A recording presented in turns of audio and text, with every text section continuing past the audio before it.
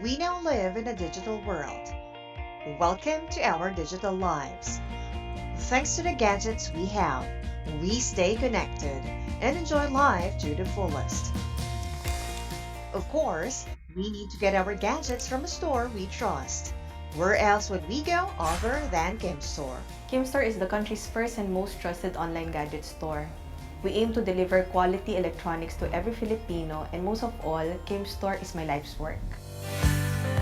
Kim Store stays true to its vision of providing Filipinos the best electronics at the most affordable prices, all in a click of a button. I started the business when I was 18 years old. I was into photography and blogging. During that time, I was looking for a particular lens in Amazon. Unfortunately, I couldn't check out because it couldn't ship in the Philippines. I think there's a eureka moment to that what if we could do something similar in Amazon?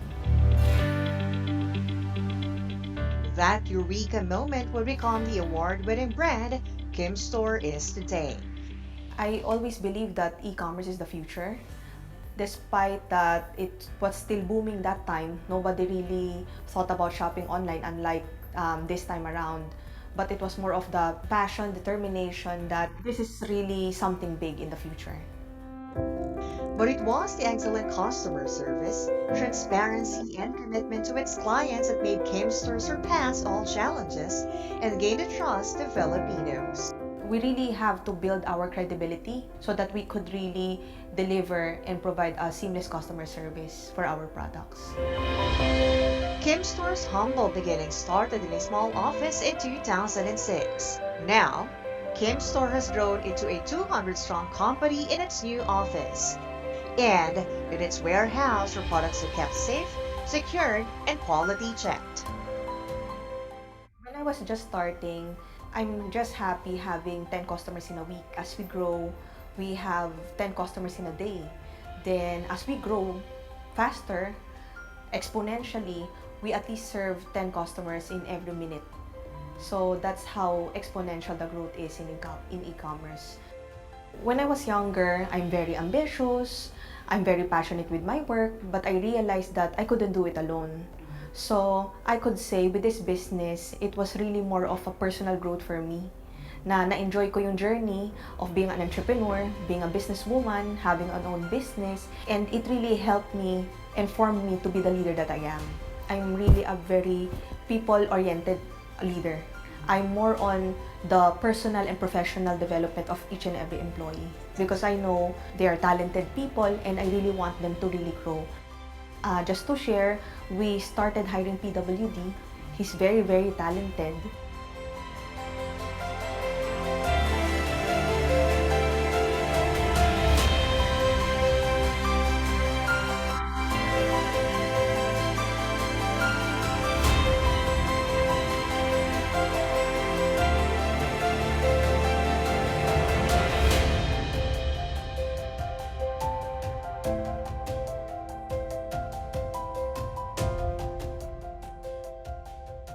Kim Store's brand partners and suppliers are continuously growing, offering authentic and premium quality products at reasonable prices and great deals. We have built a very good reputation with the brand, with the partners. When you say it's e-commerce, usually it's related with Kim Store. So when you say it's technology, it's also related with Kim Store. So it's very easy for us to tap brands and brands actually approach us.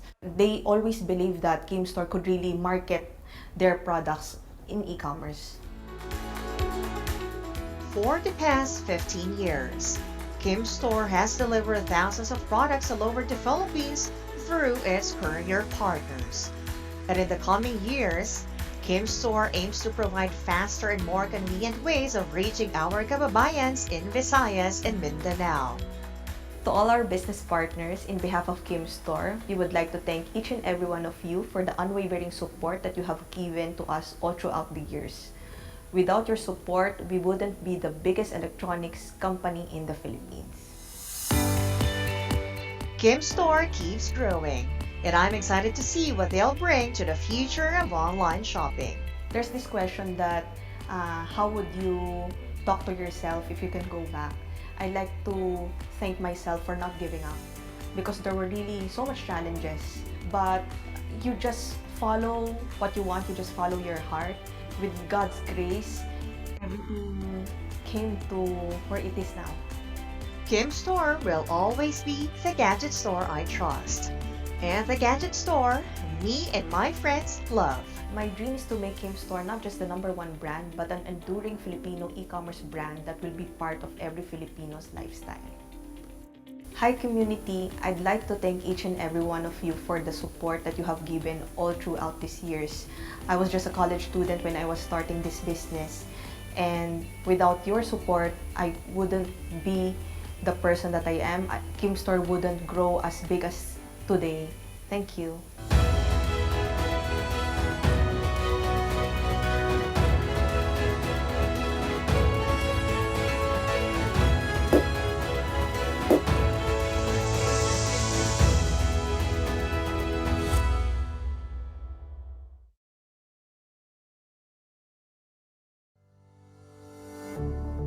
When COVID-19 first disrupted the economy, businesses needed a lighthouse to guide them through the storm.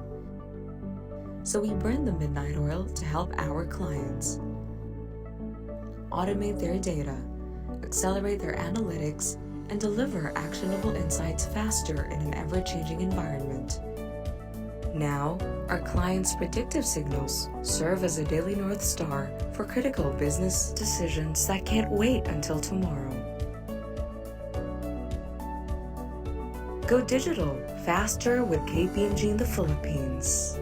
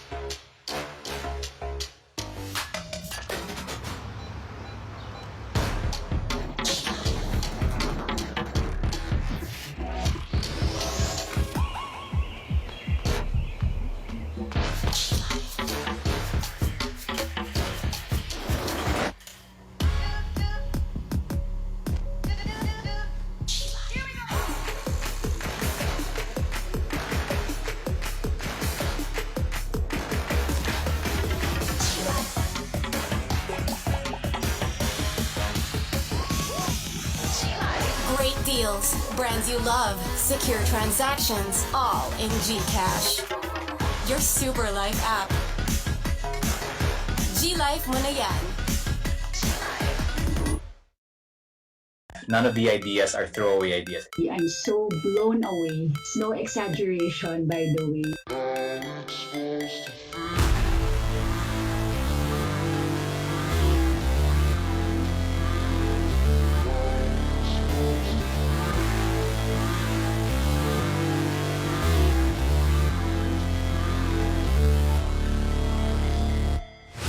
Never break, always fight, never quit, do it right, play the game, win it life, have no shame, there's no time, feel the pain, live the grind, I could change, in my mind, pick a lane, commit and climb, the only way to win it life. I never miss that fact, taking big swings, good hand me the bat, put me in the ring, you'll go out in a bag, cause I sing what I mean and I bring it to the mad light. Ain't got time to kill, I got time to feel, I took the red pill, I know life's short so I wanna live real, but how's it supposed to feel?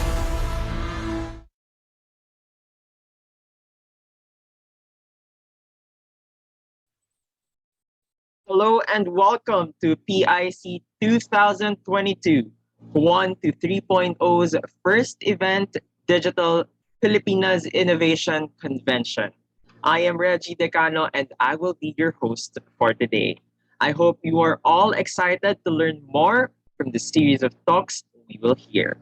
Please be reminded to keep your microphones and videos turned off for the duration of the event so as not to distract fellow attendees and the speakers.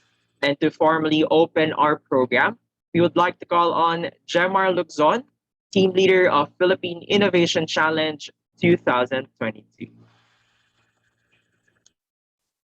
We are all lucky that we are at the forefront of innovation. I am Jemar Loczon, one of the co-team leaders of Philippine Innovation Challenge 2022. To our challengers, I'd like you to pat yourselves in the back.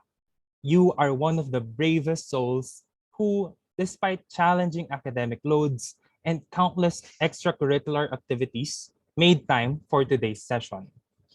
Philippine Innovation Challenge is a nationwide case competition that takes the youth in the hunt for the next generation of innovations to propel our country. This Digital Pilipinas Innovation Convention aims to provide you all the relevant information as you move on with your case solutions.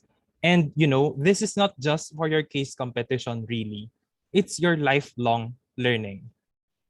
And as we move on to a more digital world, consumers are now having a preference of convenience. While we recognize that the pandemic has its adverse effects on our economy, it opened up a whole lot of possibilities. There's the boom of fintech, e-commerce, decentralized finance, and even play to earn. We never knew we can actually work or study from our homes. I think most of us haven't considered before. For today's session, we are so honored to be hearing from the best of the best thought leaders in the country and worldwide. On behalf of the students, I'd like to thank Geiser Maklang, Digital Pilipinas, and all our esteemed speakers for making today's event happen. To our challengers, you'll thank yourself that you made time for Philippine Innovation Challenge, that you registered, that you chose to attend today's event, and that you carved out some time off of your Saturdays to listen to our speakers. Your decisions now play a huge role in fleshing out the best version of your future. Who knows? In a few years, you might be the next problem solvers of our country. Within the next 5 years, you might be the next brand managers of your fields, or you might also be the next founders of startups or even crypto projects. And who knows, you might be able to generate the next Ethereum or Bitcoin. And that future starts today. Everything builds up through time. Where you are now is a product of all your decisions in life. And where you are headed is impacted by the micro decisions you make. As we start today's event, I'd like you to take the lessons by heart and to actively listen to what we have in store for you. Again, good luck, PIC challengers, and always remember, at the end of the day, you either win or you win. Even if you don't end up as winners for the entire competition, you will be able to bring home a valuable experience and knowledge that could propel you and in your future career. Thank you and welcome, everyone. All right. Thank you for that, Jamar, for the very warm welcome to our attendees. Now, before we proceed to the next part of our program, I'd like to ask our audience, because I see our audience are from different parts of the Philippines. I can see participants from Urdaneta City University, Universidad de Dagupan, FEU Institute of Technology, and Memorial State University North La Union campus. Wow, we have participants from all over the Philippines right now. All right, let me just see what universities are members of other universities are here. We have, oh, okay, Commonwealth High School. All right, sige. So I'd like you to use our chat box and tell us, how are you feeling right now? Kamusta po kayo? Medyo mainit sa labas. We have a participant from Centro Escolar University. Kamusta po kayo? So you can use our chat box and let us know anong nararamdaman nyo the day before our event. Oh, Maria Maderia said she's feeling excited for today's event. Yes, there are a lot to look forward to in this event. And all right, so while we wait for the next part of our program, we'll let you watch this video first.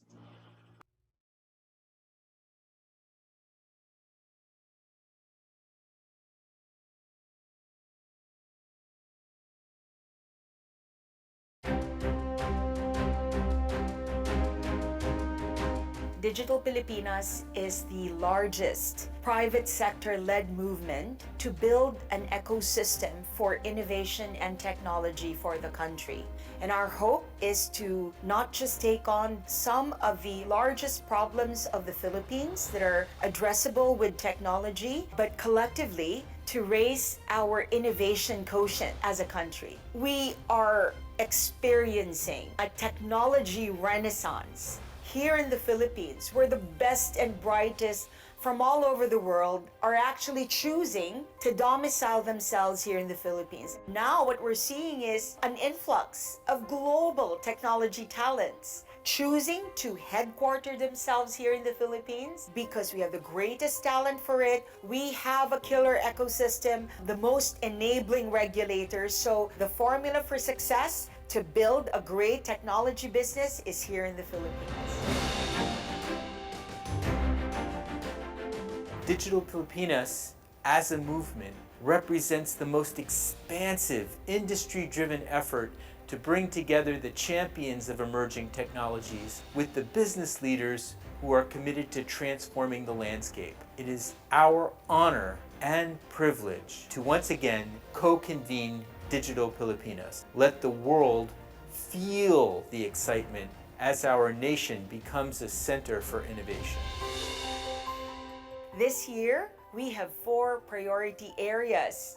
Number 1 is MSME, digitalization, and e-commerce. The ultimate objective is to be able to trade in trust and in confidence outside of your traditional borders. All of the technological advancements that we're experiencing right now is really intended to create more cross-border cooperation. Digital Pilipinas is the channel partner of Proxtera, the global procurement arm of the MAS that is intended to create a safe space for entrepreneurs from all over the world to be able to trade in security and in trust. As a pioneer in e-commerce in electronics, my vision is to see every Filipino household having a gadget purchase from Kim Store. We share the same goal with Digital Pilipinas, pursuing the same mission, gathering talented individuals who can make a change and putting Philippines in the center of innovation. The Philippine e-commerce market is forecasted to be the fastest growing e-commerce market globally this year, growing by more than 25%. That has created a very dynamic part of the economy. It's powered by the marketplaces and shop platforms, powered by a whole network of enablers, by a whole community and a whole industry that is developing there to support e-commerce. And Digital Filipinas is bringing together a lot of those ecosystem stakeholders, and as such I'm very glad to be part of the Digital Filipinas movement that helps to develop this vibrant industry in the Philippines. The second work stream that we're championing in Digital Pilipinas is the creation of an API-led economy. We're looking at launching an API marketplace that would allow for continuous innovation and continued connection between businesses and organizations here in the Philippines. An API-led economy is about unbundling products so that customers can access what they want, when they want it, at a competitive price. They can use APIs, connect to a startup that's specifically serving that community. And that's the power of the API-led economy. It allows the product and the providers and the users who are receiving and benefiting from that product to connect in ways they couldn't before. Financial inclusion is ensuring that we make financial services accessible and affordable to every individual and business in the country. It also allows us to educate and promote discovery on their own and assist them with the right services anywhere they are and anytime they need it. The third work stream that we're championing in Digital Pilipinas is all about micro-education and micro-certification. The way we look at education has tremendously changed throughout the years. No longer are kids committed to take a 4, 6, 7-year course in university, and instead they're focusing on technological skills that are snackable and easy to acquire, immediately certifiable, and with your credentials being carried with you in the blockchain. We will be launching this year an internship program that would allow undergraduates or career shifters to be able to experience several corporations in 1 year, so that by the time that they graduate from the internship or the fellowship program, they are Web 3.0 ready. We have to embrace the idea of micro-credentials, micro-certifications, or even micro-degrees. What it is really is learning less things and learning things faster. What we need to do together with Digital Pilipinas is create that bridge that will address the skills gap in this new economy. For what skills you have now and what you need to do to get the skills you need tomorrow.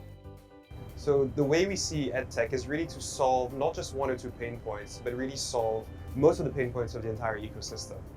And that's really by pushing for digital learning and helping both not just the students and their parents, but also the teachers, the schools, and all the institutions like government and corporates that are working towards independent, well-trained, successful citizenry that can get the jobs and the careers that they want. Embracing digital opportunities requires developing new digital skills. There is no question about it.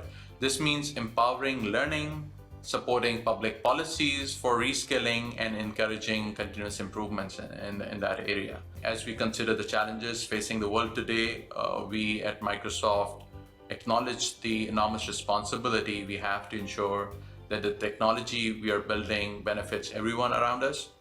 And it has to be in line with our mission, which is to empower every person and every organization on the planet.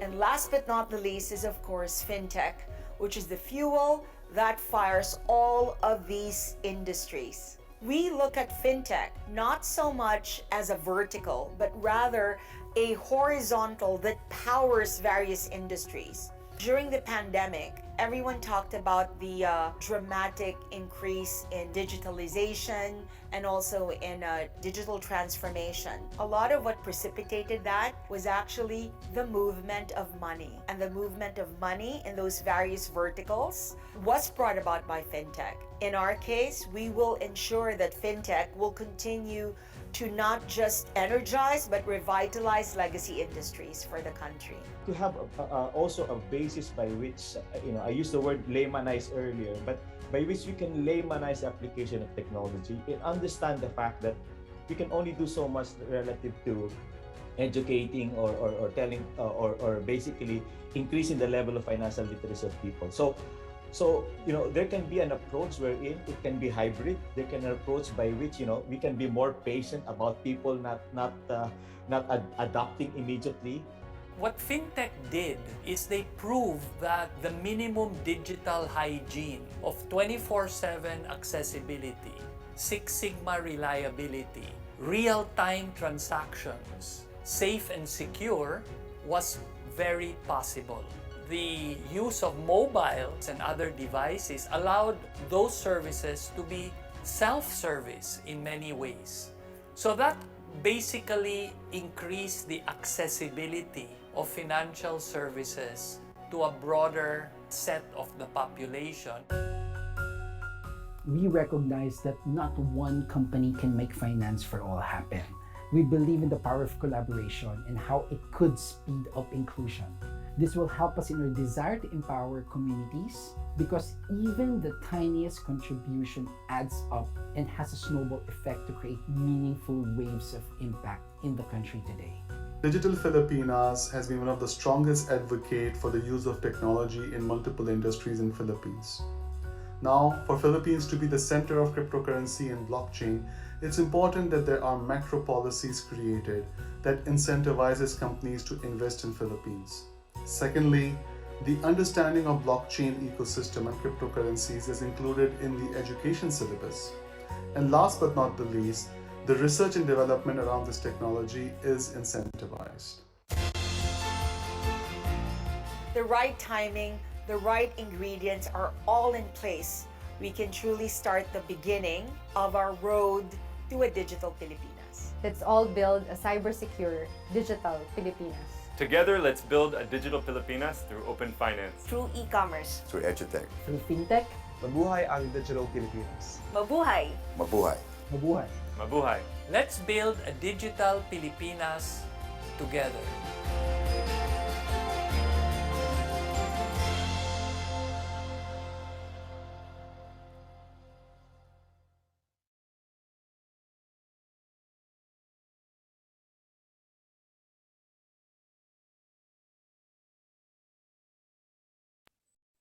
All right, I hope you picked up a thing or two from that video. Now, moving forward to the next part of our program, let us all welcome our keynote speaker, Miss Amor Maclang, co-founder of Geyser Maclang and a trailblazer in taking up the Philippines by offering digital solutions to our most pressing problems and concerns. Ms. Maclang is also the trustee and executive director of the FinTech Philippines Association and the convener of the World FinTech Festival and Digital Pilipinas, a whole of nation and whole of society movement to create a globally competitive technology and innovation ecosystem for the Philippines. Ms. Maclang is an award-winning brand architect, risk, issues, and crisis strategist, movement maker, and marketing and communications innovator. Please let us all welcome Ms. Amor Maclang.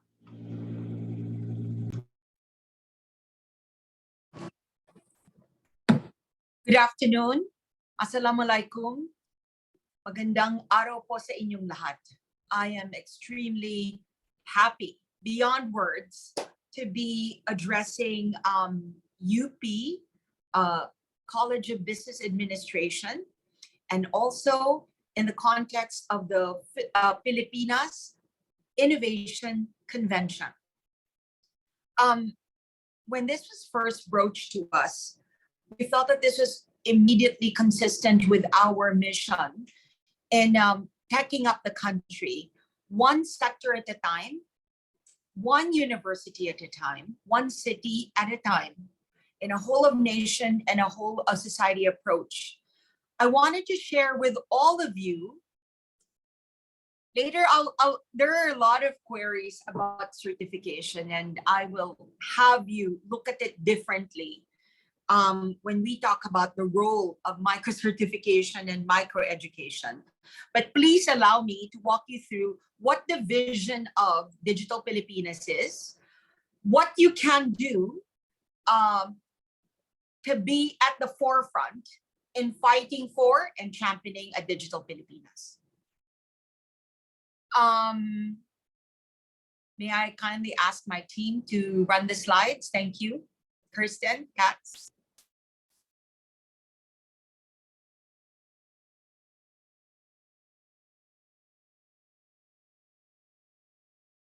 Thank you. So Digital Pilipinas started in 2019, next slide please, as a dream when we brought over a handful of technology players in what was at that time and actually continues to be the largest financial services and technology event in ASEAN, if not the world. And that's the Singapore FinTech Festival. This was in 2019, just prior to the pandemic. Close to 60,000 warm bodies descended upon Singapore in what was an attempt to be able to shift the nexus of technology powers from the West to the East, specifically ASEAN. Our mission is to take on the largest problems of the country that are addressable by technology. So if it looks to you like the UN SDG goals, it is deliberate because there are so many hurdles that are long-standing that can easily be addressed. So they range from things like a foreign-dominated e-commerce landscape all the way down to valorizing gamers, artists here in the Philippines. We need not be followers anymore because in the tech space, when it comes to blockchain, play to earn, cryptocurrency, fintech, we are actually lording it over the rest of the world. Next slide, please. Happy to note that we enjoy the support of two governments and also at the same time, regional and global organizations from which we receive the mandate to be able to organize Digital Pilipinas. So here in the Philippines, we work very closely with the Department of Finance. So I advise the Secretary of Finance as it pertains to its digital banking initiatives. And by virtue of the payments component, we work very closely with the Bangko Sentral ng Pilipinas. We are also partnered with the Department of Science and Technology because it is our hope and our intent to be able to localize innovation via the TBIs or the university-based innovation centers across the Philippines. Together with the Department of Trade and Industry, we're working on three major work streams.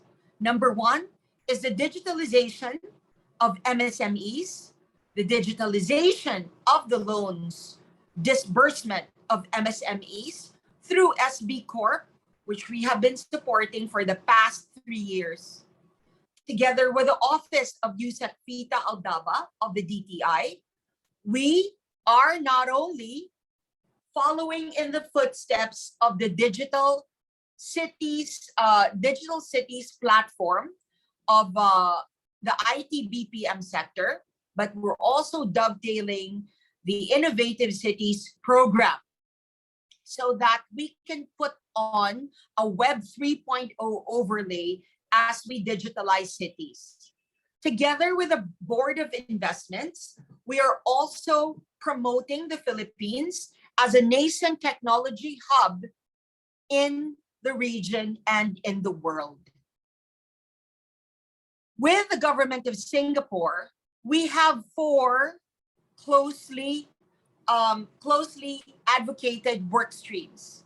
The first, of course, is fintech advocacy, which we started in 2020. The second is the creation of an API marketplace for Filipinos and by Filipinos. Because in a digital economy, it's only by connecting to each other via APIs that we can speak and dialogue interoperably. The third work stream, consistent with our work with the DTI, is also the digitalization of MSMEs by getting as many platforms and as many MSMEs into a global procurement platform called Proxtera. Last but not the least, which I will share with you at greater length later, is how do we tech up micro-certification and micro-education. And issuing certificates, just to cut the long story short, it's not as simple as us generating an e-certificate webinar, because that's basically like the tantamount to a digital recto. Together with the DICT, we are also working on several work streams. Number one is a sandbox prepayment, wherein we connect companies and organizations prepayment. So this would be the exchange of data, and we're going to pilot it with the insurance and the health sector. We're also championing women in technology and at the same time supporting the DTI, the Digital Cities program of the DTI and the DICT will also be supported by the Innovative Cities program and the Smart Cities program of Digital Pilipinas and the DOST. Next slide, please. Next slide. So that's basically Digital Pilipinas last year in numbers. We graduated 300 scholars on Web 3.0, 1,000 MSMEs into a digital journey. We were read in 30 countries in over 619 articles. Next slide, please. Next slide. I wanted to share with you what our roadmap for 2022 in creating a digital Pilipinas. The talks are only but a very small portion of what we need to work on together. First, I would like to talk to you guys about the creation of an API marketplace for the Philippines.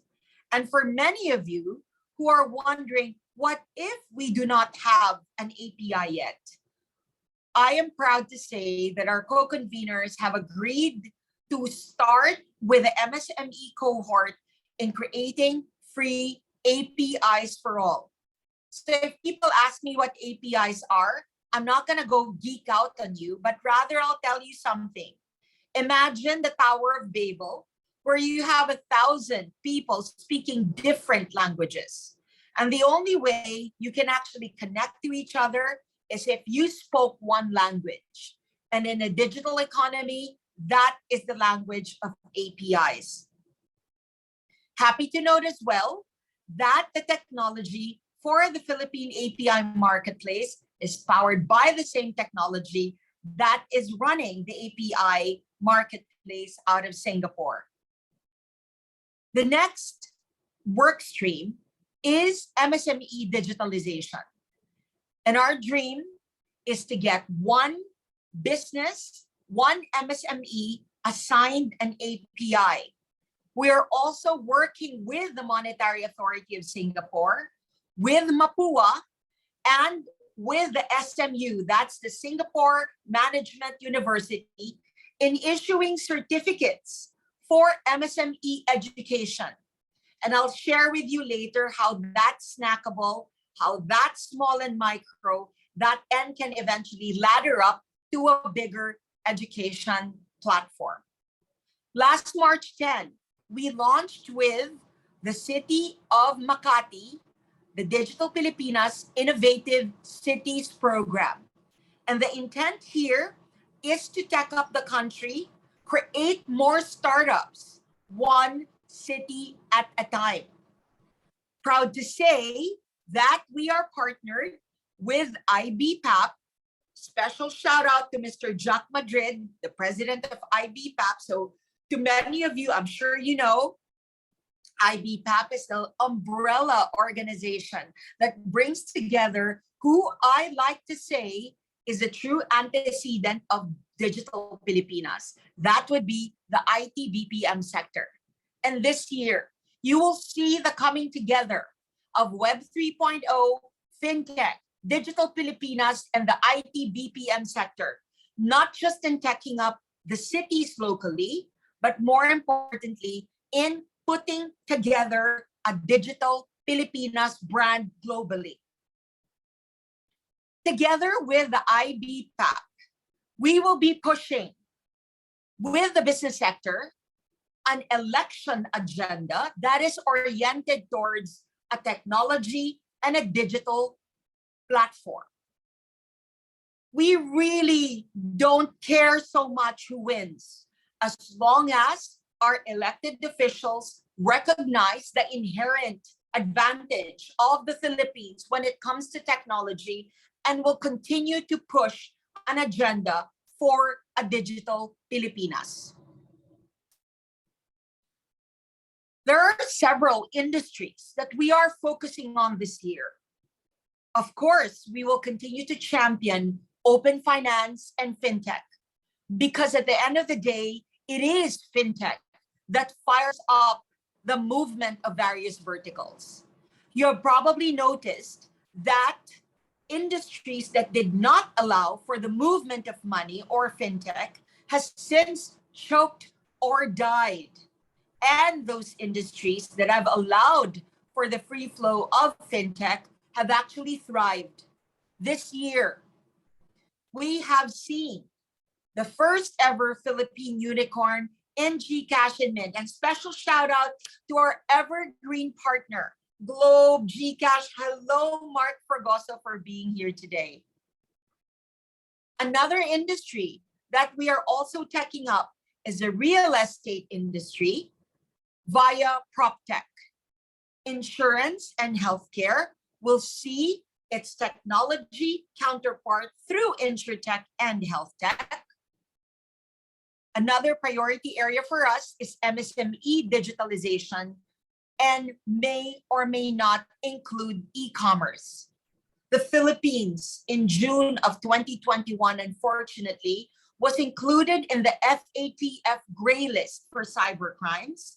And part of our advocacy in Digital Pilipinas is to ensure that we get ourselves out of this gray list so that we can continue to have more meaningful cross-border exchanges in safety and security. It is not fintech. It is not Web 3.0 unless we have a regional and a global runway. We cannot continue to be insular looking and just engaging our internal stakeholders, but rather all roads must lead to ASEAN and all roads must lead to a global exchange of trade, insecurity, and trust. Together with AFIN's, APIX's Hackalizeum, we will be running 3 globally oriented hackathons in 3 of these sectors. And the intent is to create a continuous flow of innovation with an end view of being able to take on the problems of the country. So unlike other hackathons that have been done before, which are primarily locally confronting, our hackathons will throw the gauntlet of this challenge to technology companies in Europe, the US, Australia, and Asia Pacific. Together with the DTI and the Board of Investments, we will be championing a Digital Pilipinas so that we can get our lion's share of investments coming to the Philippines. And in April, we will be starting off our roadshow in Singapore. In September, we will be launching the first ever Philippine FinTech Festival after championing for so many years the World FinTech Festival. In June of 2022, we will be bringing a Philippine team once again, for the first time, to the Point Zero conference, in Zurich. And this event is the coming together of the government of Singapore and the government of Switzerland. We will be bringing a team of founders, conglomerates, investing in technologists, and fellow advocates. Everything ladders up to the largest FinTech Festival event in the world happening in November. So for us, D-Day is November. Several things happening. Digital governance, Startup Week, MSME Month, FinTech Festival. So mark November in your calendars. Now, I specifically left out one very important box, and that is the teching up of education via the Digital Pilipinas Academy. Next slide, please. Next slide, please. Together with the Monetary Authority of Singapore and Elevandi. Next slide, please, for Digital Pilipinas Academy, Kirsten. Thank you. Together with the Monetary Authority of Singapore, the National University of Singapore, the SMU, and here in the Philippines, the iPeople Group, which is the coming together of the Yuchenko conglomerate and also the Ayala conglomerate. What we are going to do is to break down Web 3.0 courses in short, snackable components, ranging anywhere from 30 minutes to 1 hour, laddering up to a 4-day, 5-day course. Now, what makes it different is that certificates will be on the blockchain so that you carry your credentials with you for life. We're very, very honored that our partner to be rolled out this year for Digital Pilipinas Academy is none other than Affinity, which is the digital portable wallet of Temasek. And we thank the Monetary Authority of Singapore for supporting us in Digital Pilipinas. The reason why I'm extremely excited to be supporting UPBAC moving forward is because aside from the Web 3.0 program, we will also be launching an internship program. So all of you who are undergraduates will be provided the opportunity to take turns working with various financial technology institutions and also technology companies in stints of 3 months each. And yes, of course, in a Digital Pilipinas Academy, our internship is fully paid. That it's not even a question. Please keep up. Please keep up where I am now, guys. And then for those who are upskillers and reskillers, we are also looking at having a fellowship program for teachers and also those in government, because the only way you can learn Web 3.0 is through applications. Can you please move on? Cats? Can you guys move on, please? Thank you. I think it's already towards the end. Now, for this year, we are looking forward to partnering and taking this partnership forward with UPBAC so that we can usher in a new generation of frontliners in Digital Pilipinas. You may want to join Geyser Maklang as a champion of Digital Pilipinas, or you may want to sign up for an internship program or a fellowship program so that whichever company you choose to be in, you can be its champion and vanguard for technology and innovation. Why don't we put the last slide, Katz, with my contact information? Thank you. At this point, we would like to thank the UPBAC, the close to 200 plus attendees here right now in this call, and the many more who are listening in via our Zoom call. But more importantly, I am deeply, deeply grateful. The final slide, please, Katz, with my contact information. Thank you.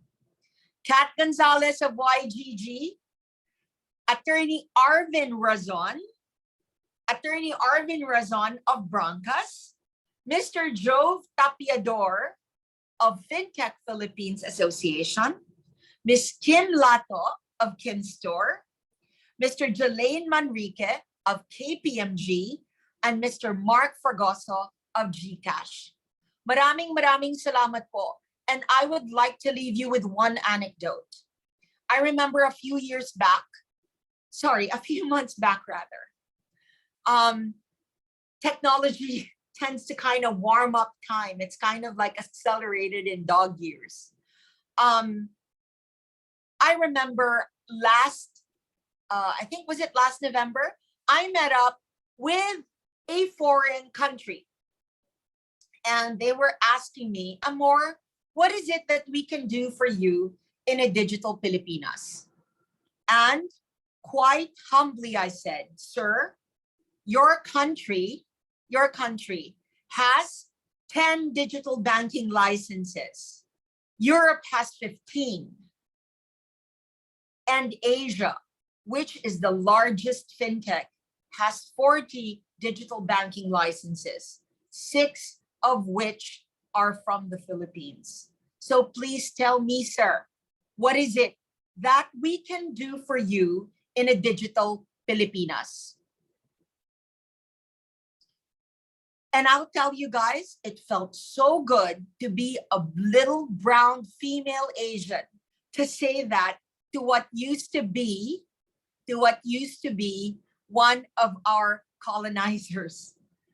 There's never been a better time, and you're seeing the reverse diaspora of the best and the brightest all over the world choosing to domicile themselves here in the Philippines.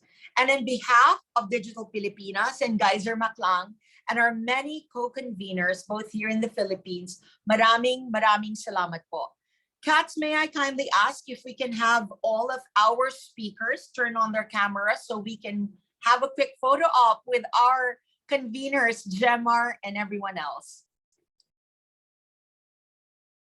Noted, Amor. For all of our speakers in the room right now, Kat Gonzalez. Also calling in the room is our attorney RB Razon from Broncos Po, Kat Gonzalez from Yield Games, and Jove Tapiador from FinTech Philippines. Can you please turn on your cameras for a quick photo with our host, Reggie and Gemar. Reggie and Gemar, thank you. Vincent, please count us down for a photo. All right, guys. 3, 2, 1, smile. Another one. 3, 2, 1, smile. All right. Maraming salamat. Mabuhay, everyone. Have a great afternoon, and I'll see you in a Web 3.0 powered Digital Pilipinas. Thank you. All right. Thank you for that wonderful message, Ms. Maclang. Thank you also for bringing this movement to life. With how the world is abruptly changing, it is very important that we tech up the Philippines. Truly, you and your team are trailblazers in our country. I hope our participants are with us in this movement. As for those asking for certificates, the Philippine Innovation Challenge team will be sending e-certificates to those who were present in the Zoom session. Just answer our e-votes form at the end of today's session, and please prepare a screenshot of proof of attendance, just in case we didn't see you in our screenshots. And just to reiterate, please be reminded to keep your microphones and videos turned off for the duration of the event so as not to distract fellow attendees and the speakers. I hope you also listen very well as we have a very remarkable lineup of speakers for today. And now to impart her knowledge on the topic of play to earn, we are pleased to have with us Miss Kat Gonzalez from YGG Pilipinas. Kat is the head of operations of the Yield Guild Games Pilipinas. Before being part of the YGG Pilipinas, she was the chief marketing officer of Union Digital Bank, the digital bank of Union Bank of the Philippines. Also, she served as the head of marketing and communications of the fintech group at Union Bank. With her experience, she has led various roles in public affairs, consultancy within startups in the tech and education sectors. Without further ado, let us all please welcome Miss Kat Gonzalez. Hi, Miss Kat. Hello, hi everyone. Could I just request for the slides to be put up on the screen so we can start? Okay, great, thanks. So hello again, everyone. First of all, I'd like to thank Digital Pilipinas, UP, BAC, and PIC for inviting me to speak here today about Play to Earn. So before we begin, just a short intro. I truly believe that with Web3, ushering a new wave of decentralization in value creation, organization, and finance, and where each of us have ownership of our assets, data, and identity, among others. This has created new ways of earning and income generation. As such, I believe that Web3 is marking a pivotal shift in how we will experience the concept of work in the future. Traditionally, the way to make a living is working, or the work to earn model. In the future, there will be various X to earn models that we will be seeing. Today, we will delve into play to earn as one of those. And before I begin, I'd like to do a small activity just to get a baseline of everyone's understanding here about play to earn. So if you've heard of play to earn games before, if you've tried any of the play to earn games like Axie Infinity, can I ask you to please type yes in the chat?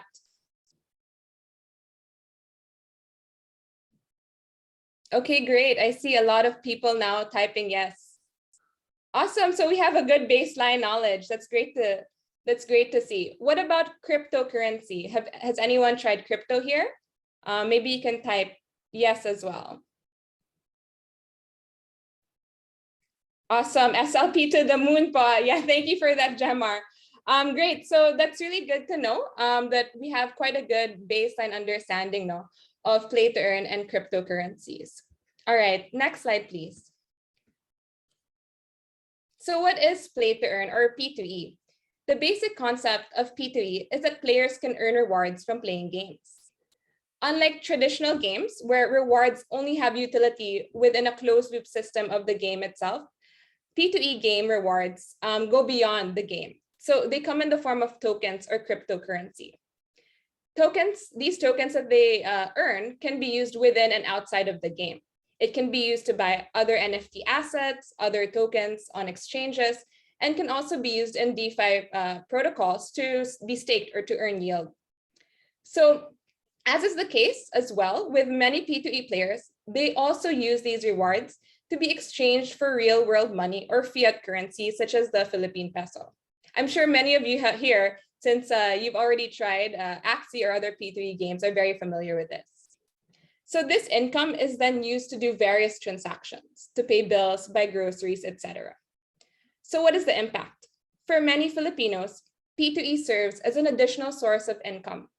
This supplements money needed for household and daily expenditures. So all of this from simply playing a game, a very, I guess, novel concept to some. Another thing to note is that these P2E games use NFT assets, such as the Axie that you see on the screen. So in order for you to start playing the game, you need to purchase these NFTs on an open marketplace. For Axie Infinity, for example, you need 3 Axies to start a team and to play the game. Next slide, please. Here, I took this screenshot this morning. So I just want to show you guys the latest Axies available on the marketplace. As you can see, they range from $31 to even a couple of $100s each.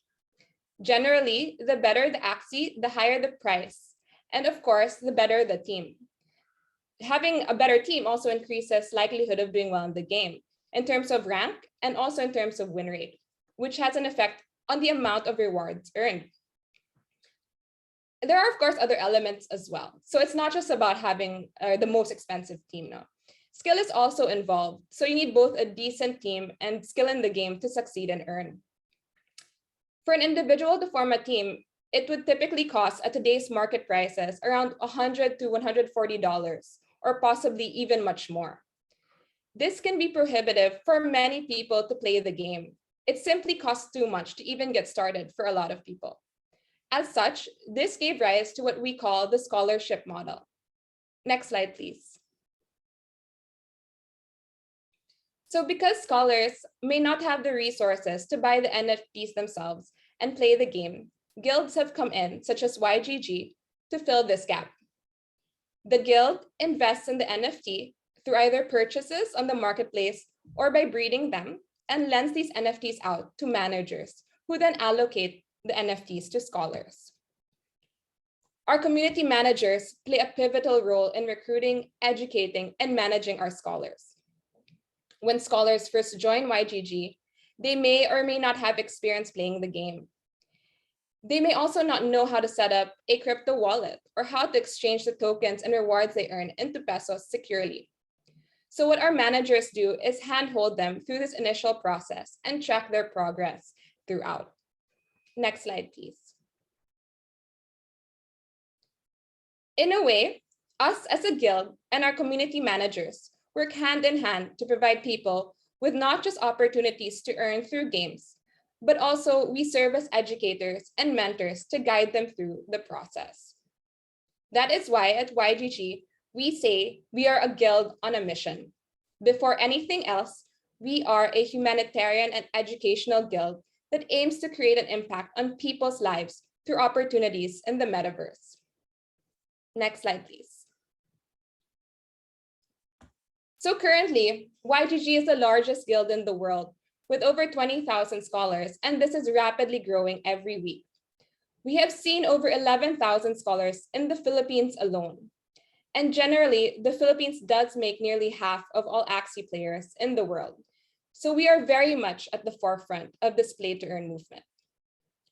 For us at YGG, because we are mission driven, we make sure our model reflects this. For Axie Infinity scholars, they get to keep 70% of all rewards earned by playing the game. Our community managers take 20%, and YGG only takes the remaining 10%. So what is our mission?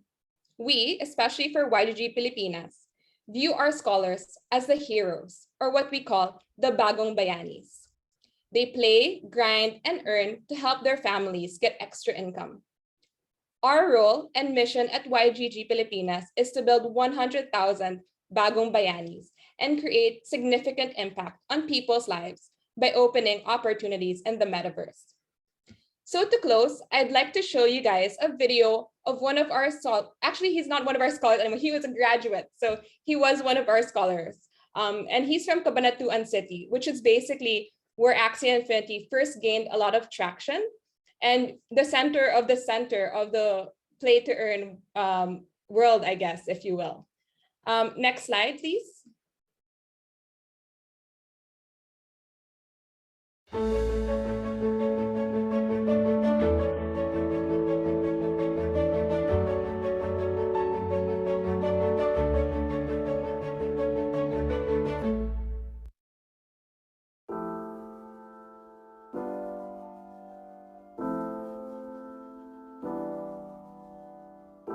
Ako po si Maverick, taga Mayapyap. So, nakamasada na po ako, tricycle driver. Dito po pumipila sa Basleyan Hospital.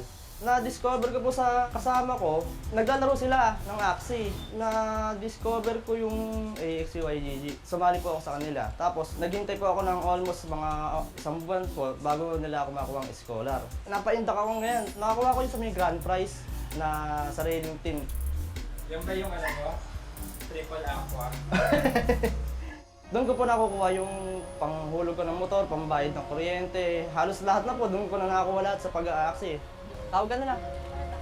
Then sinabi ko sa kanila, namamasada ka, tricycle driver ka. Si mama, si papa, saka po ako kami po tatlo, iisa po ipilahan namin. Maraming nagugulat, sino ba ikaw yung nanay ko ka ako? Nanay mo ba yung namamasada rin? Sabi sa akin, ayaw naman ka akong na ibang trabaho. Ang gusto niya, mamasada na lang din. Si papa naman, on call siya ng mga doktor hanggang sa mild stroke siya. Pagkalipas sa isang taon, bigla naman na aksidente sa may highway, sinuro siya ng kulong-kulong hanggang sa magkabali-bali ka. Ayan, nandiyan na lang siya. Laki ng hirap ko sa sa aksidente ko nito. Pero nung nagkaroon siya ng action na ganyan, medyo lumuwag yung buhay niya, pati mga anak niya. Ako din, tinutulungan niya ako.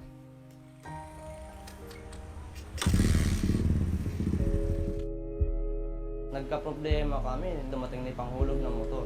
Wala talaga akong unabis na ipon. Pinakamalaki nga yung pandemya, ang kinikita ko sa pasada, 200. Maghapon yun. Lalabas ako ng alas 8 ng umaga, uuwi ako ng 7 ng gabi. Meron man sumobra, bibili pa ako ng ulam namin. Pang kinabukasan pa. Tapos nung nagkaroon ako ng scholar team, buwan-buwan, di na ako nakakautang talaga unabis. Panghulog ko ng motor na sustain ko dahil sa Axie. Hi guys! This is my Axie girl. Ito yung panghanap buhay ko, source of income. Tara, let's ride! Tapos, plus 1 referral, bigay ko na lang ako yung sa may bayaw ko para ako makatulong din ako sa kanila. Masarap pala sa loob yung natulungan ka tapos tumulong ka. Pero masaya pa rin ako, buo yung pamilya ko. Malaki yung talagang pasasalamat sa XUYGG na yun. Sobrang salamat.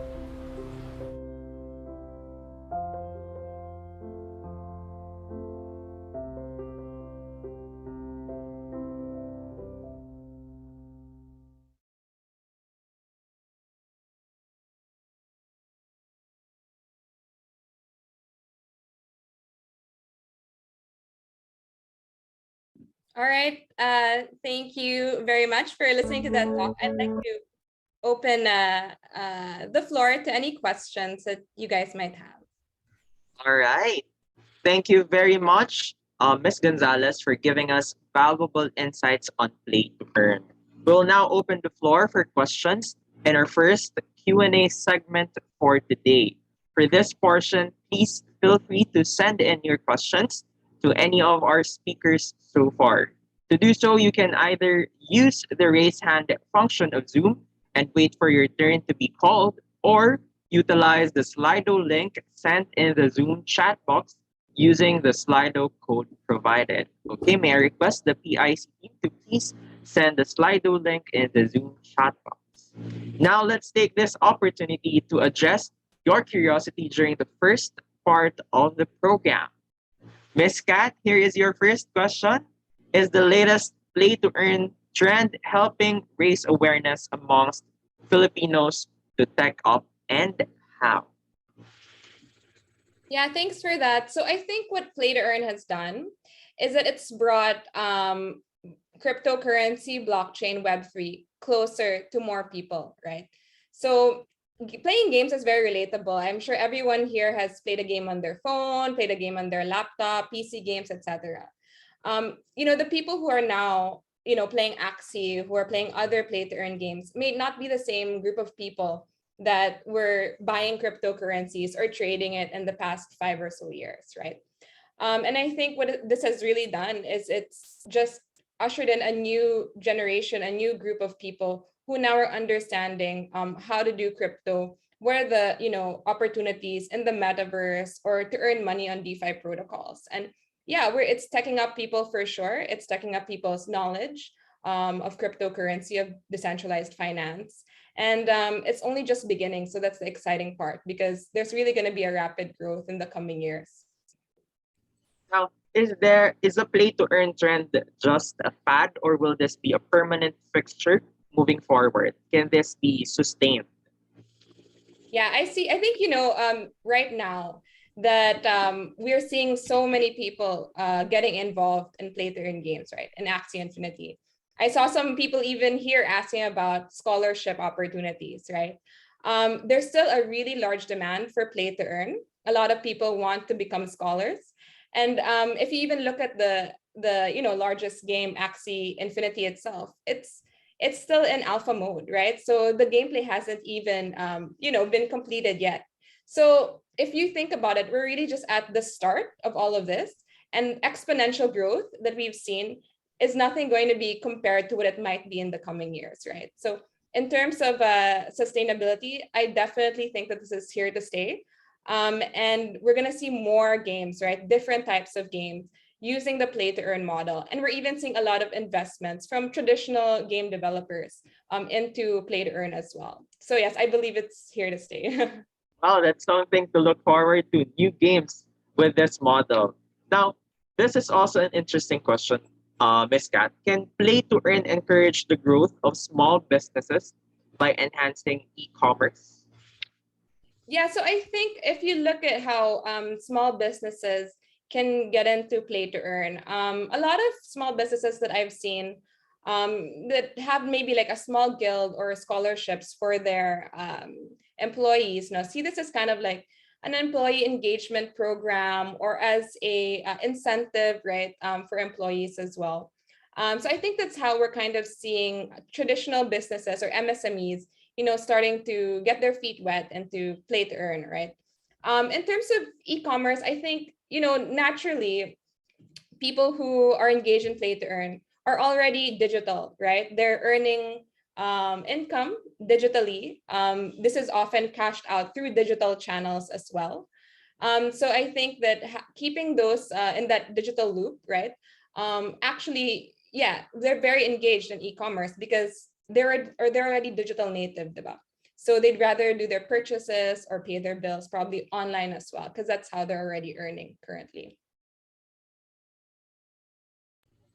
Okay, so we have a lot of questions right now, Ms. Kat. I hope you're very G to answer them now. Next question, how is YGG Pilipinas helpful for the finance and operations of companies? Yeah, I think what YGG Pilipinas does is we build the community, right? We build and support the community of play to earn scholars, right?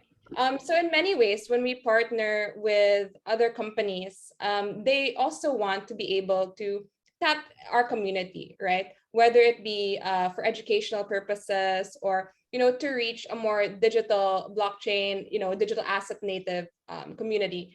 We're here now, but at the same time, we also make sure that anything that we support or we bring to our community is vetted, because the community does have a lot of trust in us. No, so we help guide them. We vet solutions for them, and we also work with credible institutions and companies to make sure that there are more options for our play to earn community in terms of finance and other things that might be necessary for them. Right. This one naman po I think is related to what you said earlier na we need to look forward to a lot of games coming in with this model. So considering the legal and monetary policies in the Philippines, do you think the country is ready to penetrate the play to earn market? Yeah, I think what we're seeing is that a lot of people benefit from play to earn, right? And I think the way that our government and our regulators are approaching it is from a perspective of how do we not stifle this growth, this impact that it's making, because especially during the pandemic, we saw how important it was for people, as you saw in the video earlier. It really helped supplement the income, a lot of which was lost because of the pandemic. So I think, we're definitely open to working with our policymakers on a lot of things and also educating. But what I want to highlight is that I think that all the stakeholders involved want to make sure that we don't stifle innovation, that we expand opportunities to earn for people, especially for those from like the more marginalized sectors. And we're very willing to work with our regulators and our government partners towards that goal. All right, thank you for that, ma'am. We have a question here from our Zoom chat. can you share your own perspective on long term of P2E games po? I think he's asking what the future of P2E games is for in the Philippines on a long term perspective. Yeah, so I think one of the big things we're seeing is that just with normal gaming, like traditional gaming, right? Most of the players don't just play one game, right? They play multiple games. You can play a game on your phone, you can play a game on your PC, a different game on your PlayStation. And one of the trends that we're seeing is that people won't just be playing, at least for the casual gamer, right? Maybe not, maybe esports or competitive players will focus on only a couple, but for the casual gamer, we're seeing a transition to a multi-game kind of system wherein you're not just playing Axie. You might be playing Axie and then Cyball and then Fancy Birds. And those might all go into the rotation. So that's one of the big trends that we're preparing for. What are the possible problems that you see that a company might face in the play to earn market? I think, well, our role as a guild, right, is we really help scholarship managers scale.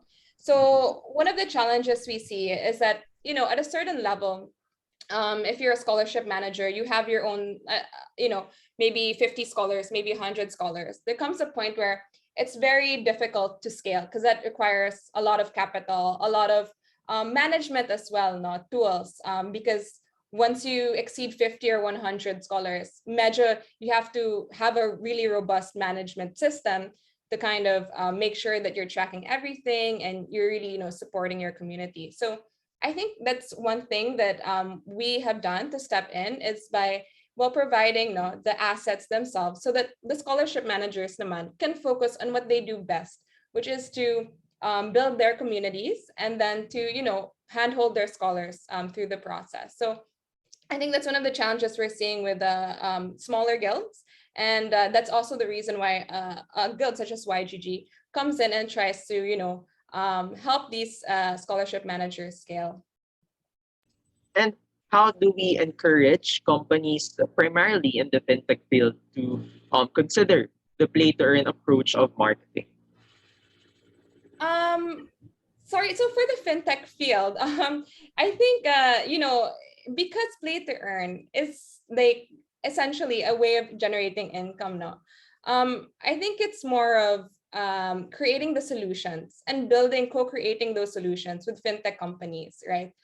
Because there is a lot of value creation that's already happening today on on the blockchain, right? On NFT games, etc. So fintechs, I think, are now straddling this point where they're not just concerned with fiat, but they also are looking at the Web3 space, digital assets as well. And I guess that's where we come in as YGG, as we help them navigate these things and also help them develop solutions for our community, because we do want our community to have credible, viable, vetted solutions for fintechs, right? Because our scholars, most of them, do exchange their SLP or the rewards they earn from the game into peso. And the more credible options they have to do that, and also low cost options they have to do that, the better. All right, thank you for that, Miss Kat. Next question. What are the essential factors to consider when companies get to consider the play to earn market? I guess you really look at the demographic, like who these people are, what does the community value, how do we serve their needs, right? So if you're looking to approach the play to earn market, I think you first need to understand who engages in play to earn to begin with, right? And why. So I think for a lot of companies, this is a very new field for them. They want to, they want to enter. They don't know, some of them don't know how exactly to do that. And what we would suggest is get to know the community, right? Get to know who these people are, have a good understanding of the market segment, and then, develop around their needs. All right. And how do you think play to earn is changing the business of gaming, specifically in the Philippines? Yeah, I think there's a lot of speculation about that, right? Like what is going to be the future of traditional gaming, right? Because clearly we're seeing that play to earn is a model that works with a lot of people. A lot of the scholars actually, we're gamers, traditional gamers as well, right? So as I mentioned earlier, we're seeing a lot of traditional game developers venture into play to earn, and I think that that's just going to increase, right?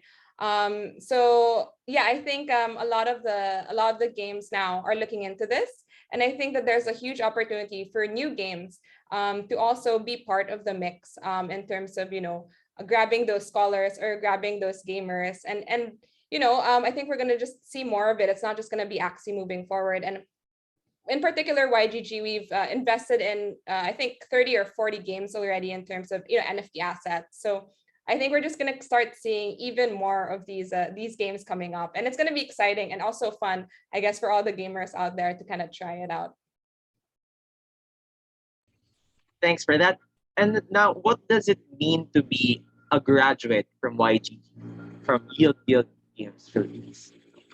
Yeah, so when I mentioned graduate earlier, so there was this Maverick, diba? He was our scholar. And then how he actually graduated was, I think he won a team. So he didn't need to be a scholar anymore.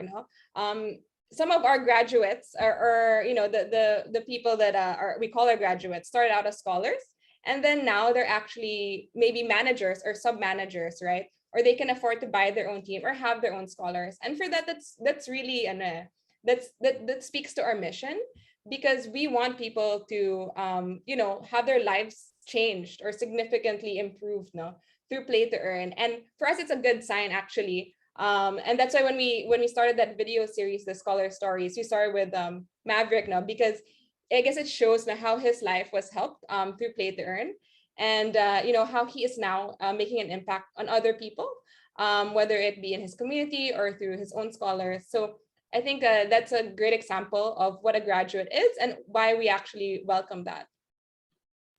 All right. Now, this question naman is more on YGG, I guess. What is YGG's major difference from a lot of guilds in the Philippines? Because we know there are a lot of guilds in the Philippines right now, right? So what is YGG's major difference from them?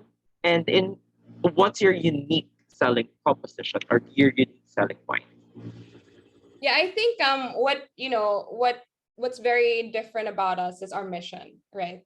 And I think that's why we are such a large guild. We have really, really committed and great managers, supporting that mission. And if you take a look at like our scholarship model that I mentioned earlier, we only take 10%. So we're the ones who invest in the assets. We're the ones who, breed them as well. And we only take 10% of it, which might not be, it's not maybe the traditional business model would be like, why only take 10% if you're the one spending all the capital to buy the NFT assets, right? And I think that really speaks to our differentiation, that we're not just here, we're not short-sighted in doing this. We are not just, trying to get milk revenues or from our scholars. We actually are very mission driven in the impact that we want to make in people's lives. So I think that that's definitely one of the biggest differentiations between us and other guilds. All right. Next, we have another question. What are your thoughts on NFT art price appreciation versus earnings from play to earn games? In your opinion, which is more efficient in terms of income? Yeah, I'm not here to give financial advice, first of all. So, this is just my personal opinion. But I think, well, with play to earn games kasi, it's more predictable, diba? So usually kung scholar ka, hindi ka naglalabas ng pera to buy the assets, diba? So you have a more predictable income stream, I guess, if you're a scholar. If you're buying the NFT assets, it also fluctuates in terms of the market price. Same thing for NFT art or JPEGs or PFPs, also fluctuates with the market price. But what I would say is that take a look at the people behind these projects. look at their roadmap, do your research. I'm sure everyone here who is very familiar with NFTs, you always hear this, do your own research, right? But that's really how it is. And then the last thing I would say, the best advice is to look at the community. So is the community of that particular project really invested in the project, right? Are they going to be there for the long haul? So look at the quality of the people in the community as well, the other holders of those NFTs, and that's how you can maybe make a smart financial decision on some of these projects. All right. And this is our last question, I think. P2E or play to earn feels like the money magically appears from thin air. How can you explain in layman's term how games like Axie Infinity can provide sources of income for others, for the scholars? Yeah, so if you look at Axie Infinity, right, it's an entire economy that it's created, right? So you have burning and minting mechanisms. You have various ways to stake your AXS or use the SLP that you have. You can breed if you want to. So what it is creating a different type of economy with various levers, no? In terms of how the currency or the cryptocurrency is used. So it doesn't come out of thin air. I think that's definitely the case. And with any economic system, there are various things, no, that determine price, that determine what's the circulation. And if you take a look at Axie Infinity, recently they implemented ways to control the circulation of SLP, right? So that's a very long-term view of how they're treating the economic model that exists in their ecosystem. So I would probably give this to the economists in the room, but you can take a look at, I guess, the tokenomics of Axie Infinity or other play to earn games, and you'll see it's actually very complex in nature. And that it doesn't come out of thin air. It's not like something that we're just constantly minting tokens or whatever. So yeah, I would say study the tokenomics. Very well said, Ms. Kat. Thank you very much. And thank you everyone for your participation. However, this is unfortunately the end of our first Q&A portion. We would like to thank again Ms. Gonzalez for entertaining all the questions from our participants. And to our audience, watch out for the second Q&A and grab the opportunity to ask more questions regarding the upcoming talks. Now with this, we now move on to our next speaker, Attorney Arvin Razon from Brancas. Attorney Arvin Christopher Razon is a lawyer specializing in banking and financial technology law. He graduated magna cum laude and earned his bachelor's degree and Juris Doctor degree as Dean's Medal at the University of the Philippines. He also received his Master of Laws from the University of Melbourne. He is now the Director for Legal, Compliance, and Regulatory Affairs of Brancas. With his knowledge, he has established and developed the legal and compliance framework of Brancas, continuing its pioneering contribution to the region as a leader in open finance. Prior to this, Attorney Razon was part of ING Philippines as the Assistant Vice President Legal Counsel and ad interim secretary to the Philippine management team. During his time with ING Philippines, he handled all product development phases, relevant legal and regulatory issues of digital retail banking business, as well as engaged various regulators and industry groups on policy matters. Let us now welcome Attorney Arvin Razon. Hi, Attorney. Hi, Reggie. Good afternoon, everyone. Happy Saturday. And I'm so glad that we have a healthy number of participants joining us today. Just to introduce myself, as Reggie mentioned, I'm Arvin Razon. I'm working with Brancas as the Director for Legal Compliance and Regulatory Affairs. Brancas is the biggest open finance provider in Southeast Asia. And today we're going to learn exactly what open finance means. So it's not as close to, I guess, the audience's hearts as play to earn. It's very much in the background, but nonetheless, it can help. And I believe that it's instrumental in progressing financial inclusion in the Philippines. Um, and at the same time, actually, we interface with a lot of fintechs, as you will learn later on, like play to earn models. So open finance is very much behind the scenes in that, and it allows the scaling up of all these products and services.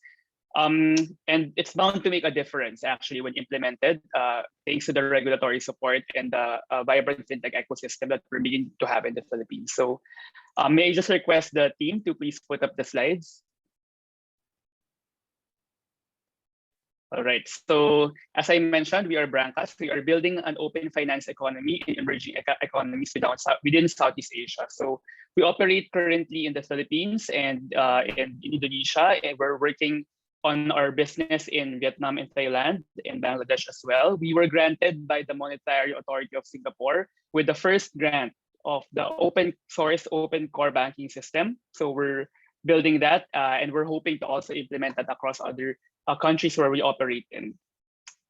So I'm very much an open finance advocate, and as you will see in the next slide, this will give you a quick stats of how it looks like currently in terms of financial inclusion. So when we say financial inclusion, we are talking about how many people are connected to the formal financial system, whether by having a bank account or whether by having an online e-wallet. So at this juncture, I just want to ask everyone, do you have an online banking account? So there are a number of online banks already, right? Like ING, Tonic. So maybe you can type in the chat box. Do you currently have an online banking account?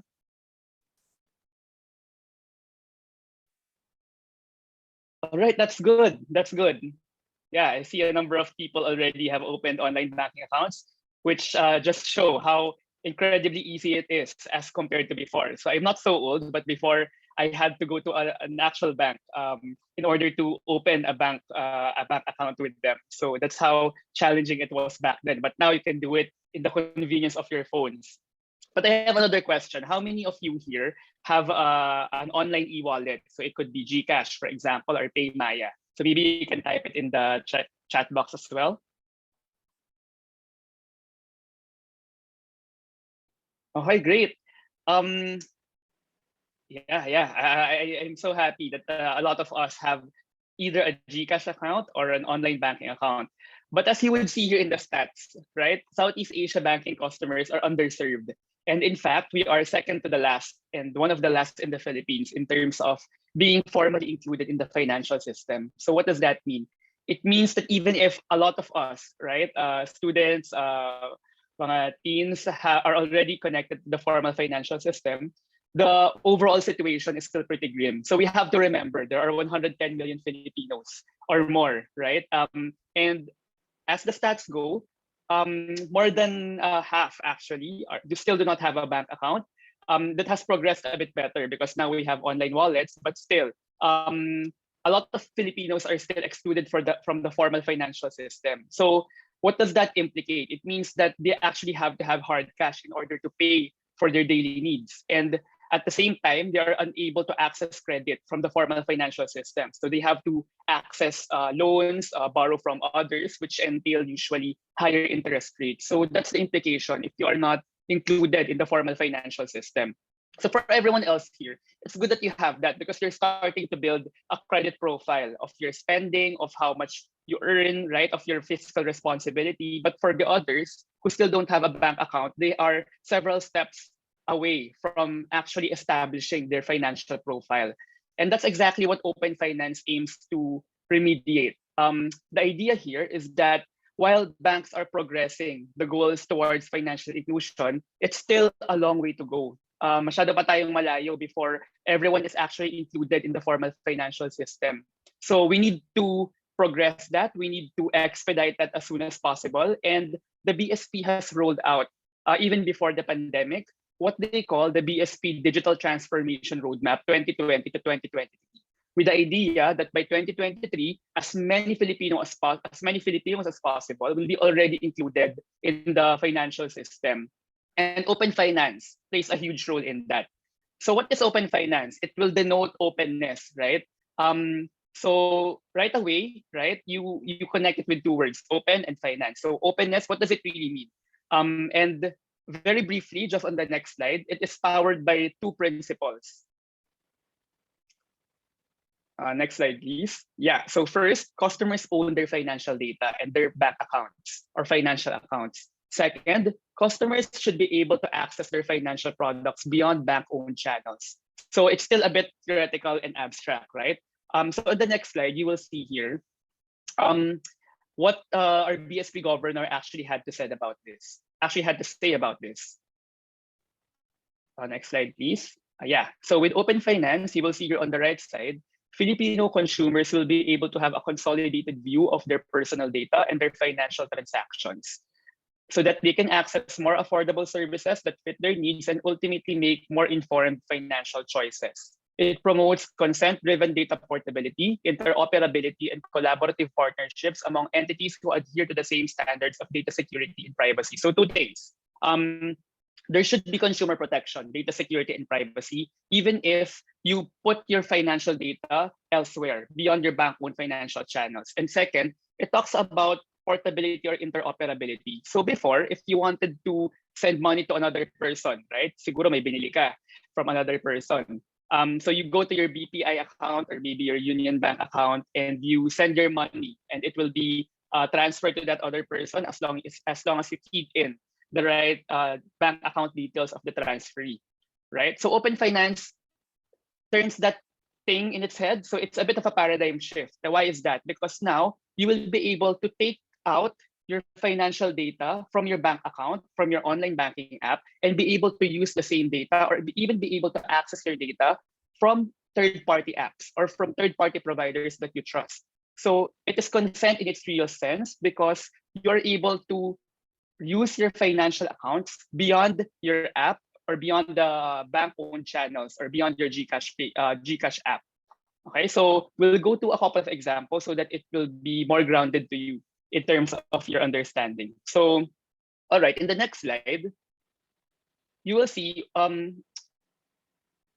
what is open finance and why do we care about this? So open finance is a suite of technology, products, and policies that enable customers to securely use financial services from qualified third-party providers. So now I mentioned that the idea of open finance is that you own your data and therefore you should be able to use it beyond your bank-owned channels or your bank-owned apps or your e-wallet apps, right? But who will you share it to? To whom will they be, right? Those will be so-called third-party providers or fintechs. So that's how we are able to bridge the financial inclusion question by bringing in more competitors. So we'll no longer be limited to these financial institutions. You will in fact be able to bring it wherever you want to so that you will be able to access more financial products and services that are more suitable to you and that may not be offered by your current app provider or by your current bank or e-wallet provider. But it changes the way financial products in three ways. So first, in terms of development. Kasi open finance allows third parties that have access to your financial account or financial data because you have consented to share them to develop new products and services well beyond what GCash and BPI and other banks are already offering. So it's really about innovation. It's about creating new products and services that are beyond what are in the market.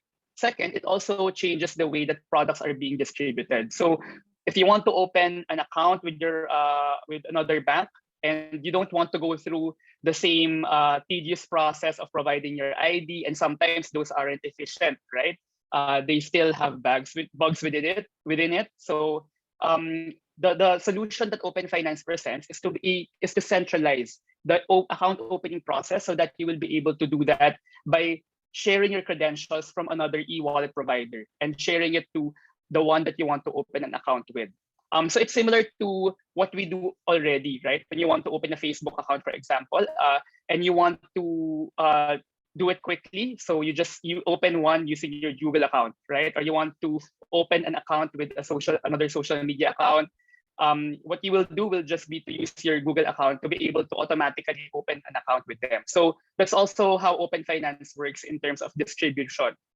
Third one is to offer new ways of monetization. So fintechs are not limited to fees. They can come up with other ways that will provide service or value to you, and at the same time will make sense from a financial point of view, and at the same time employ a lot more other people in the process. So it's really about holistic economic development, not only by bringing more people in to the financial system, but also about ensuring that there's competition, healthy competition and innovation in the market. So what is the support by the regulator here? As a lawyer, I feel I need to say this to show that this is actually a mandate of the regulator. So in the next slide, you will see here that last June, the BSP actually issued the Open Finance Framework. And according to them, the policy here is consent-driven data portability, interoperability, collaborative partnerships among financial institutions and third-party providers.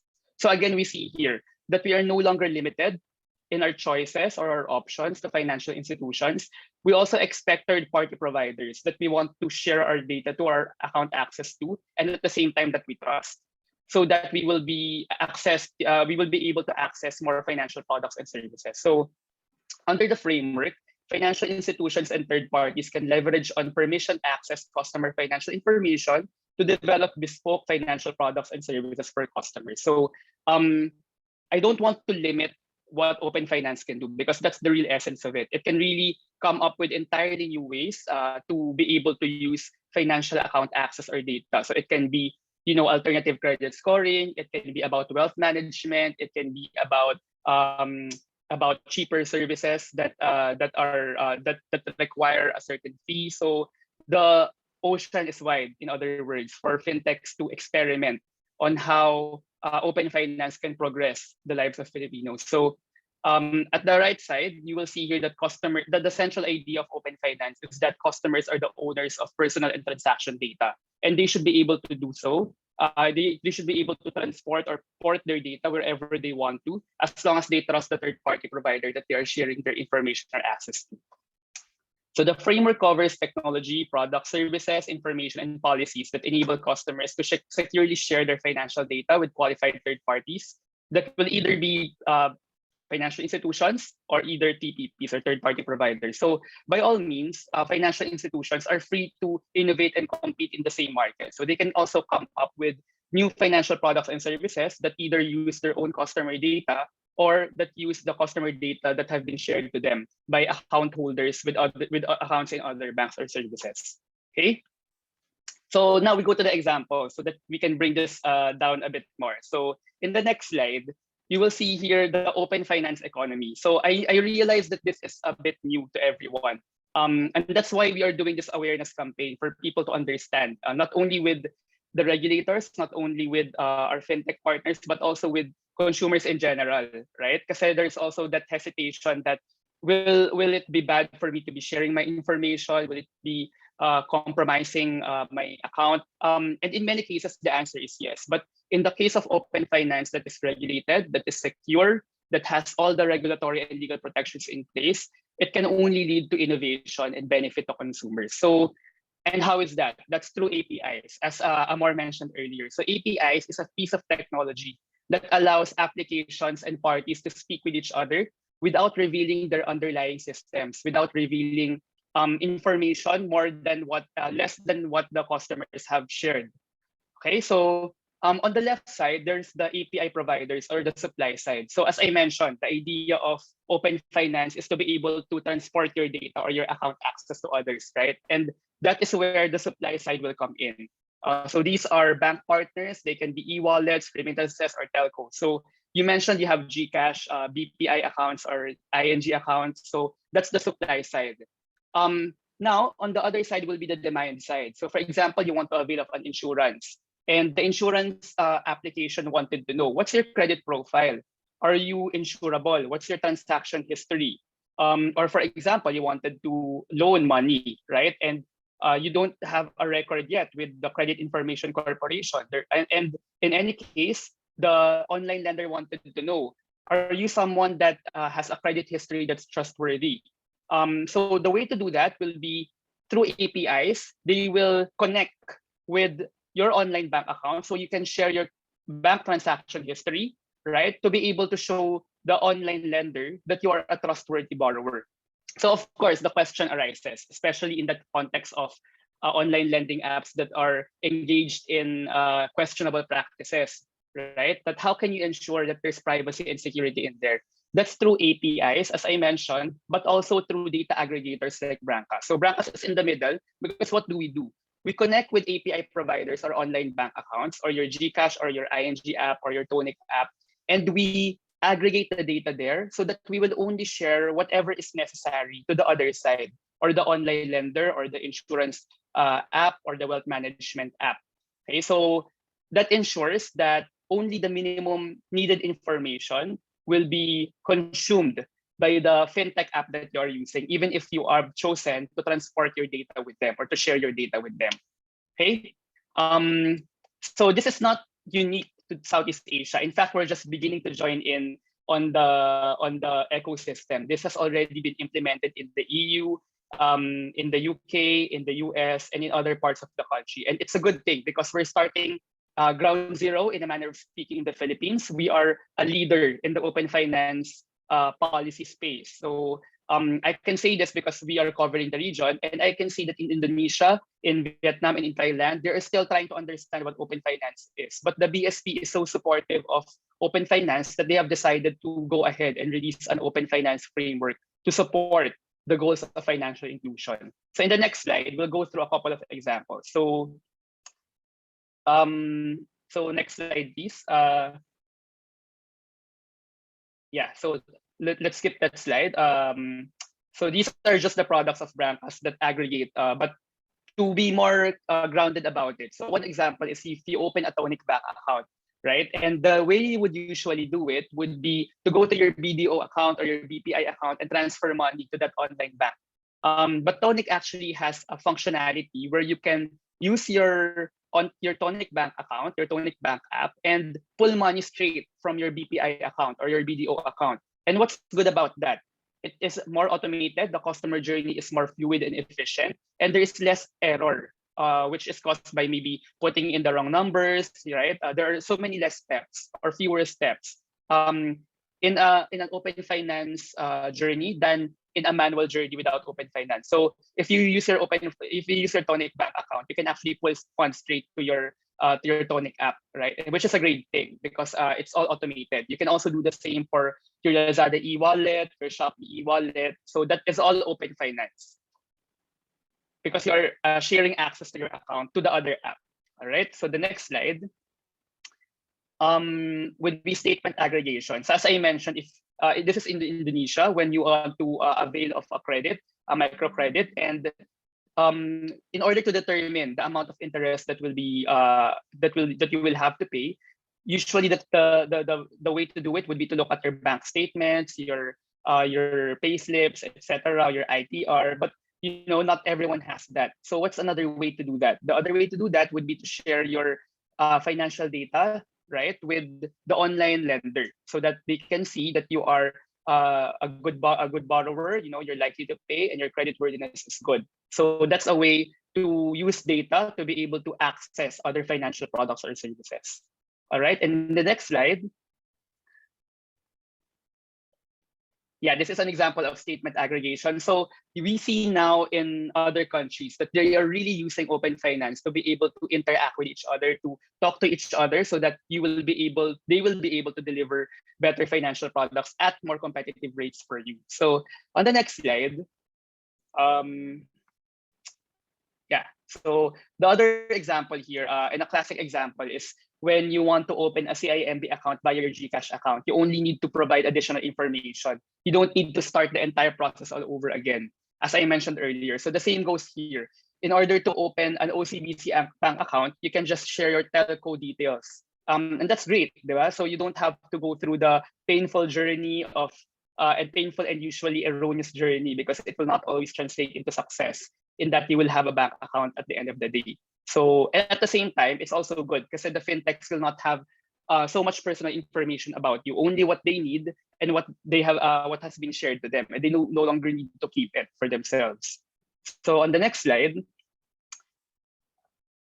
yeah, this is a bit more complex. So now we're seeing banking as a service. So what does it mean? It means, imagine a bank, a rural bank. They have nothing in terms of an online banking space or an online banking platform. So what they can do, how can they start doing this? So they can engage the services of a banking as a service platform. So it's a totally new platform. And what will happen there is that they will engage different third-party providers or third parties to be able to offer their services within the same rural bank's online platform that has previously been empty. Diba? But now, because they have engaged other third parties, you will be able to access as a customer of the rural bank to so many other services that the rural bank has engaged on your behalf. Right? So that is actually being implemented already in the UK.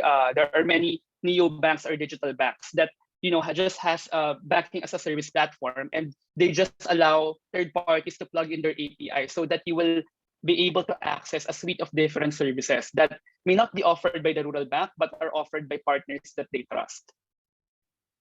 So it's exciting to see how this will develop in the Philippines. And this is actually what we are building also in Singapore. So on the next slide, you will see what is the key to open finance. The key is APIs, meaning there should be data aggregators like Brancas. There should be fintechs that are able to consume APIs. There should be banks that provide their API so that it all works together. It's an ecosystem that can only work if we all put our heads in and think of the consumer as you. And you can also be part of this if you want to enter into a career in software development or make this your advocacy. So this is a great thing because it allows everyone to play a role and at the same time benefit from the idea that APIs can enable open finance. So yeah, I guess that's where we end. But on the last slide, I just want to show this one last thing. What about data privacy and protection? So the open finance regulations actually enlist and enumerate a number of features that ensure that customers will be protected. Because of course, you're sharing your data, you're sharing your access. There has to be a way to ensure that you are by design protected. And if something goes wrong, there are redress mechanisms or there will be a way for you to file a complaint. But on the matter of data protection, what's interesting is that way back in 2020, and that's even before the BSP issued the open finance regulations, the National Privacy Commission has actually issued an opinion on the legality or the validity of open finance mechanism. So in here, the ING here asked for the opinion of the NPC. So in your query, so just on the second sentence, the mobile app, meaning the ING mobile app, shall access the online banking account where you have a previous banking history and retrieve the potential borrower's name, account number, and transaction history. So what's the context here? You are an ING user and you want to borrow money from ING, right? But ING has to know, are you a good borrower? So nagtanong si ING sa NPC, right? So is this legal or valid? So according to the NPC, what they said is that when you do something like that, right? When you access your online banking app through another online banking app, you're actually exercising your right to access and data portability. So as data subjects, all of us are data subjects here. One of the rights that are granted to us by all institutions that hold our personal information is the right to access our personal information with them. In fact, you can email your whatever personal information controller holds data about you to ask for personal information they hold about you. For you to know, ano ba yung data na hinuhold mo about me? And I want to share it with others, so give it to me. In fact, Google has that functionality. Facebook has that functionality. But in the context of finance, it's the same. You should be able to bring your financial data wherever you want because you own it, right? And you alone are entitled to share it with whomever you trust so that you will be able to access better services at better rates and at more competitive prices. So that's the idea of open finance. I know that it's a bit up in the air, but I hope that I was able to ground it a bit for you and that you will follow this space and be an advocate for it because I really do believe that this is the future. This is a paradigm shift and it will benefit us all in the terms of financial inclusion. So thank you and have a good afternoon with the rest of the speakers as well. Good luck and looking forward to hearing from them. All right, thank you so much for that fruitful talk, Attorney Razon. Now we would like to open the floor for a second Q&A. Feel free to ask your questions. You may now take this opportunity to ask or clarify anything regarding the talk on open finance. Attorney Razon, here's our first question. What are the main distinctions between open finance and open banking? If open finance is eventually regulated, will there be no distinction anymore? Okay, so on the first question, open banking and open finance are actually uh, a phase of each other, right? It all started with open banking. So the idea with open banking is for banks to open access to financial data that they hold about consumers, which is the first part of what I talked about.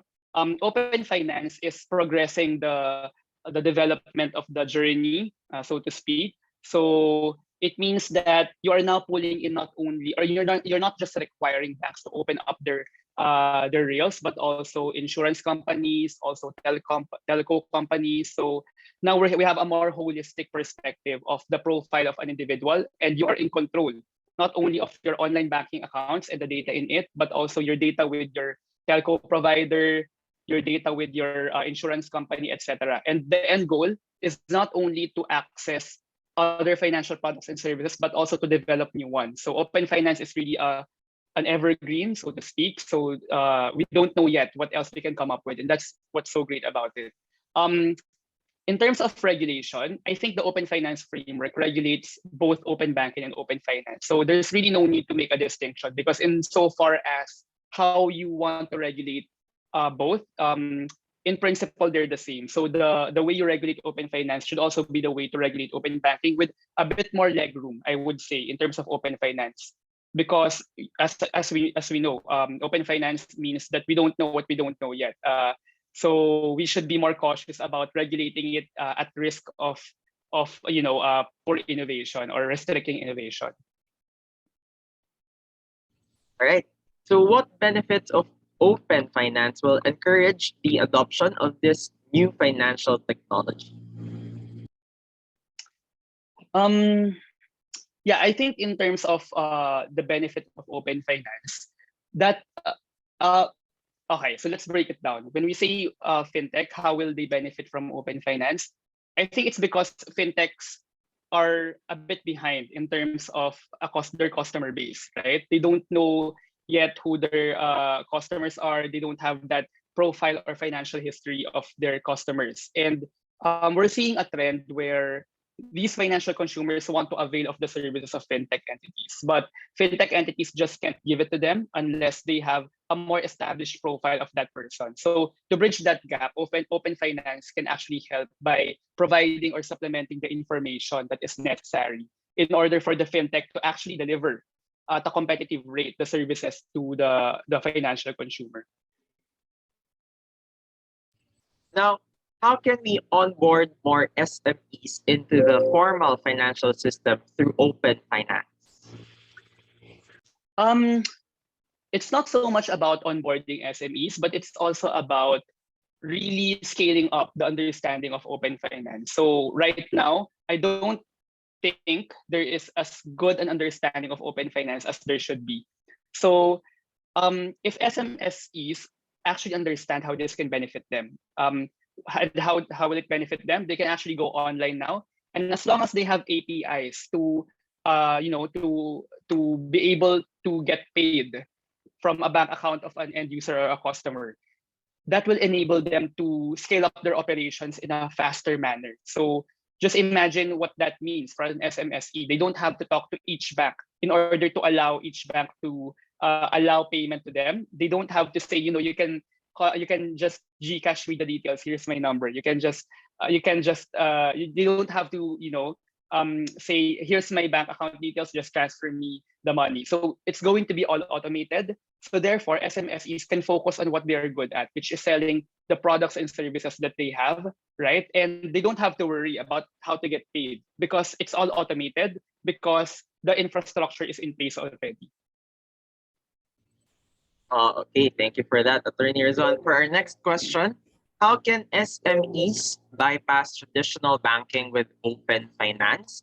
And how can startup finance their business without a traditional bank through open finance? Siguro circumvention is a huge word. I wouldn't say circumvention. So the question is, if you're an SMSE, how do you want to get paid? without all the manual processes that is prone to errors, that is prone to, having to check na bayaran ka na ba before you send it out. Um, what what actually is so good about SMSEs and open finance is that you are connected to the formal financial system. You are allowed to be paid without entering into a formal contract with the bank. If you're Lazada, if you're Shopee, that's great because you have the market power to tell all these banks, to tell GCash, I want to get paid. I have this many customers. So therefore, you should connect with me. But imagine if you are a small seller who has a website, maybe, right? Like, you sell arts and crafts, and you want to get paid by your own website. But how can you do that if you have if you don't have as much volume as the big e-commerce site? So that's how data aggregators like Brancas comes in. And data aggregators in general, actually, they provide the APIs that will enable SMSEs to get paid, even though these SMSEs have no formal relationship with the payors bank, right? So it's all automated because the aggregator sits in the middle and says, we've already done the hard work of connecting with all these banks. Now you can do what you're good at, and here's the payment option that you need for you to be able to scale up to be able to provide your services to your customers and get paid with security in mind. All right. Moving on to the questions specific to Brandcast, Attorney Arvin. What is the edge of Brandcast among the other companies offering digital technology? Okay. I think what's important to understand is that in many cases, Brancas is not a competitor. Actually, we supplement the market. So we are a member of the FinTech Alliance of the Philippines. We actually connect with a lot of FinTech entities and apps there so that they will be able to provide their services at a more competitive rates to consumers. So we connect with online lenders, we connect with e-wallets, we connect with Tonic. So that's a great thing because we don't have to compete with each other. We just have to provide them the features that they need in order to, whether it's data, whether it's financial account data, or whether it's financial account access, for them to be able to provide better services or even come up with new services. So it's not really a competitor. But in terms of data aggregators, there are not a lot in the Philippines. And actually, it will be good to have that vibrant ecosystem. We encourage that so that there is more understanding about what open finance means in the market. And another thing, on the supply side, the problem that we have actually is that not a lot of banks have the API infrastructure to be able to supply data in the first place. So as we mentioned, diba? When you are a consumer, you own your data, you should be able to transport it elsewhere. In theory, that's what it means. But in reality, usually the systems aren't there for you to be able to do that in the first place. So what's the solution there? What data aggregators do, what Brancas does, is to help them build that API infrastructure. But in the first place, they should be connected to the internet or have an online platform so that they will be able to make good on their promise to empower their consumers to exercise their rights as financial consumers in the open finance context. All right. Next, what are the current innovations of Brancas in trying to make the Philippines a digital-friendly country? Okay, I think I'll speak for myself in my functions. I'm a lawyer, and it's really all about advocacy, because that's the first, that's ground zero of where we need to be in terms of understanding open finance. So as I mentioned, in the UK, in the EU, there's already that complex understanding of what it means. But here in the Philippines, not so much. As we mentioned, we're behind the scenes, but at the same time, consumers need to be aware of what open finance means because of the concrete benefits that it poses for them. So in terms of innovations, I would say that what we're doing in the advocacy space, what we're doing in information awareness campaigns is already an innovation in itself. But at the same time, we're also, as I mentioned, helping banks to tech up, to build an API platform for them to even be connected to open finance to begin with. One of the concerns that was raised actually is that a lot of banks, we know the universal banks, but there are hundreds of rural banks in the Philippines. The question is, how do we help them to benefit from open finance? How do we help them so that their own merchants, their own consumers can benefit from open finance? So that's also what we're doing. We're also helping them build their infrastructure. And I think we're also working with Digital Pilipinas to help build an API system that will be helpful for SMSEs to connect to open finance. Okay, I'll just cut the questions specific to the company because we have an anonymous attendee who asked, Attorney, can you elaborate further on how Brandcast can protect data apart from the safeguards provided by the data privacy? Oh, okay. So this is a company-specific question also. Okay. Can you elaborate further on how Brandcast can protect data apart from the safeguards provided by the data privacy?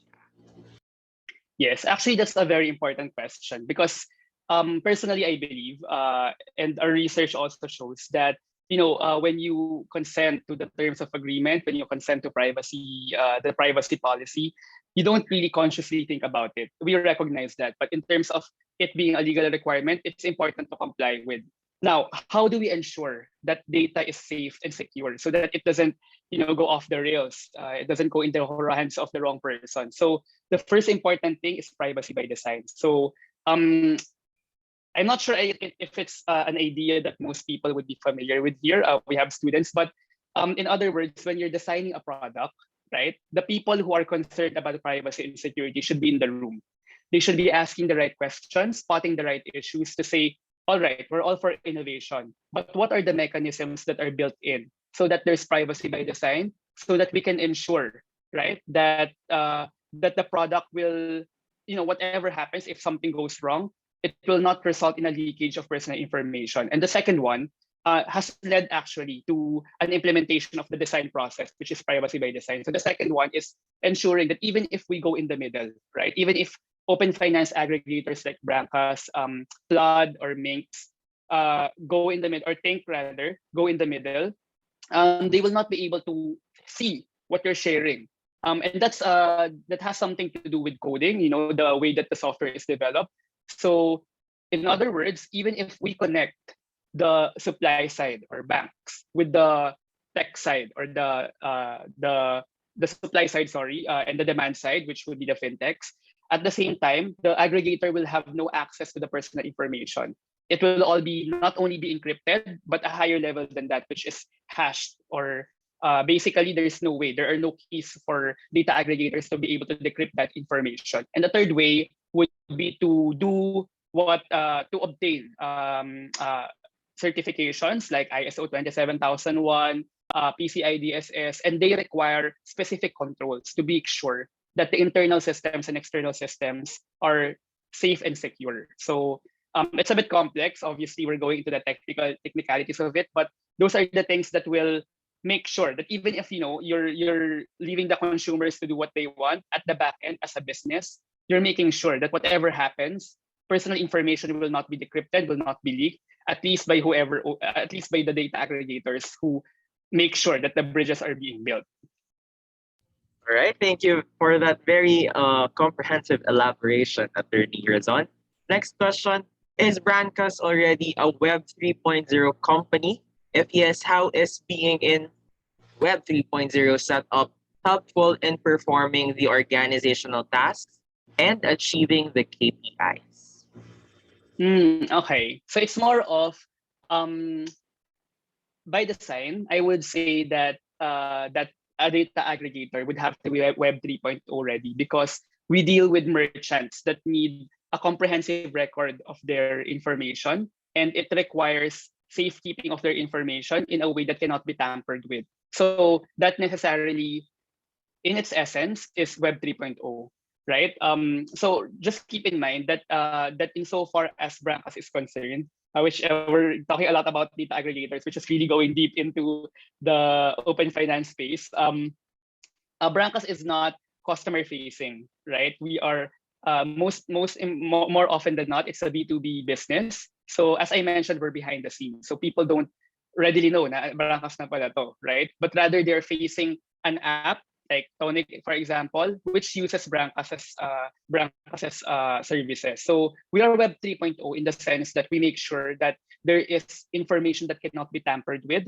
that cannot be that is distributed among the network, so that it cannot be penetrated. So yeah, I would say that by and large, Brankas is Web 3.0 ready because we also provide services to blockchain ready platforms.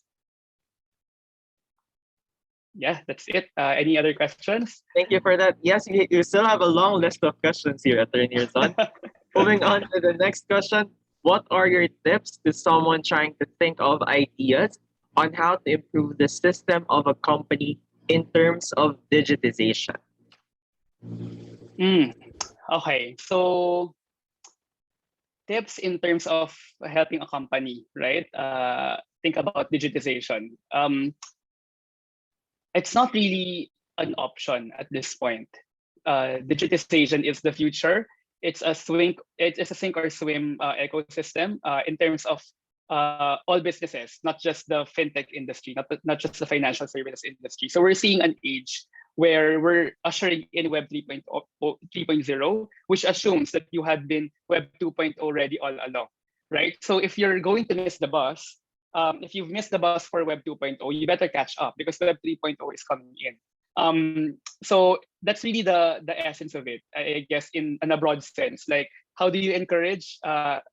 It's about being left behind in the blitzkrieg of digitization.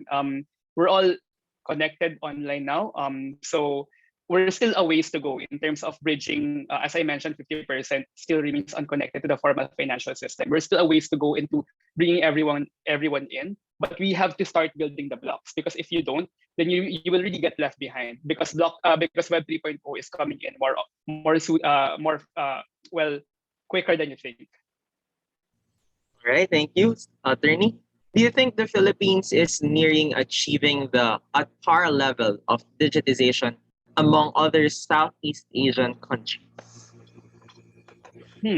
I think the policies are there. The enabling regulatory environment is there. We have a supportive BSP. It may surprise you to think or to realize that the NPC is actually supportive of innovation. The question is, how willing are the big players, how willing are the incumbent players to open up their rails and understand that just because they allow competition in their shores, right, by allowing their consumers to share their data with other players, that doesn't mean that it will be bad for the revenue model. In fact, that is the future. So the way to look at it would be cooperation and coordination, because at the end of the day, we're all for bringing up the level of the standard of living of everyone. So it's only all for the good, in other words. So in terms of where we are, I would say that we can get there. We're not yet there, but we can get there if we have a really competitive environment that allows for players to share what customers want to share, because that's the right to access, diba? So that more products will be offered, better products will be offered, the right products will be offered at better prices. Right. Next, how is Brankas helping the country to remain a strong investment hub? Okay, that's a good one. Actually, we have just gone Series B funding. So for those of you familiar with fintech or startup talk, Series B means that you're advancing as a company in terms of building or establishing your credibility. So and we're doing it. One of the first places that we're developing in is the Philippines. So we're really keen in developing the open finance ecosystem. So just think about Uber when it started out, right? Nobody knew about it, but it tried to soldier on. So that's also what we're trying to do. Nobody knows really or has a keen understanding of open finance, but we're trying to bring that understanding in the Philippines. And we have chosen it here because a lot of people are tech savvy. There's a good competitive environment. We do have an investment certificate from the Board of Investment. So that means that we're here to stay and we're here to develop the open finance ecosystem and bring in as many people as we could. We're here to help MSMEs tech up. We're here to help banks build their API infrastructure, and we're here to build an awareness among consumers about what open finance is. So I think that in itself, the building of the awareness, and at the same time offering the products that will legitimately help fintechs and MSMEs be connected to the financial system are noteworthy things that can be said about Brancas. All right, thank you, attorney. And I think this will be our last question. How critical is the need to educate students and young adults about financial literacy, the financial services industry, and the products within it? I mean, I cannot understate how important the involvement of the youth is in this particular engagement, not only in open finance, but in taking up and in building or progressing towards financial inclusion. I think we've seen in recent months how important the power of the voice of the youth is. They're actually the ones that want to be informed. They're the ones that once they are informed, they also inform their parents about it. So they're very active in understanding what's going on, not only in the fintech space, not only in financial services, but in society in general. So I'm actually so inspired by how the youth are doing it, how actively engaged they are, and if they bring that passion in open finance as well, not in financial services actually, in having an advocacy. Actually, it can be any advocacy, not just financial services. Then I believe that we're really a young country, diba? In a few decades, I believe we will be one of the countries where there are more working adults than there are than our aging population. So this is really the best time for us to make the most out of our potential in terms of the industries that we can be passionate about, our beliefs. So yeah, it's very important. And if you have a passion, if you have a cause that you're passionate about, then by all means, go ahead and do it, because it will really make a difference more than you think. And yes, I very much agree with that, attorney. And thank you everyone for asking or submitting your questions. This marks the end of our second Q&A portion. We would like to thank attorney Razon for answering all these questions. And to our audience, watch out for the third Q&A and grab the chance to ask any more of your lingering queries. Thanks, attorney Razon. Our next speaker is Mr. Jovi Tapiador from FinTech Philippine Association. Jovi has more than 20 years combined experience in general consulting, electronic payments, rural banking, microfinance, and community development. Aside from being the president of a rural bank and the co-founder of a fintech startup, he is also the current trustee and past chairman of the FinTech Philippines Association. His work allowed him to train and support more than 1,000 rural bankers and cooperative leaders, representing more than 420 rural banks and 30 cooperatives with direct impact to more than 190,000, mostly low-income clients throughout the Philippines. He provided project consulting for multilateral clients and international aid agencies. He also received awards such as the Most Valuable Player Award, 2017 Technology for Development Contest from global development firm Chemonix International, and a finalist in the 2018 Singapore FinTech Festival Manila Roadshow Pitch Fest. Let's all welcome Mr. Jovi Tapiador. Good afternoon, sir.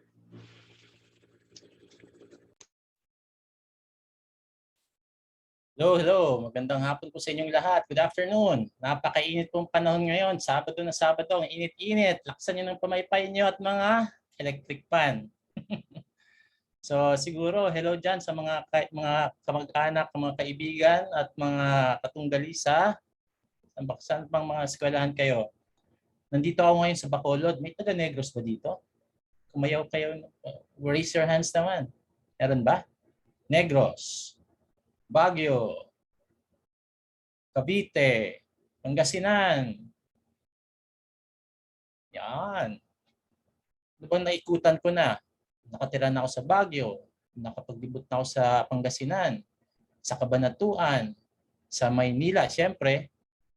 Bayan doon, Cavite, Batangas, Tagaytay, ano pa, Bicol, Cebu, Negros, siyempre, Panay, Davao, Cagayan de Oro, yung Lawago, nakapunta na ako doon. Cebu, syempre. So, ibig ko sabihin, medyo malikot pala yung pa ako. Anyway, the topic given to me was FinTech and DeFi, bringing about financial inclusivity. Pero siguro, para mas mainam, like every one of you guys here to participate, and let's talk about money. Yun naman, kaya kayo nag-aaral ng business kasi gusto nyong kumita. Tama ba? Yes or no? Baka may ibang balak kayo dyan. Ayan. Tamang-tama. Yes, syempre. Sige nga, sinong makakahula kung ano to? What is this? Please type in the chat box. Anong ginagawa nila? Barter. Tama si Tati. Tati Di Castro. Tama. Siya yung unang nagsagot nito. Barter. So what we're seeing here is an old economic system, barter. Pero hindi yan nawala, di ba? Totoo nga, nung panahon ng pandemic, nandyan pa rin yan. Sino bang nag-barter dito noong 2020 at 2021? Kaway-kaway naman dyan. Ayun. Me, sabi ni Alvin. See? So it happens. This happens a lot. And it's still happening today. O ngayon, sino namang makakahula kung ano to? Sige nga. Sinong may lakas na loob mag-type kung ano yan? Ano yung sigay? Esensya na, hindi ko alam. Sikad-sikad, burabog, sigay. Okay, in English, conch shells. Conch shells. Bakit to nilabas to? Kasi nung panahon, pera yan. Okay, these are called cowrie shells or conch shells, and they are often treated as money in many tribal cultures. Africa, South Asia, Pacific. Ito naman ay ang pera nung panahon sa, I think panahon to ng mga ancient Greeks. Ayan. So, sa namang uri ng pera, bakal. Kanina shells, ngayon bakal. Ito, sino makakahula kung ano to?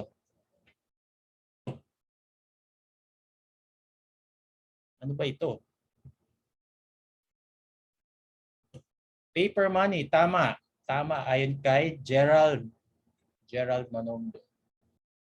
Okay, and Jenny.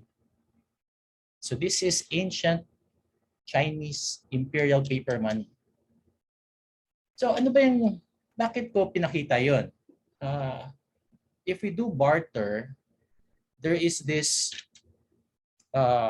it's easy to transact, but you're not sure if the value you give is equivalent to the value you get. Tama? Ang hirap magbitbit ng 1 kilo ng baboy sa palengke, and then ibibitbit mo pa uwi, siguro 1 kilo naman ng itlog. At yun naman ibabarter mo para sa ibang bagay. Kaya yung mga tao noon ay siyempre ginamit na lamang yung ginto, silver coins or bronze coins, and even this paper money. So paper money, especially this was invented by the Chinese. Instead of bringing heavy gold or silver coins, they use this. Nilagay ito sa isang, yung kanilang mga silver or pilak, nilagay sa isang government house or imperial warehouse. At ito yung bit nila para pag pumunta sa ibang nayon, sa ibang syudad, may katumbas na silver. Ayan. At hindi yan nagbago maski nung up to the 1970s. Bakit? Kasi maski nung 1970s, yung mga gobyerno na humahawak ng US dollars, sa totoo lang, pwedeng i-exchange yan ng ginto. Okay? Ganoon ka lakas yung sistema ng kalakaran sa paglalaro ng paggagalaw ng pera ng panahon. So even if you have like $1,000, it can be exchanged for equivalent number of gold. Yun lang, in the 1970s, the US cut that relationship. Pinutol nila. Ano naman yung Pilipinas? Okay. Anong klaseng bakal to? Anong klaseng bakal?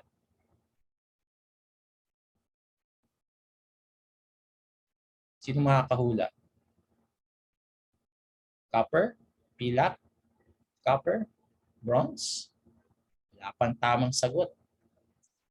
Minamaliit nyo yung mga ninuno natin. Oh, tama. Ayun, si Joshua. Tama, Joshua. Ginto. Ginto ang ginagamit ng ating mga ninuno bilang pera. Pero nung dumating ang mga Espanyol, ang mga Kastila, anong nangyari? Naging nako. Ako kung ano itsura nito, mukhang tanso na. Ang ating ginto, naging tanso. Naging yung iba, bato na nga eh. Cobs or makinas. So that's the progress of our monetary system nung panahon ng Kastila. But then, during the revolution, yung papel na, naging bakal, panahon ng Amerikano, ito na itsura, may silver pesos tayo, at saka nung panahon, ang BPI at PNB lamang ang makakapag-imprenta ng pera kasi wala pang kakayahan ng gobyerno noon. Kaya buhay na buhay si BPI at PNB maski nung panahon ng mga Amerikano. Hanggang ngayon. Ngayon, nag-iimprenta na ay ang gobyerno, ang Central Bank, BSP. So pinapakita ko to sapagkat maski ang Pilipinas, may evolution din ng pera. At pinapakita ko itong evolution na to kasi may direksyon na papunta yung ating pera. Okay? Siguro mahuhula nyo na kung ano yung direksyon na yun. So, but let's talk about the characteristics of money. Why are they useful? Number one, they're durable. They can withstand use, wear, and tear over time, especially for metal coins. It's portable. It can be carried in different places. Pwede mong dalhin isang 1,000 pesos worth and not necessarily 1 kilo worth of products. And you can exchange that for any good. It is divisible into smaller units or on combination. So it will remain the same look, feel, and quality. And the last two, it's limited. So a lot of our money, I think there are only around, in cash, yung cash, coins and notes, would be around less than 20 billion pesos. Yan lang po nag-iikot sa ating mga bulsa. And finally, it's accepted or recognized for use. So a peso will be a peso, will be accepted here in the Philippines. A dollar is a dollar, it will be accepted anywhere in the world. What are the uses of money? Why are we using these kinds of tools? Because number one, it is a medium of exchange. $1 peso is equivalent to $1 is equivalent to 50 pesos. 1 euro is equivalent to 58 pesos. It is also a standard of value. It's measurable, it's consistent. So, kaya medyo maingat din nun sa gold coins kasi talagang tinitingnan kung may tinatanggal na konti, shave ba yan, pero na-maintain pa rin yung kanyang value as a currency. And it's kept over time with little diminishment. So a gold bar will remain a gold bar if it's properly stored for thousands of years. But what are those types of money that we are currently using? Number one, it's a commodity money like gold. Gold is a commodity, it has value on its own. Or in some instances, tobacco. It is also, there's also a representative form of money. Ito po yung sinasabi ko noon, yung US dollars, pwede siya maging isang in exchange for gold, or yung Chinese paper money can be exchanged for silver coins. Finally, fiat money. So what does fiat money mean? It's by decree. Okay, it means that it is legal tender. It's backed up only by the credit worthiness of our government. So, tayo ng sandali lang.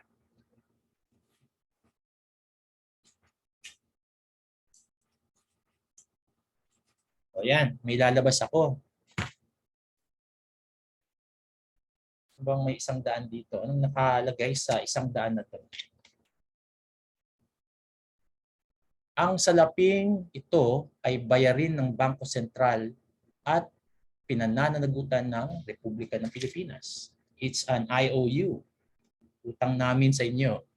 Gamitin nyo to kasi sinasagot to ng gobyerno. Yan lang. Yan ang ibig sabihin ng fiat money. Piece of paper. The government saying on top, oh, akong bahala sa inyong pera. Legal tender to. Yan lang po ang nagpapatayo ng mga pera ng mga malalaking bansa. US dollar man yan, euro, etc. Wala pong backup yan. Noon siguro meron, ginto. Pero ngayon, credit worthiness na lang po ng gobyerno. Kaya po importante yung credit worthiness ng isang bansa. Kung mataas yan, mataas yung ating halaga ng ating currency. So yun po yung uri ng pera. At ano pong nangyayari ngayon? So, ang ginagawa po ngayon, nakikita natin na iisang authority lamang po, ang central bank ng isang bansa, ang humahawak ng pera natin. Okay? They manage it exclusively. Okay? They have a monopoly on the production, distribution, and retailing of money. Maybe production, distribution. So, kung may nagbabalak dito na gumawa ng ganito, saan ang bagsak nyo? Sa kulungan, di ba? Kasi bawal. Sila lamang, ang gobyerno lamang, ang central bank pwedeng gumawa ng pera. That's why they control the production and distribution of the money supply, and they enforce rules. Okay, there are rules here to keep that money supply controlled and in check. So think of it this way: this is a distribution system where you have the raw materials, paper, ink, get supplied to the manufacturer, which is the central bank, who mints the money, produces the paper money, or creates it in electronic forms, okay? And then they distribute that through the banks. Para po siyang power plant din. So the power plant produces the electricity. You have technology in this system that distributes the electricity that goes to your phone. And in this case, the BSP, Bangko Sentral ng Pilipinas, produces that currency. The banks distribute it before it goes to your pocket. And along the way, in this complex system, you have all the technologies needed for the production, distribution, retailing, controlled management of this money supply. And that, ladies and gentlemen, in simplified terms, is what we call financial technology that enables the production, distribution, security, retailing of all of these money supply in nowadays in electronic digital forms. Yan. So malinaw kung ano yung fintech. Okay? This is financial technology, fintech. But now there are moves towards digital finance. Why?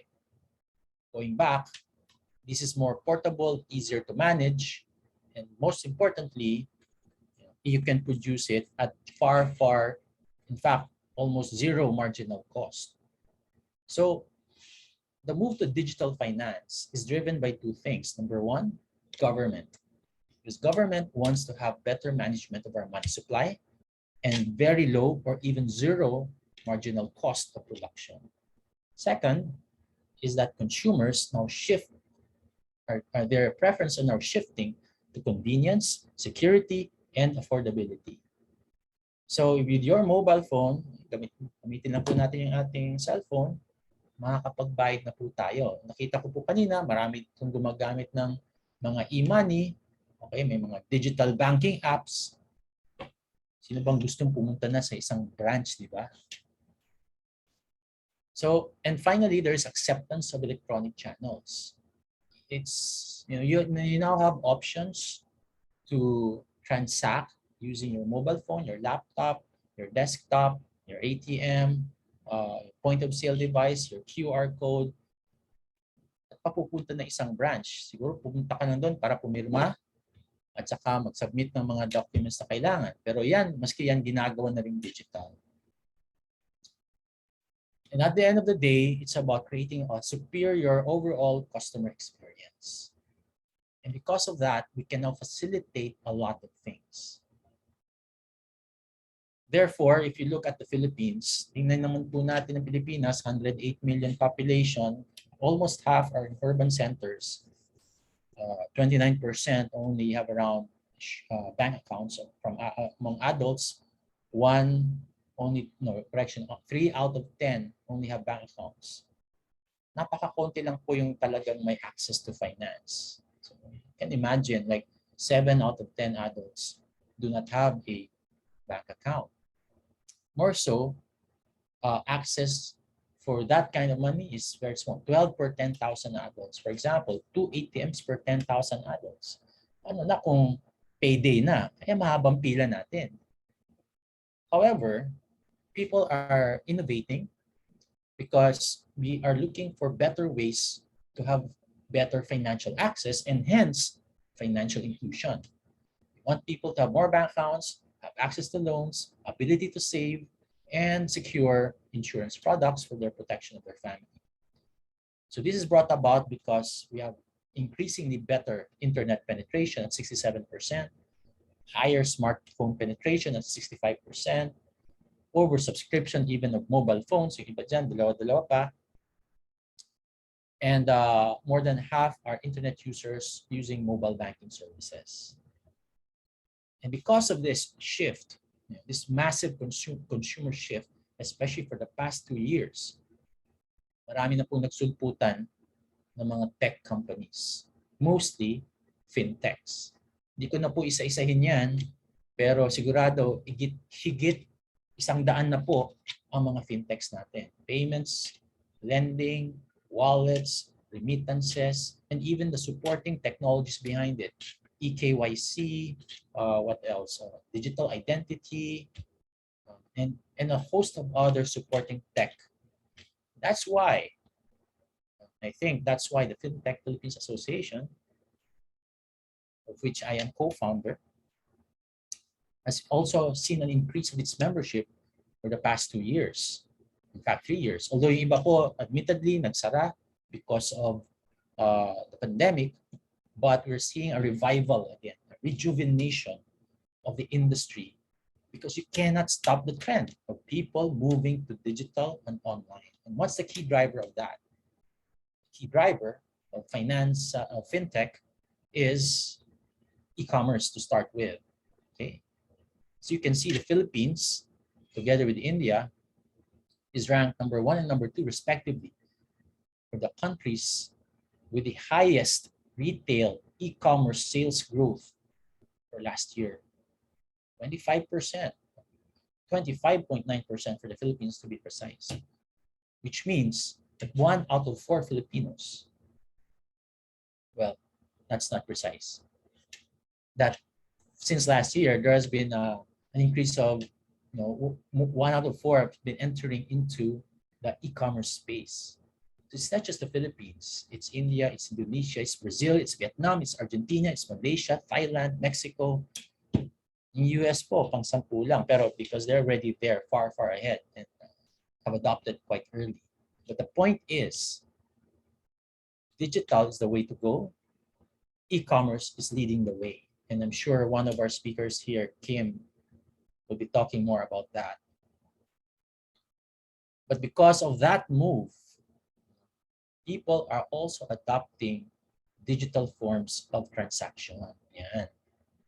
Kaya naman lang kayo nagkaka-e-wallet kasi gusto nyo mabayaran yung binili nyo sa sa Lazada, sa Shopee at kung saan-saan pa, di ba? Yan. So because of that move, and I think because of the regulatory support, you also see from the government, it led to this explosion of innovative technologies, innovative companies, and new forms of business model for financial services. So you've got companies lending online, you've got companies providing wallet services, you've got companies looking for ways to send money cheaper and faster and better, so on and so forth. Hindi ko na po isa-isahin yung mga regulatory developments, but I would like to highlight some of the key things. Number one, March 2019 pa lang po, SEC already approved a crypto exchange operator's license for some areas, and BSP also approved operators to allow for the exchange of virtual currencies or cryptocurrencies. The other one is that hindi natin po maiwasan at naging balita din po ito, there are a lot of online lenders na, and as a result, SEC had to crack down on unethical practices. I think one thing that's critical is that before the pandemic, the BSP supported the development of the National Retail Payment System. Offshoot na po is the creation of a standardized national QR code for the Philippines. I'm saying that because hindi naman po sa nagmamayabang, but I was part of the group that helped develop the team, at least to support the team that rolled out the National Retail Payment System. Kaya po may InstaPay na at PesoNet before the pandemic. But during the pandemic, we were happy to note that because of that regulatory initiative, we are able to interconnect bank accounts and provide electronic money transfers, bank account to bank account, bank account to wallet, and vice versa. And I think that helped us in becoming resilient despite the pandemic. But it also opened up the eyes of a lot of Filipinos for the opportunity to do electronic forms of commerce and paying them through electronic channels. The last three I would say would be, or rather the two ones that I'd like to highlight is the introduction of the Innovative Startup Act, which was signed into law back in December 2019, that allowed for more startups to flourish with support from government, with startup funding from DOST, DTI, and the ICT. And finally, a roadmap that allows for digital banking. So now we have around 6 digital banks licensed. More are waiting if the window opens up again. So I would say that the Philippines is one of the most accommodating in terms of allowing innovation in usually a regulated space like financial services. So as a result, where are we right now? You now see a lot of players trying to make sense of their business, trying to connect with new partners electronically, online, offline. And of course, because of this event, there's also a groundswell of interest from not just practitioners, but from students, from academe, from people that even now are still trying to figure out their mobile phones or how to transact using their digital bank channels. And yet, we're still forging ahead. So just like what Amor said, we're actually one of the countries in the world that are at the forefront of this kind of revolution. And you have to be ready for that. And you have to anticipate what's coming up. So let me go back. Saan nga ba tayo papunta? And here I'd like to return back to our slide, which I've shown about the types of money. I guess you know now where we're going. Can you check? Who can say what's next? Okay, wala nyo.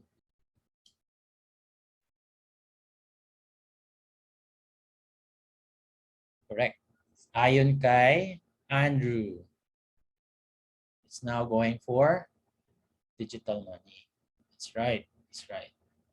Dito na po tayo papunta. Digital money.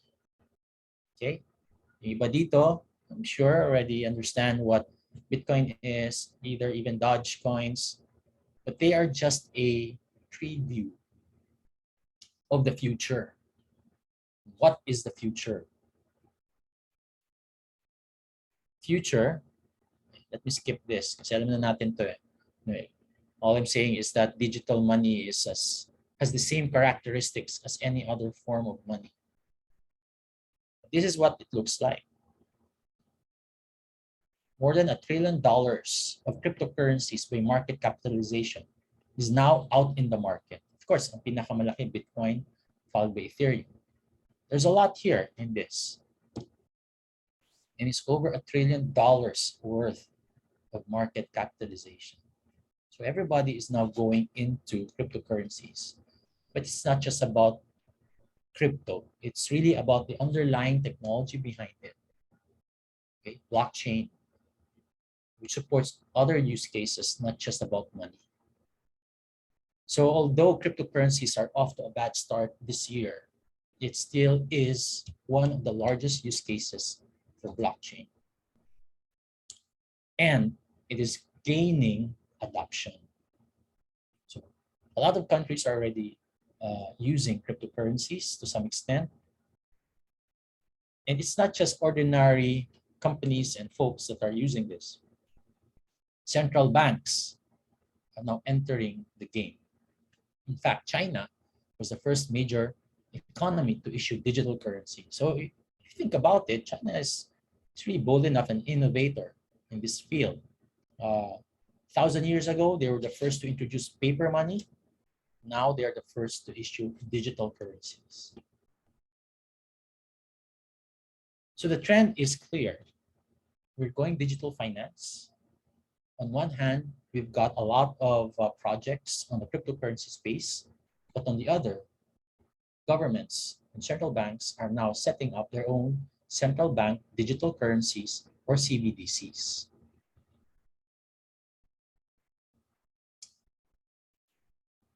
So let me talk about this part first because it's part of the topic, decentralization in finance or DeFi.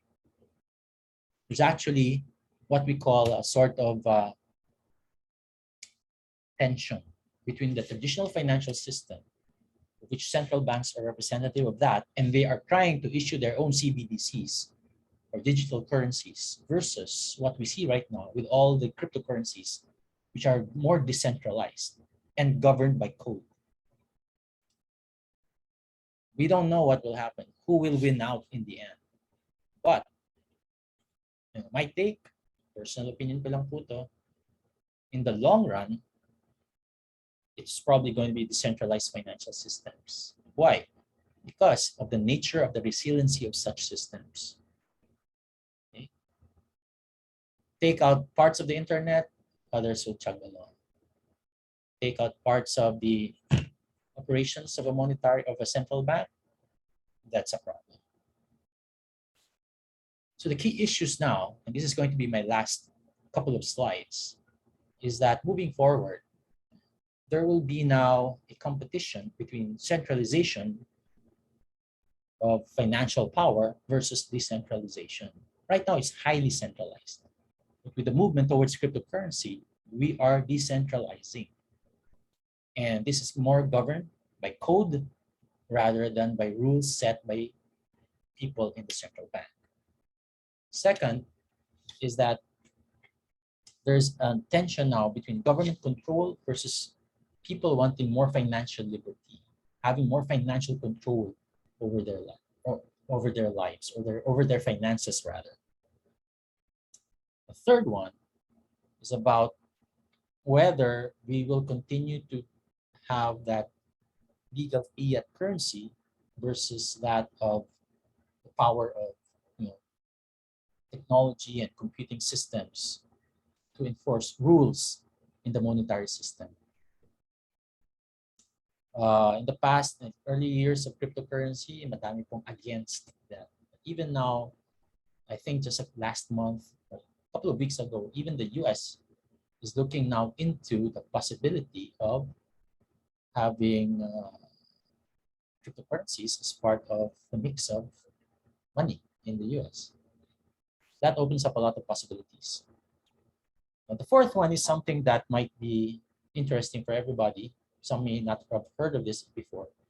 But there's also part of having cryptocurrencies and blockchain and DeFi is the fact that it will have to be organized as an autonomous or decentralized autonomous organization, or a DAO. What do we mean by a DAO? Okay, let's compare that first and contrast with what is a company or a corporate entity. A corporate entity, a corporation, like for example, Ayala Corporation, there's usually they are issued certificate by the SEC, charter that allows them to exist as a juridical entity. But here, in a DAO, it is actually rules set by the founders and the community, written in code, and the code enforces the rules almost, I would even say automatically, to enforce whatever is agreed upon through smart contracts. So we're coming now to a different form of organization where what used to be governed by written rules and lawyers and government regulations is now shifting towards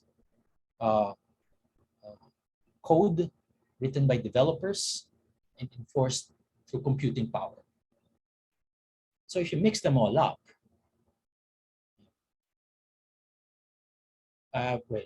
there's also this issue about transparency versus privacy, because in an open traditional system, you have to disclose everything. But in crypto, of course, it is more anonymous. By the end of the day, what I'm saying here is that as we now evolve our financial system from physical to digital, from centralized to decentralized, we are at a crossroads. Okay. We're looking now how we should be able to manage our financial system. And there are those who want to exercise control over this system versus those who are wanting to have it more autonomous. And those are the key issues that I think will be happening, because the next couple of years, this will be the battleground. I don't know how you guys see this, how this represents for you guys. Maybe last point is who can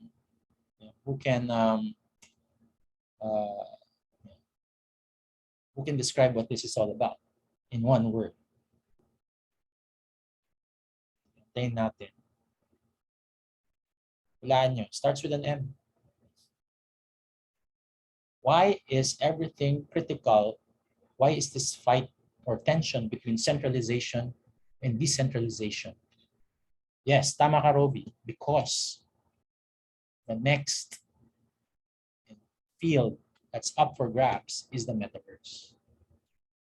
If the metaverse becomes decentralized, governments will lose control. There will be more autonomous organizations being developed out of the realm of out of the realm or at the hands of government. But if it becomes centralized, then it becomes like a regular Web 2.0 internet, where there is a huge amount of control imposed for positive reasons as well. So this might I won't go to the metaverse because that's not my topic for today, but I hope that I was able to perk up your afternoon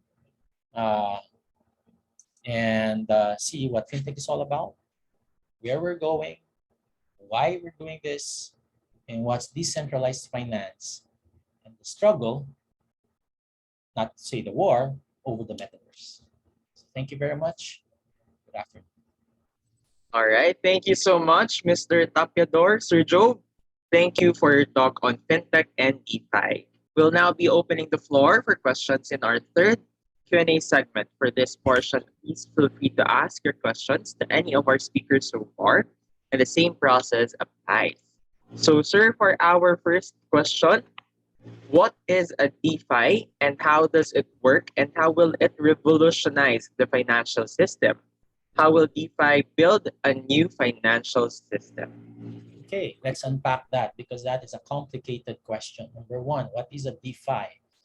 It's a shorthand for decentralized finance. And why is it important? Because DeFis are governed by DAOs, or decentralized autonomous organizations. What is a DAO? A DAO is a term to refer to a loosely organized community where it is governed by code, by software, where those with governance tokens are able to decide the direction of what this organization in in the metaverse and online systems is going to do. Give you a good example. One example of a metaverse would be the sandbox, which is governed by a DAO. The sandbox is like an immersive environment where people can go into play, acquire land, etc., transact. But then the community decides where it's going. So in contrast to traditional organizations or corporation where you have to do some reportorial duties, in a DAO, they don't report to any government regulator. They report to their own community. The community decides where to go, and the community builds on that. So, yeah. I hope I answered at least half of your long question. All right. Tama, and the impact. So just a short one. What's the impact?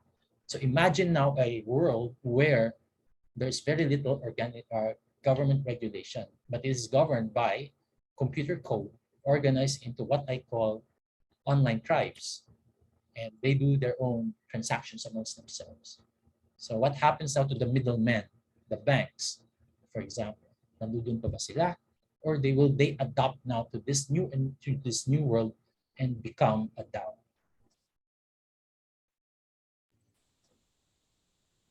Thank you. All right. Thank you, Sir Joe. Next question, and I think this will be our last question. But for questions sent but were not answered, we'll be sending them over to Sir Joe and we'll post the answers later on. Okay, sir, for your last question, who are the first movers of DeFi in the Philippines? What is their experience and how are they now? Okay, there are a lot of DeFi projects, but they're I would say below the radar.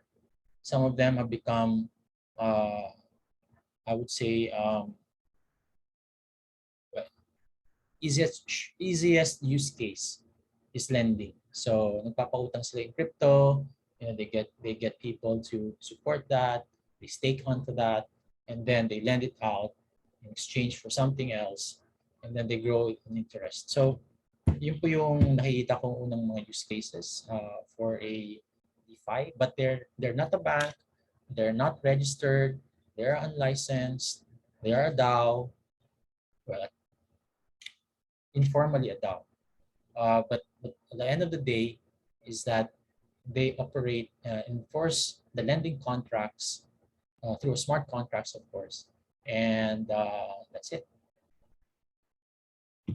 All right. Thank you, everyone, for asking or submitting your questions. Now, that wraps up our third Q&A portion. We would like to thank again Mr. Joe Tapiador for answering all the questions. And to our audience, watch out for the next Q&A portion and grab the chance to ask any more of your lingering queries. Again, for questions sent but were not answered, we'll be sending them over to Sir Joe and we'll post the answers later on. Thank you very much, sir. Now let's move on to our next speaker, Ms. Kim Lato from Kim Store. Young entrepreneur Kim was still a marketing management student at De La Salle University in 2006 when the idea of setting up a gadget store in a digital platform crossed her mind. More than 10 years later, Ms. Lato's online gadget store, Kim Store, has become one of the biggest players of e-commerce in the Philippines. Let's all give a warm welcome to Ms. Kim Lato from Kim Store. Hi, Ms. Kim. Hi. Hi guys. Happy Women's Month and Happy Earth Day.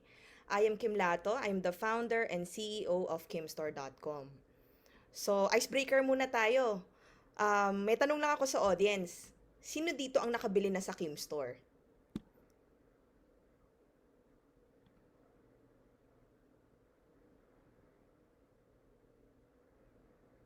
Oh, meron na.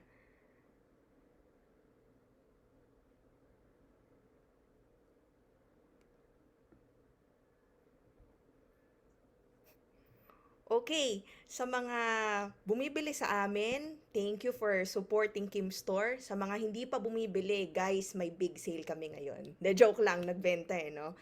But just to share, Kim Store is the pioneer of electronics and e-commerce in the Philippines. We have been continuously serving the Filipinos quality and affordable gadgets in the past 15 years.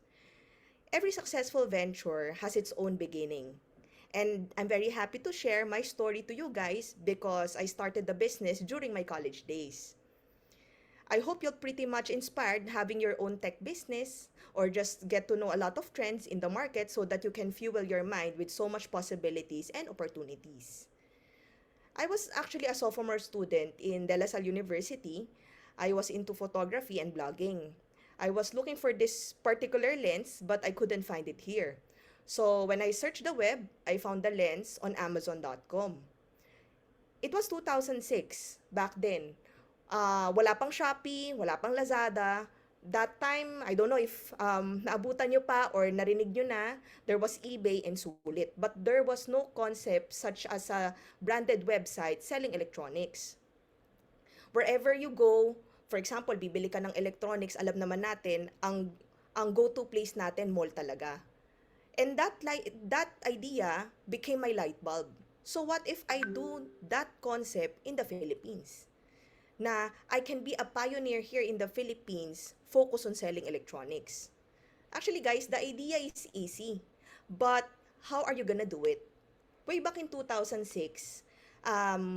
there was this social networking site called Multiply. Kung sa atin, this time, it was Facebook. Dati, sa kapanahunan namin, it was Multiply. Multiply was like a combination of Facebook and Tumblr. So, nung time na yon, alam nyo naman, nasa college student, mahilig tayo sa photography and blogging, so ina-upload natin yung content natin sa social media page natin. Sa amin naman, ina-upload namin siya sa Multiply.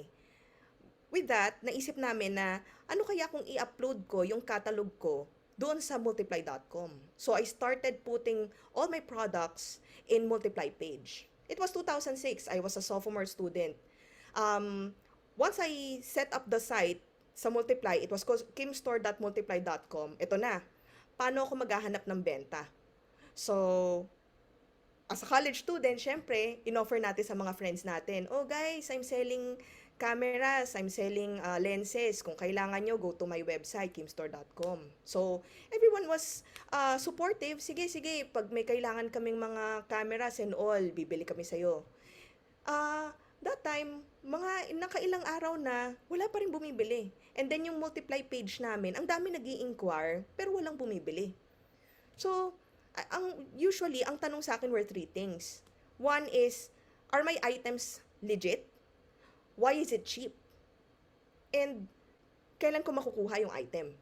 So, siguro nung time na yon, I just wanted to have one sale.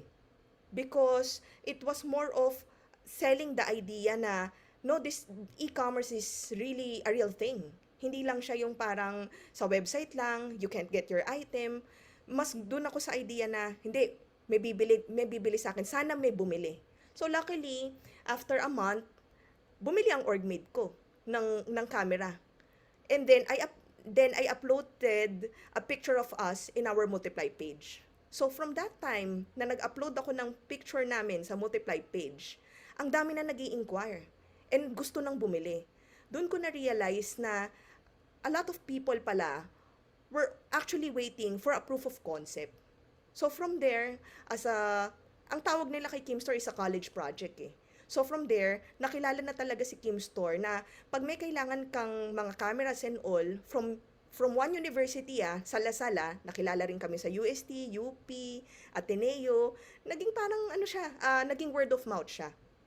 So from there, imagine nyo guys one customer in a month, in a week nakaka 2 customers ako. Hanggang in the past 2 years, nung nag-graduate ako, ang dami ko ng orders. Siguro, hindi ako nauubusan ng 10 orders in a day. Ganun yung power of multiplication in e-commerce. So, in 2006, when I conceptualized Kim Store, in 2008, dito na, graduate na ako. Nung graduate ako noong 2008, it was the financial crisis. So that time, torn ako. Side hustle ko kasi ang Kim Store eh. Am I gonna take it as a full-time hustle or a side hustle?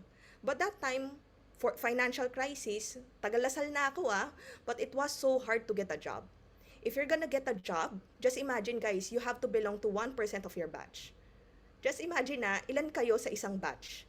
Are you gonna reach or are you gonna be part of the top 1%? So you have to be realistic. In 2008, I decided to make Kim Store a full-time. Na sige, nandito na rin naman ako eh. It's working, sales are growing, so why not make it as a full-time? E-commerce was actually relatively new. Nung time na yon guys, 2008. So, I think I didn't have a hard time selling cameras, but it's more of convincing people to go online and buy your products. Lagi ang tanong sa'yo is, bakit mura? Legit ba to? Sure bang makukuha ito? Those were the 3 top questions na paulit-ulit naming sinasagot way back 2008. Nag full-time ako dito. In 2011, 5 years na ang company. So, I had to create a vision.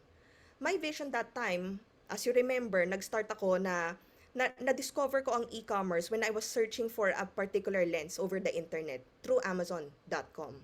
So, I had this audacious goal na, oo nga no, I wanted to be the Amazon of electronics in the Philippines. That was way back 2011. So, from 2011, I'm an entrepreneur. I came from a family of entrepreneurs. Pero na-realize ko na iba na pala to. When you wanted to build a business, you have to hire people. So, from there, siguro, I'm just gonna share because I'm talking to college students na entrepreneurship is different with leadership. With that time, na parang napaisip ako na, I can be an entrepreneur, but can I also be a leader? Na this time around, people will rely on our livelihood, and that's a big responsibility. But anyway, we enjoyed serving our customers. We enjoyed receiving feedback from customers, criticisms or positive criticisms para at least mag-improve yung operations namin. Yung business namin was really set to really grow. Diba? 2011, we wanted to be the Amazon of electronics in the Philippines. We're selling really, really good in multiply.com because that time parang halos kami lang talaga nagmo-monopolize in the market eh. 2013 guys, just imagine, Multiply shutdown.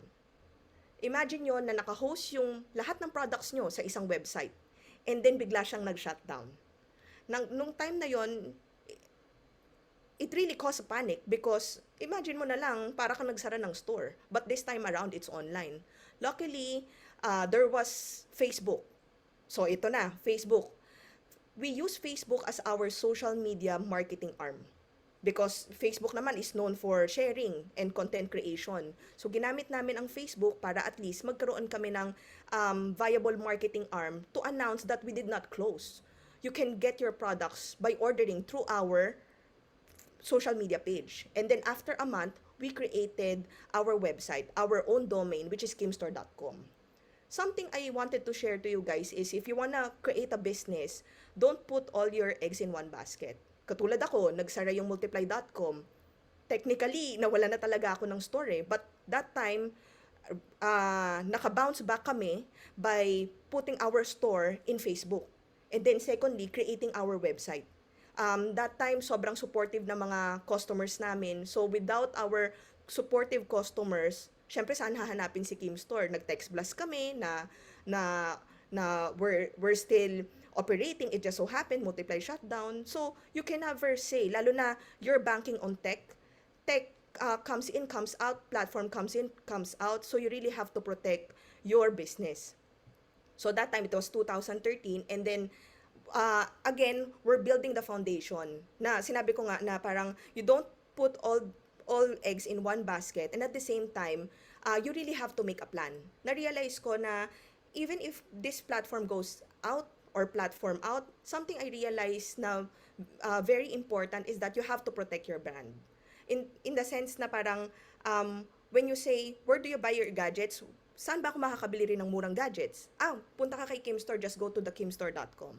So, we were doing well again, and then eventually, dumating na yung marketplaces. Nandiyan na si Lazada.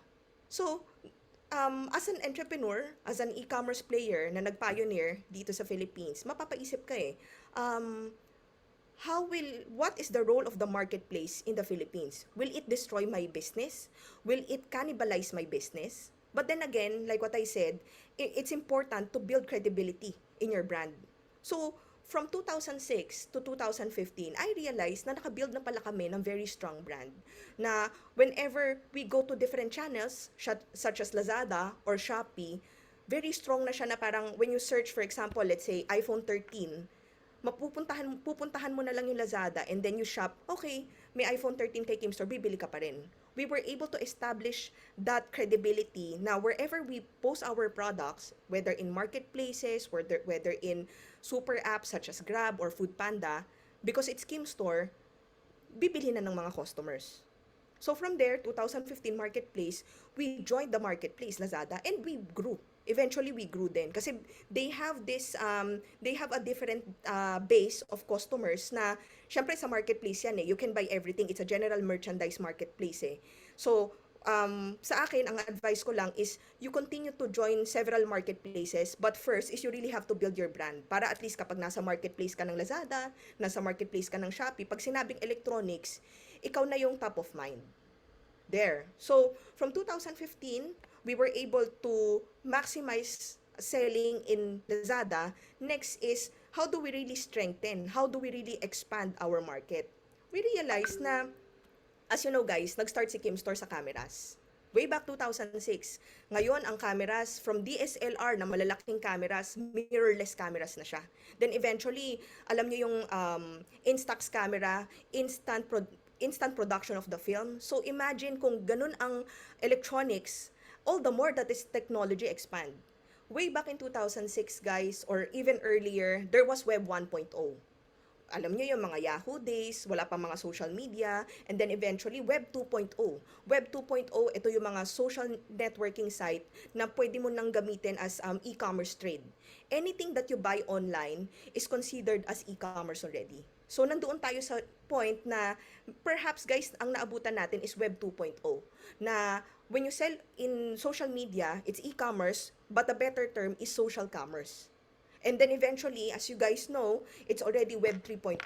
Web 3.0, play to earn, metaverse, and NFT, these are new languages in the field of possibly technology and most likely a hybrid of e-commerce. Let me share that further later. So from 2015, guys, pumasok tayo sa marketplace, and then in 2015 also, we already expanded our categories. Na hindi lang pwedeng magbebenta ka ng cameras, people want your services. So nasa electronics ka na rin, why not offer laptops, offer mobile phones? So doon talaga nag-expand yung categories namin. Just imagine guys, from 2006, perhaps we're just selling 10 SKU. Right now, we are selling 20,000 SKU. Focus in electronics. And then from 2016, 2017, we also realized that we wanted to expand our territory. Kimstore is known as a Metro Manila owned shop or store, pero ang point doon is how do you really expand your network? So from there, we realized na we wanted to partner with logistic such as, for example, LBC, AP Cargo, para at least we can also reach yung mga customers nationwide. So from there, nag-nationwide na rin si Kimstore. Because as we say, we wanted to be the Amazon of electronics in the Philippines. That was the audacious goal noong 2011. But it involves planning. First, of course, you need to have a team. And then eventually, how are you gonna ride on those disruption like marketplaces? From there, we joined the marketplaces. Hindi kami nagpa-oust sa marketplace na, okay, nandiyan na yung marketplace, we're gonna shut down the business, find another business. It's not like that. Sometimes when you see a threat, maybe it's not a threat, maybe it's an opportunity for you to grow.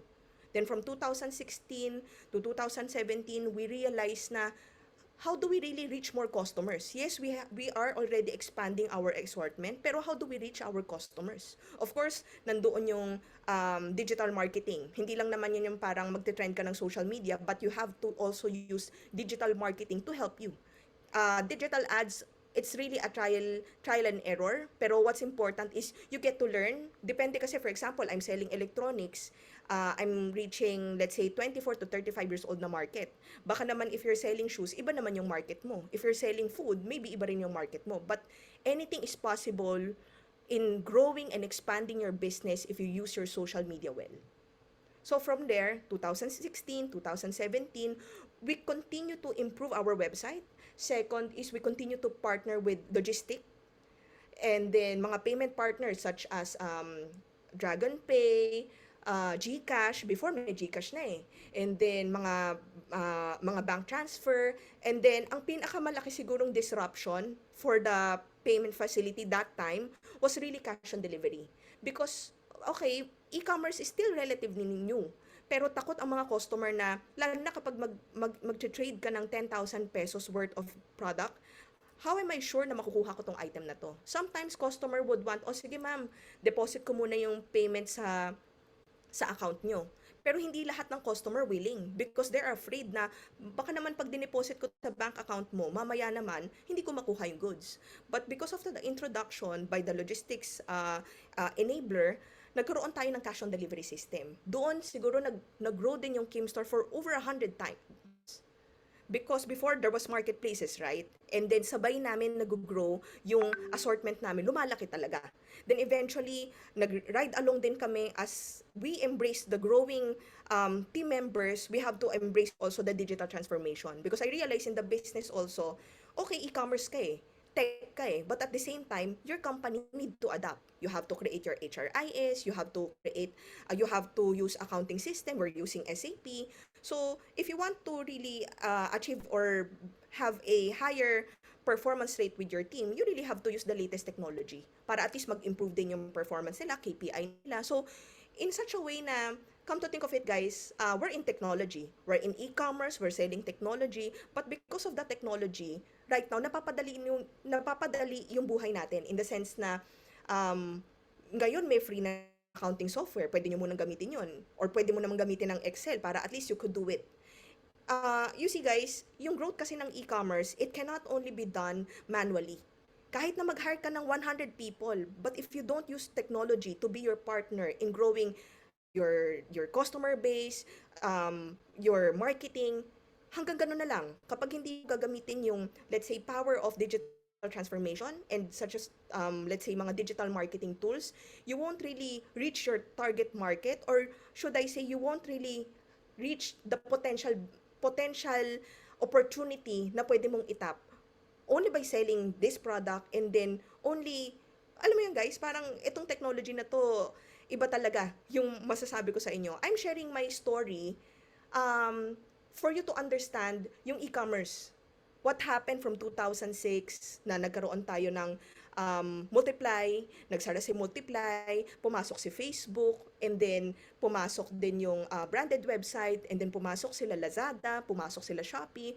But then again, these are tools. But at the same time, you also have to do some works in the sense na syempre kailangan nyo rin ng product innovation, expansion ng assortment, and then partnership with mga logistic partners such as cash on delivery. Uso yan ngayon ha.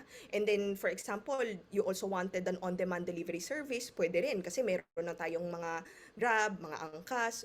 Use it in your advantage. So from 2015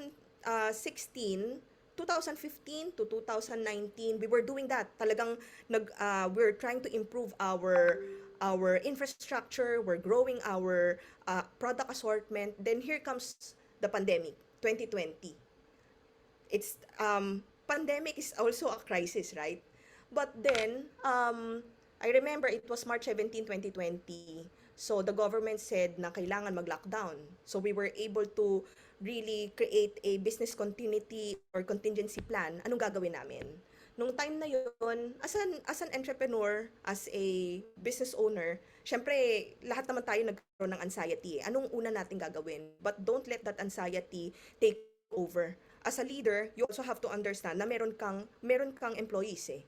So from there, I realized that your voice as a leader is also important. Na you have to ensure na itong mga employees na meron ding syempre mga binubuhay, kailangan ma-feel din nila that they're taken care of.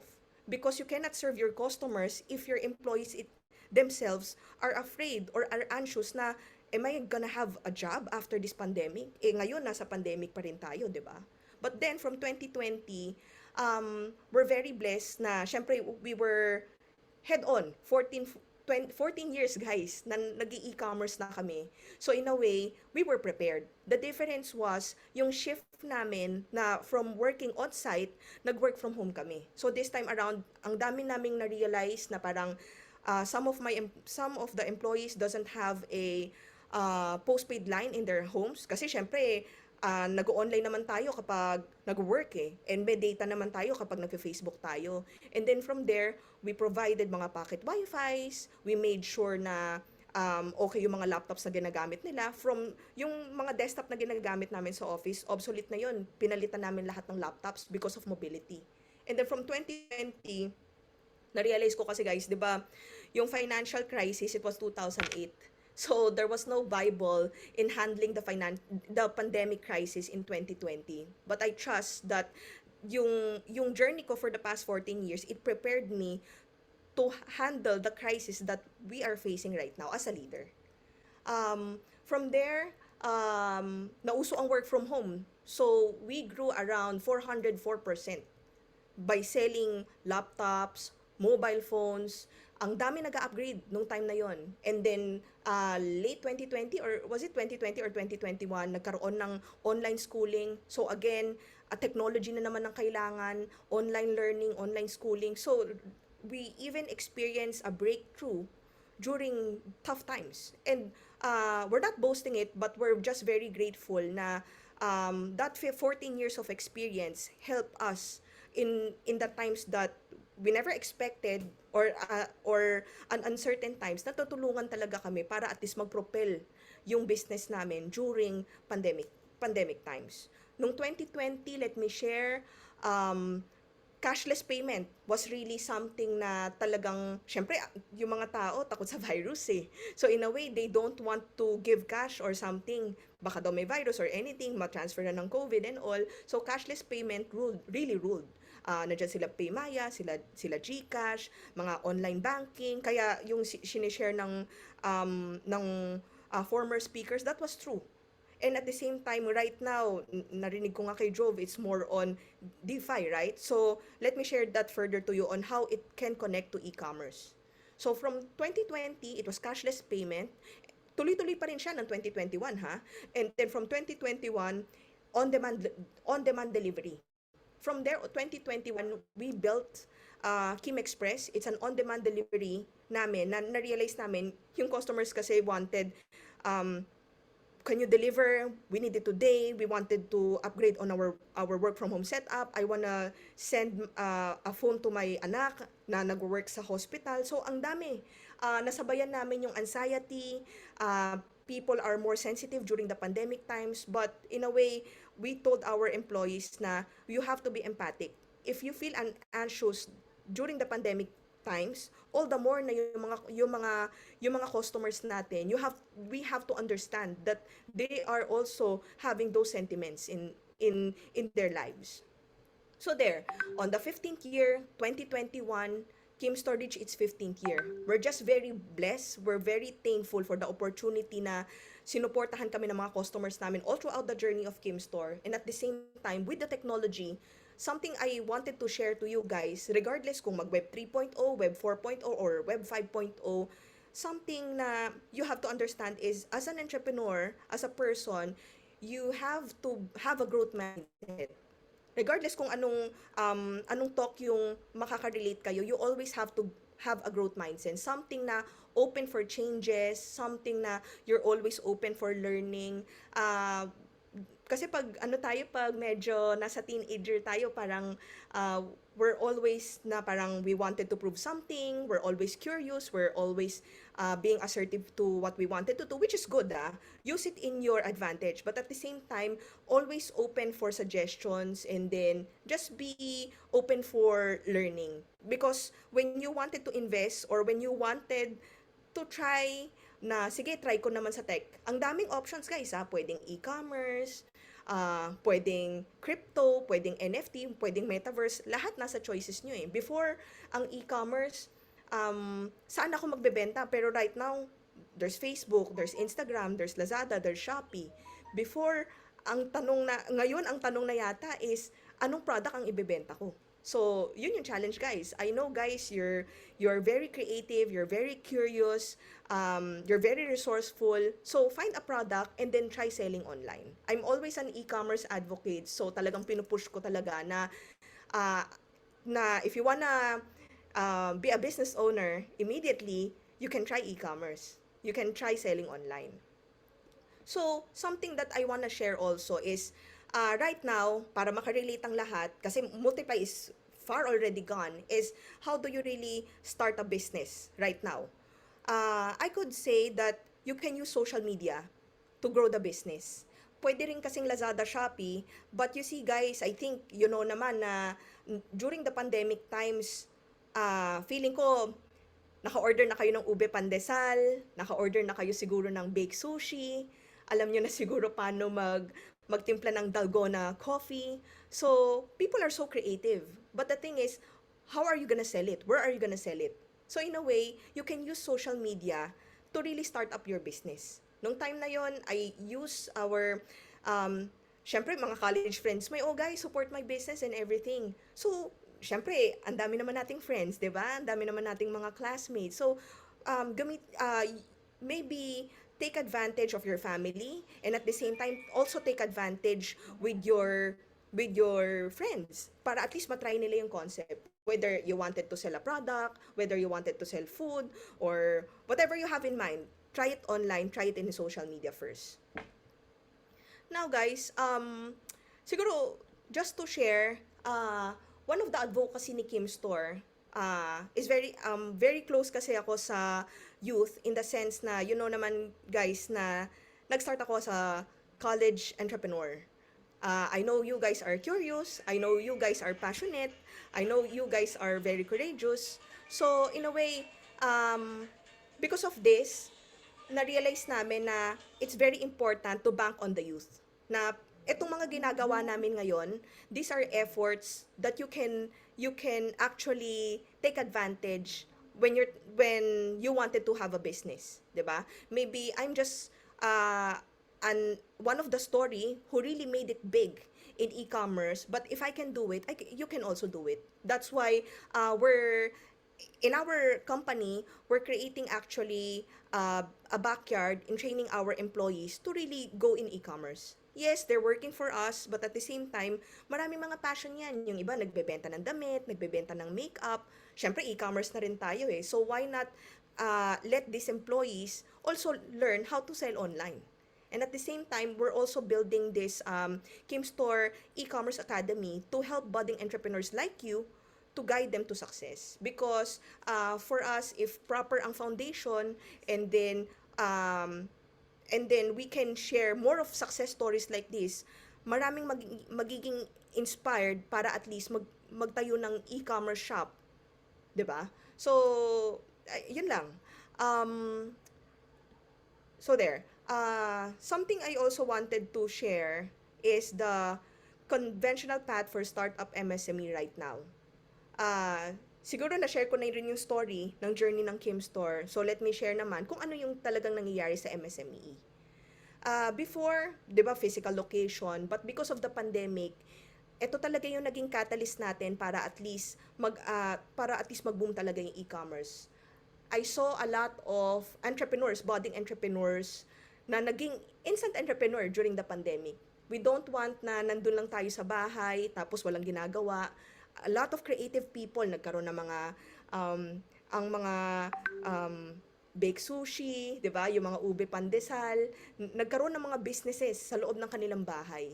So all the more na nakaka-inspire na sa tingin ko itong mga SME, pwede kayong mag-start agad-agad ng business only by selling in social media. Or pwede rin branded website, but it's up to you if you're gonna start it in your social media or if you're gonna start in Lazada and Shopee. And then, why digitize? Benefits of taking business to social media. Before nga, 'di ba, the problem was saan ko ibebenta? But this time around, guys, sobrang daming platform. Pwede kayo magbenta sa Facebook, pwede kayo magbenta sa Instagram, pwede kayo magbenta sa Facebook and Marketplace. Just have a viable product. Siguro something I could share, there are 4 growth strategy that you have to remember in e-commerce. First is you have to take care of your brand. You have to make sure na you have to protect your brand. You have to have a good credible brand. It means to say, kailangan good ang customer service mo, good ang product mo. Hindi naman lang yan parang 15 years, ganito lang. At least you can hear good stories na okay ba yung service nila? Masarap ba yung food nila? Okay ba yung products nila? So it's very important to build a reputable brand. Without this, kahit anong mura ng presyo mo, walang bibili. Second is, if you're in the stage na you already built your business, sabihin natin mga 6 months na, 1 year na, it's booming, you also have to innovate. And part of innovation is assortment expansion. Just imagine guys, I'm buying mahilig kasi ako sa salmon, so I'm buying a salmon sushi. Ngayon, ang dami na niyang iba't ibang kinds na nagbenta na rin siya ng mga baked products, mga pasta, para at least ma-complement. Total, alam nyo naman na siya na yung bibilhan, so why not expand your category? Third is, you have to try partnering with a lot of logistics. In the sense na, for example, let's say, you're based in Metro Manila, di ba? Your customer is based in, sabihin natin, Davao. How are you gonna ship the order? So you have to have a reputable partner. Why reputable? Kasi in a way, when you say 2 to 3 days, kailangan yung logistic partner mo, sure din na within 2 to 3 days, madedeliver yung product na yon sa customer. Because more than the partner, magagalit yung customer mo pag hindi nakuha yung order nila. Third is, this may or may not be applicable, pero the next big thing in e-commerce is cross-border. If you have a local product, try cross-border selling. You can sell it in Lazada and Shopee. They have a wide range of infrastructure network that can really market your products. Or in fact, you can sell it in Amazon. It just depends on the product. So those are the four growth strategy that I could impart for the past 15 years. Kaya talagang continuous ang growth ni Kimstore. Not only by twice, by thrice, but it's a power of multiplication and expansion. Nag-grow talaga si Kimstore. And in fact, in the pandemic, like what I've said, nag-grow na kami 14 years. But because of the pandemic, we even grew 404%. All because we maximize the power of technology. And we understand our customers. Okay, challenges for MSME. At least, real talk lang tayo. Well, as much as malaki talaga yung tulong ng e-commerce sa pandemic, it only comprised of 1%. And Filipinos are still a mall-going culture. But this time around, kahit naman ganito yung challenge natin right now, because of the advantage that we had experienced with e-commerce, for sure itong 1% na to in the next 2 to 3 or even 5 years, the 1% would be 5%. Right? Importante rin kasi na awareness. Right now, because of the pandemic, si DTI nagkaroon sila ng roadmap to have 1 million e-commerce businesses in 2022. So just imagine yung ginawa ng e-commerce para lang at least mapansin ng public sector. And it's DTI supporting MSME na if you wanted to start a business, nandito lahat ng tools, nandito lahat ng process, and the government can support you. What's in store for the future? Okay, there's a lot of disruption that is happening. Ang topic nga ngayon is Web 3.0, right? Ako, I'm a businesswoman. I started a business during the time of Web 2.0. Then eventually, I'm embracing now the Web 3.0. Like the former speaker was sharing, guys, yung e-commerce right now, nandun pa kami sa tech na virtual reality. Whereas you could check the website and then probably use metaverse, yung mga Oculus na yon, para at least makita mo yung products mo through metaverse. So, just see the dynamics of how e-commerce is changing right now. e-commerce, we're selling tangible products, we're selling mga cameras, mobile phones, but because of the NFT, guys, we're in e-commerce, we can sell NFTs already. Hindi lang siya, sabi nga nila, di ba, that's a different world, pero right now, everybody's banking onto the next future. It's a matter of, ako, e-commerce ako, paano ko gagamitin in advantage yung NFT? And the metaverse as well. Pero in reality, the big corporations right now, I believe sila SM, sila Robinson, they're trying the omni-channel experience. They have this app. If you wanted to shop this product, omni-channel. So QR code na lang, and then pupunta ka na lang sa shop inside that mall, and then you can get the item. 'Di ba? Meron pa rin ganung experience. You see guys, Web 1.0, 2.0, 3.0, nandiyan naman yan eh. Right now lang, we're just preparing for the Web 3.0. Because Web 2.0, yes, social commerce, MSME are really taking advantage of social media. For sure naman guys, nakapanood na rin siguro kayo ng mga live selling sa Facebook, di ba? Nagbebenta ng mga damit, nagbebenta ng mga alahas. Saan naman tayo mag-shopping during the pandemic? Siyempre sa bahay lang. So malamang, we shop through Shopee, Lazada, Kimstore, or even in Facebook. Some interesting prospects for e-com in Web 3.0.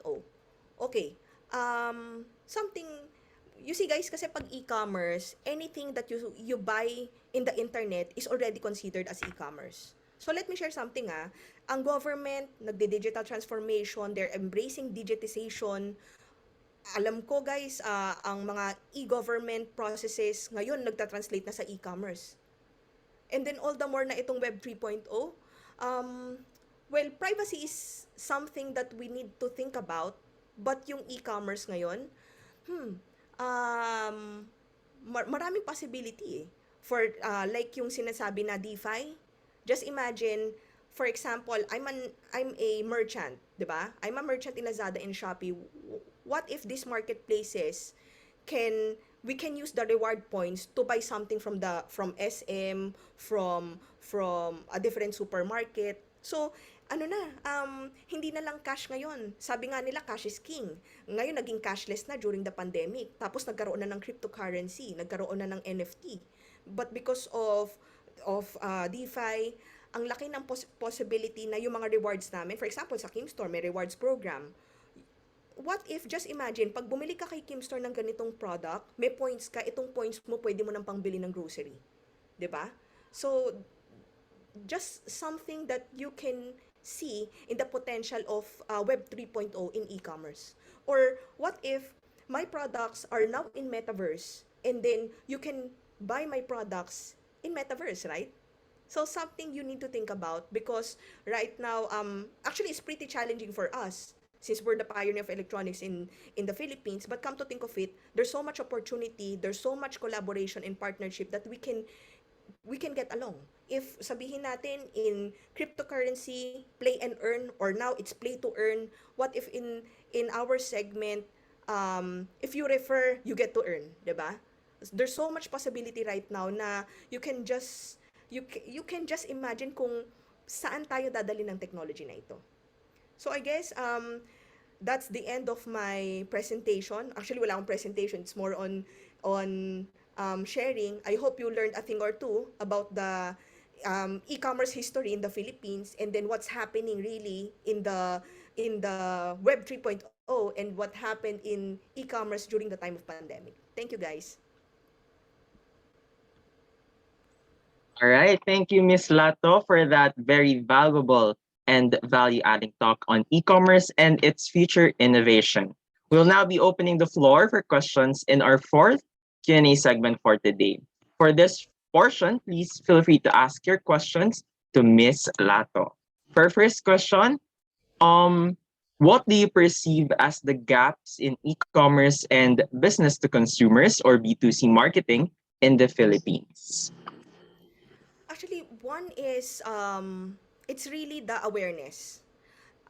During the pandemic times, let me share, a lot of people know our contact numbers. Paano po ba bumili sa Kimstore? Para namin tinuturuan manually yung mga customers na, ma'am, you just have to pay the deposit, you send it to our Viber number para at least makita mo yung para at least ma-process namin yung orders. akala namin na parang nung time na yon, syempre there's Lazada and there's Shopee, marunong na yung mga customers paano mag-shop. But we realized during the pandemic, there's so much awareness pa na kailangan. Before we say na e-commerce is now a main channel of shopping your products. All right. Thank you for that. And I think this will be our last question, but to those questions left unanswered, we'll be sending them over to Miss Lato and we'll be posting it later on. Right? How is Kim Store shaping the world of e-commerce industry through digital amplification? Okay. One is, I'm a tech provider, di ba? So, it's really a humbling feeling na, syempre guys, our vision has always been to provide affordable and quality electronics, di ba? During the pandemic times, nakita ko yung value ng company namin in serving the Filipinos by providing laptops for their work from home setup, by providing tablets for the online schooling. So there pa lang nakita na namin yung need namin eh. And as a pioneer source of e-commerce, we wanted to really raise the flag and we really wanted to set the standards na Pinoy pride ang Kim Store. So we can also translate from Web 2.0 to Web 3.0 and we can take advantage of what's happening like the metaverse, the DeFi. We have a lot of plans in the next 5 years. So watch out na lang.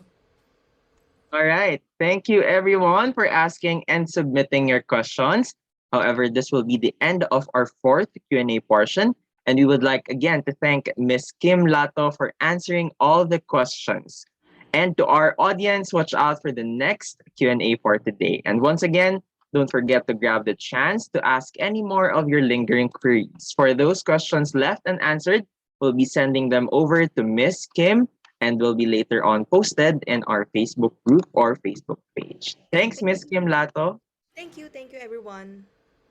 Moving on to the topic of cybersecurity. Let us all welcome Mr. Jalain Manrique from KPMG Philippines. He is a certified public accountant, a certified information systems auditor, and has been certified in risk and information systems control as well. He has more than 14 years of extensive professional experience in the field of IT audit, SOC or attestation, cybersecurity, data privacy, ERP implementation, robotics, process automation, data and analytics, and IT project management. Let us all now welcome to the virtual floor, Mr. Manrique. Good afternoon, sir. Hey, hello, good afternoon. Can you hear me? Yes, sir. Great. So it's really nice to be here, and I'm really excited to also share our insights from KPMG's point of view about cybersecurity and data privacy. So thank you for having us here.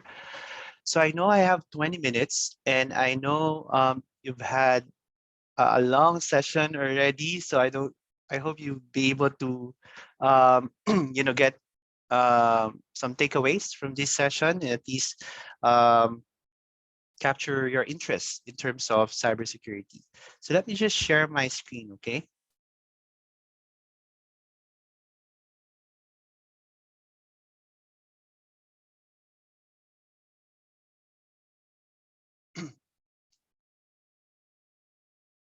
There, I hope you can see it. Can someone confirm? Yes, Bo, we can. Great. So, okay. So just to maybe introduce myself, right? So I'm Jalain, but another interesting fact about myself is I'm actually a CPA, certified public accountant, but I started I didn't get to practice accountancy, right? So right after I graduated and passed the board, I was lucky to be accepted and be part of an IT audit team for one firm. And then from there, I started in IT audit, ventured into a lot of the tech services, like for example, from IT audit, I went to cybersecurity, then to more transformation work, then hardcore IT, and then, automation. And, it led me to, to where I am right now. I wanted to start there because I know based on the our fellow attendees here. So I want you to at least envision that, there is a huge future, for everyone. No? So doesn't mean that you've studied, let's say, business courses or IT courses. In this day and age, you can essentially do everything that you want, right? So what I would want to share in this session is that, for all of us here, for everyone here, cybersecurity is one of the most demanding profession. There's actually no unemployment when it comes to cybersecurity, and frankly, I'm not saying it's I'm having it, but it's one of the most highest paying job. So because which I would want to explain in this session, because cybersecurity has become one of the most essential services, that most businesses would need nowadays. So with that, let me just start. So what I want to discuss in these 20 minutes, or maybe around 18 minutes by now, is to remind everyone that future is already here, right? So we are in the digital age, right? Wherein, we always hear about the fourth industrial revolution. You hear about all of the emerging techs out there. So future is really now, So, and because of that, there was also a change in the risk landscape, particularly on the cybersecurity risk. So that's what I would want to discuss as well. And then lastly, which might be more relevant for everyone, so how is that related to the workforce, right? So these are the three areas that I would want to share in this session. As I've mentioned earlier, so we are indeed in a connected world, right? So, we are in the age wherein a lot of the services are now online. It's now, through mobile, and we're using data, in a lot of areas. For example, in marketing, right? There's digital marketing, there's customer experience, there's artificial intelligence in order to analyze the customer's behavior and tailor a model that could work for business to be able to capture that opportunity. So I would want to show a very quick video that we always share to our people and even to our stakeholders when it comes to this connected work. So I hope you can hear the audio. If not, just let me know. Let me just try and play it. This is the future, and this is now. Okay po. What you do to get Thank from you. here to there will determine your business success or failure. Take this company, for example. They implemented the cloud. And this company, they embraced blockchain. Sarah over here incorporated both augmented reality and artificial intelligence in her business. And Dave over there is integrating drones, 5G, and IoT into theirs. They call it technology. We call it revolutionary. Because it's changing how humans and machines complement one another. And ultimately, how leaders do business. From this industry to that industry. And from these people who are supported by technology to this technology that's supported by people. You probably have a pretty good idea about how automation, analytics, and artificial intelligence work. You might even know how it can work with these customers. Here, you can see it managing both basic and complex tasks for your employees. Here, your team is gaining new insights with it. But implementing just one of these major emerging technologies isn't enough to lead, let alone keep up. Everyone needs to invest and scale in all of them. When you do, this is what efficiency and productivity will look like. That is what customer engagement and cost savings will feel like. We've entered a new era where an insurance company app like this one can automate the once laborious claims process into an instant one. And where predictive modeling harnessed by this online retailer optimize the customer experience with every click. This is not just about change. This is about change management. New technologies like these will create almost 15 million jobs in the next 10 years. many playing roles in scaling artificial intelligence. So you'll need to create or consider this role, that one. Yep. Uh-huh. And totally. This is the time to scale. This is the future. This is KPMG.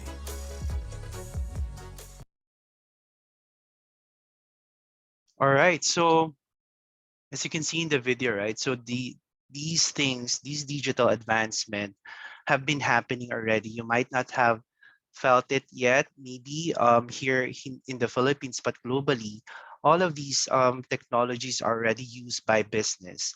So just to further expound, so these technologies are normally, starting from digital platforms in the use of artificial intelligence, and also, evolving more to creating technologies that will provide immersive experiences.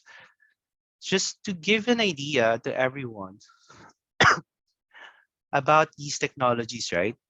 And later I will discuss why is it relevant to our topic today on cybersecurity. So let me just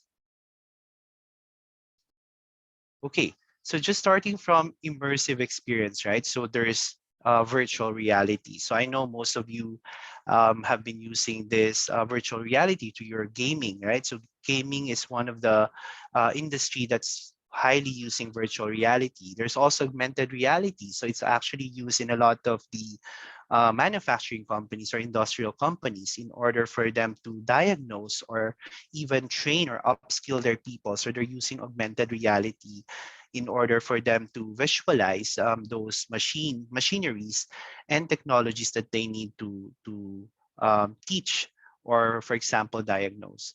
And there are a lot more immersive experience type of technologies out there, like 3D or 4D printing.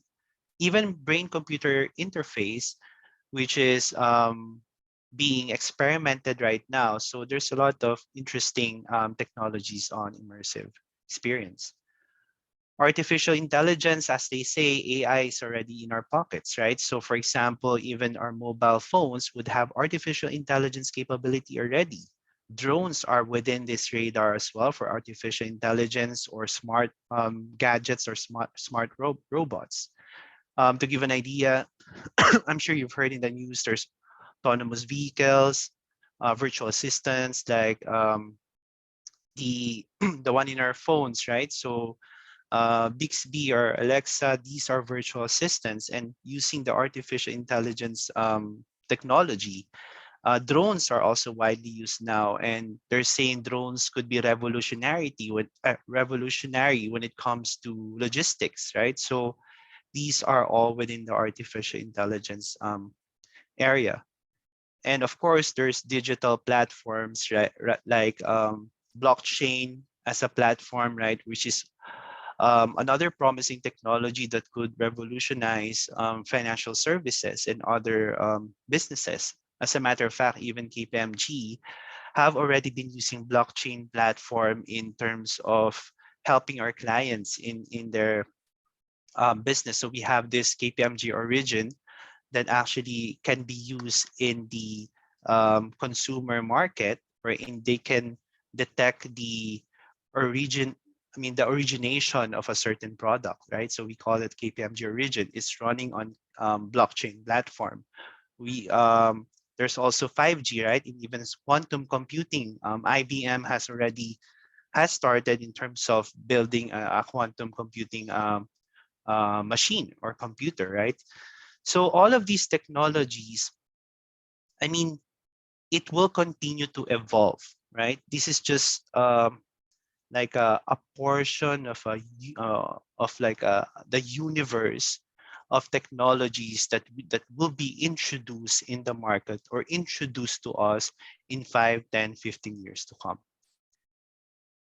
But this evolution comes at a price, right? So it will, or it has actually significantly changed the threat landscape or the risk landscape for all businesses, right? So just to cite an example, these are some of the um, incidents or risks that we are facing nowadays because we have adopted all of these technologies. Now, Does that mean that it's actually not good for us that we're introducing a lot of these technologies out there in the market? Not necessarily. It only becomes bad if we don't consider security and privacy as part of the design whenever we create these technologies. So that's why it is quite important, and this session is quite important for us to understand how essential cybersecurity is, in the adoption of these technologies. So if cybersecurity 10 years back is really more driven of compliance and, of course, protection of consumers, and it's usually more of an afterthought whenever you adopt a technology. But nowadays, it has to be embedded from the conceptualization down to the build and deployment of a technology. So there's a concept such as security by design or privacy by design. It means that it is embedded on how you design any technologies out there. So it is actually proven that cybersecurity is indeed one of the, if not the biggest risk that we're facing nowadays. Because a lot of the technologies we're using right now, even the internet, right? When internet was developed, it was not, they did not consider security as part of the original design of the internet, right? So when this was developed before, it was really more to connect everyone, right? From anywhere. So, but for a lot of the technologies that we're also using nowadays, security was really more of, as mentioned earlier, an afterthought. So that's why there are a lot of patches and releases that are being introduced to ensure that there would be protection, of data and also of the consumers. So that's why, because of that, you can see that there are a lot of vulnerabilities and exploits that are happening, mainly because there is that lack of security controls when these technologies were introduced.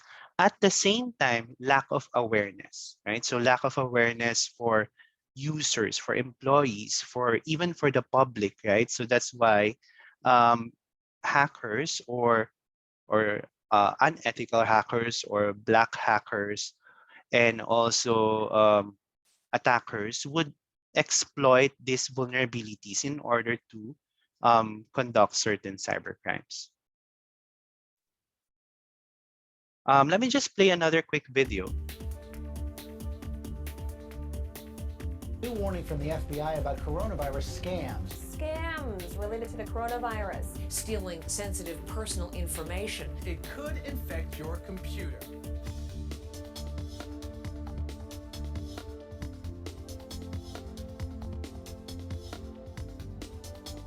As millions of people around the world are stuck in self-isolation, video conferencing technology has really been the glue which has kept the global community intact.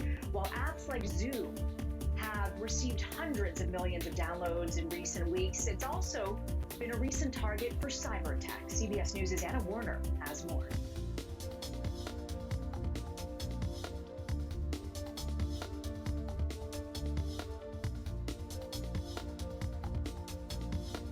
Mabilis na pinalikutan at pinababa sa kanyang sasakyan ang suspect na si Justin P. Claveria, 19 na taong gulang.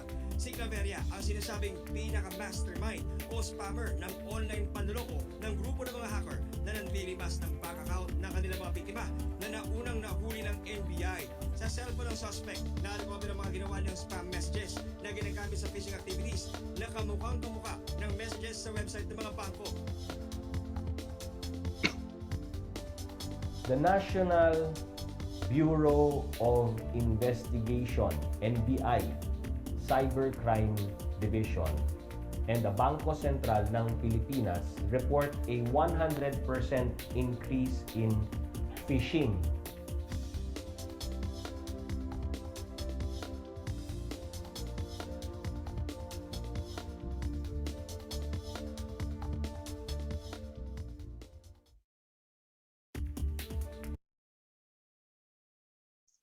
All right. So even during the pandemic, right? So it didn't really stop, malicious users or even the hackers to exploit, the weakness in these technologies in order for them to conduct these cyber attacks or cybercrime.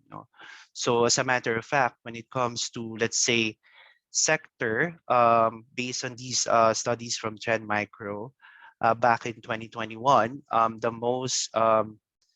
the sector that has been attacked the most has been on financial services. So these are banks and insurances, and also other financial institutions, followed by tech companies, then manufacturing companies and retail. So most of these attacks were done through phishing. Phishing is actually exploiting mostly the weakness on users. So it means that the very root cause of that is the lack of awareness. So phishing, network intrusion, followed by inadvertent disclosure. So all of these are alarming signals actually, that tells all of us that these cyber attack is increasing day by day. It has actually exponentially increased over the years. And another risk is attack services are becoming inexpensive. So I'm not sure if everyone has heard about there's a black market when it comes to cyber security, and in that black, they call it the dark web. And in the dark web, so there are even professionals out there that are hired to conduct these attacks. And these attack services, they it's actually a community, it's an ecosystem that you can essentially procure such service, and procuring such service is already inexpensive. So it means that anyone that has access to these attackers can actually pay them to be able to conduct such attacks. So that is really quite alarming, especially for businesses out there, and even to the public.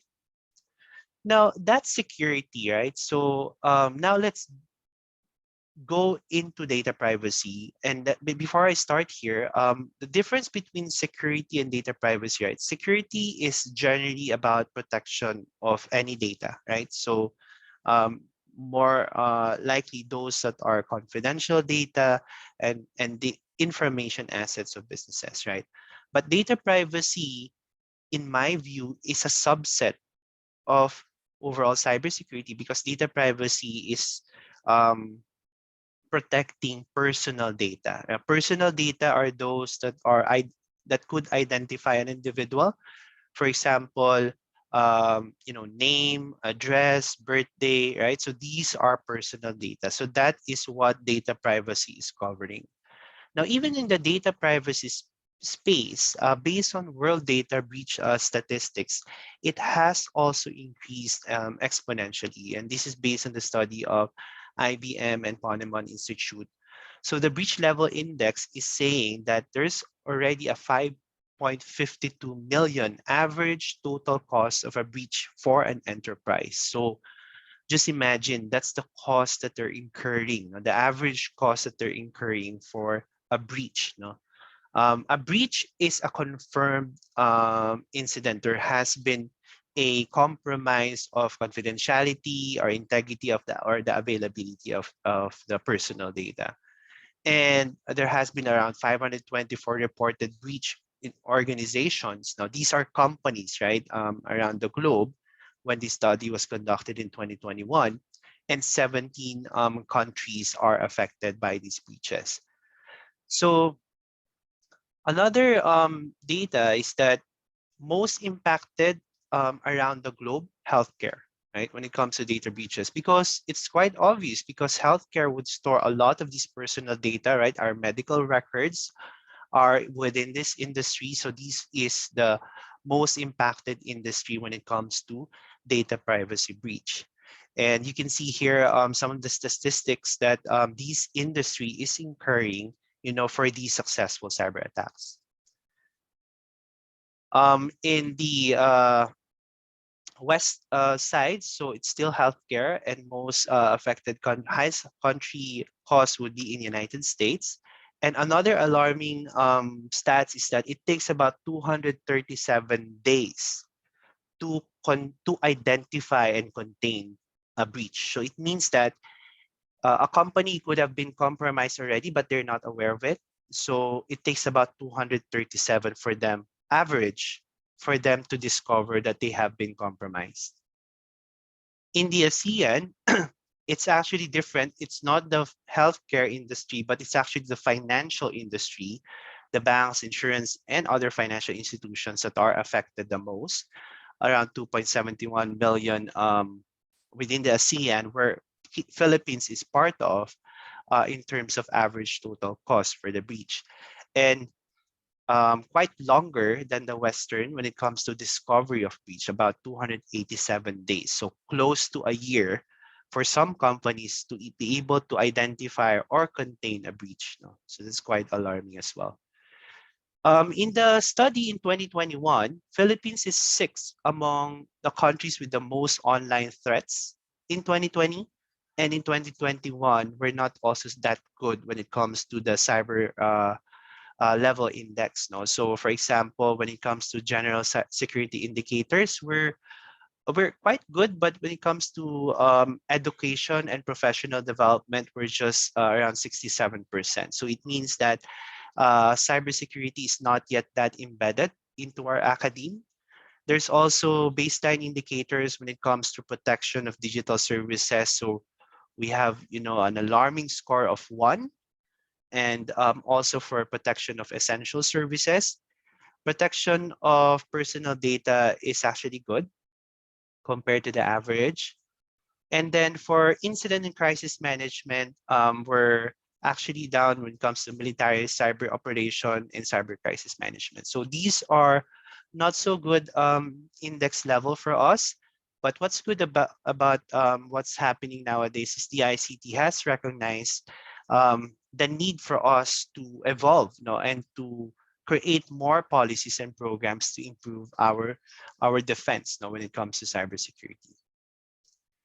In the private sector, KPMG does an annual survey, and in this annual survey, in last year's survey, most of the CEOs around the globe, and this was participated by hundreds and I believe thousands of CEOs around the globe, cybersecurity has been the top risk for these executives. So it means it has always been part of the top 5, but last 2021, cybersecurity has been the top risk.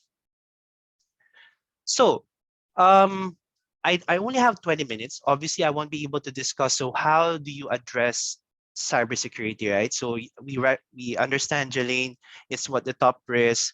Government needs to improve programs in order to address that.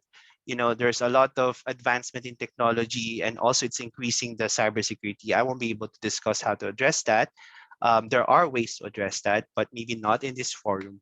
But what I want to share with everyone is that would mean that it will also change what the future skills would be needed. No? So for example, when it comes to digital, gone are the days that you would need, some of the traditional professions like business administration or even accountancy, my profession. So you need to be able to fit into what is needed nowadays. So that means you are in that transition period kasi. So it means that whatever it may not necessarily be something that you've learned from college. It has to be something that you need to develop after you graduate. So it means that it could be in the area of digital innovation. It could be in the area of data and analytics or process excellence, especially cybersecurity and also automation. So what I would want to message out to all of the students in this forum is to ensure that you would be able to discover later on where do you fit into this digital landscape and what area would you want to specialize on. So studying doesn't stop here. In order for you to remain to be relevant in the market nowadays, you need to know where do you fit into this digital age and digital world. And workforce of the future. So as I've mentioned, you need to start defining what's your digital ambition, right? So where do you want to play in? what is the impact of this digital advancement into the profession that you're actually taking. So you might want to start there. If you're in IT, doesn't mean you're digital, right? It means that you need to know where you want to go. Do you want to be more on the API development? Do you want to be more on the compliance? So once you determine that, then understand what are the new technologies that are introduced into those professions. So I'll stop here. I hope I was able to at least spark interest to everyone on how important cybersecurity. We're quite in an exciting age, but at the same time, it poses a lot of risk for us when it comes to cybersecurity and privacy risk. So we need to, you are the future. So you need to try to upskill yourself already, especially if you want to play and be part of the cybersecurity community. Thank you everyone for having me here.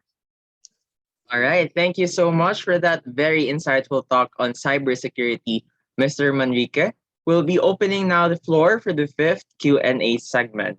Please feel free to take this chance to ask questions to know more about cybersecurity.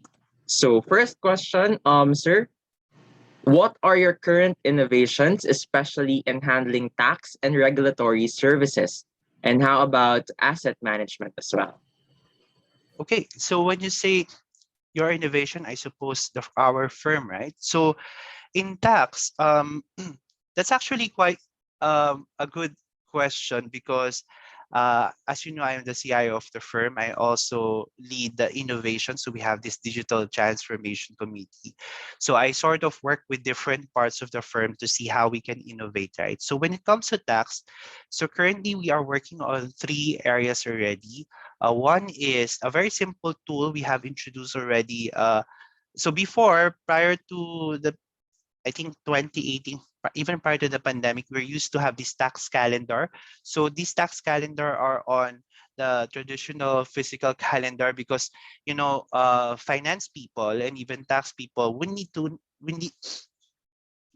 this calendar for them to know what's the deadline, right? So what are some of the timings that you should be aware of. So we sort of converted this already into a mobile app. So it's downloadable. You can check it out. And this app is, we're not charging for it. The main value for this is in order to help the community, and any of our clients can download the app for them to just check, tax deadline. We always update the content there. Second, we also have explored tax bots. So in order for us to do the tax compliance, gone are the days wherein we have tax graduates that does, the filing of the forms, the filling out the forms or creating the schedules and all. So these are done by bots. So it allows us to increase capacity. At the same time, our tax professionals now can focus more on the analysis rather than doing the routinary tasks. So we're continuously implementing a lot of automation through the use of bots. And third, we are exploring about a tax app as well that caters to small and medium enterprise. Now, this is still in the early stage, right? It could be as simple as tax wizard, right? That can answer some simple questions, right? And at the same time can do some calculations maybe. So we're still in that conceptualization. I'm not sure if I should have shared that, but anyway, that is something that we are working on. Well, I forgot the second question, Reggie. How about in terms of asset management, sir?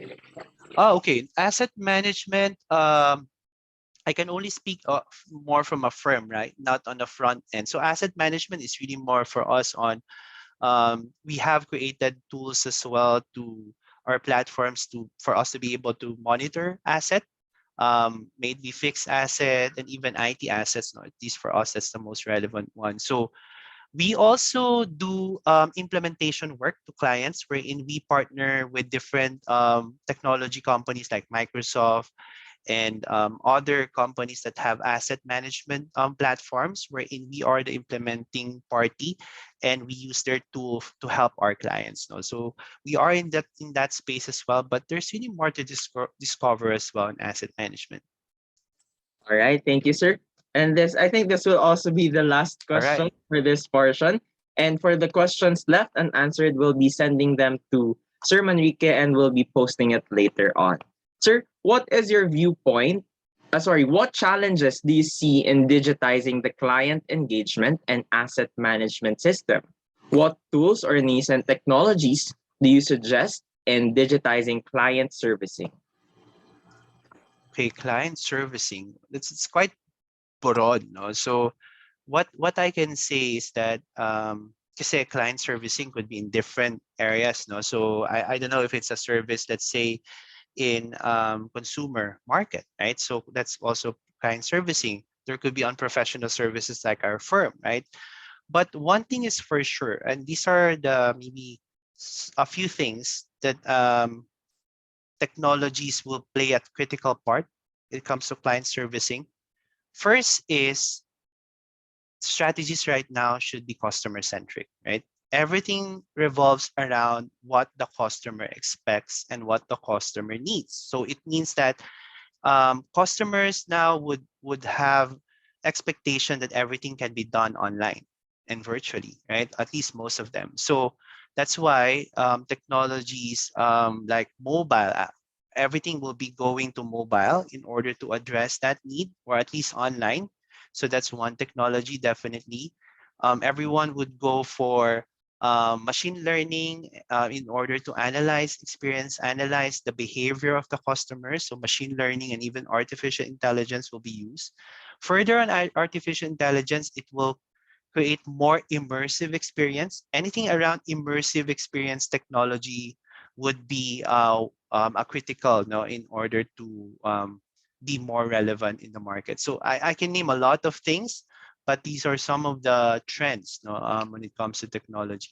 There seems to be some particular attention in asset management. I'm not an expert on asset management, but all I can say is that there are already platforms out there that are catering into asset management, and these solutions are getting more and more advanced. But if you want to know more, I can definitely, you can send me a message. I can connect you to our asset management partner, and we can jointly have discussions, just exploratory discussions if you want to know more, because we're here advocating digital, right? So if you want to know more, we can probably talk about it in a separate session. All right. Thank you, everyone, for asking or submitting your questions. We can feel your excitement in this Q&A portion. And for the questions left unanswered, we'll be sending them over to Sir Manrique and we'll post them later on. So we would like to thank again Mr. Manrico for answering all the questions and for sharing your insights and expertise on data privacy. And to our audience, watch out for our next Q&A portion and grab the chance to ask any more of your lingering queries. Again, thank you so much, Mr. Manrique. Pleasure to be here. Thank you, everyone. Bye-bye. Now for our next and final speaker for today's DPIC, Mr. Mark Fregoso of GCash. Mark is the Chief Information Security Officer of Mint, or Globe Fintech Innovations Incorporated, the holding company of the largest and top e-wallet in the Philippines, GCash. He oversees all information and cybersecurity and data privacy groups within the company and its subsidiaries. He is also responsible for establishing and maintaining the information, security vision, strategy, and programs to ensure the organization's assets and data are adequately protected and enable the organization to achieve its business objectives. To talk about cybersecurity, let us all welcome our last speaker for today, Mr. Mark Fregoso. Hi, sir. Hello, good afternoon, everyone. So let me just share my screen.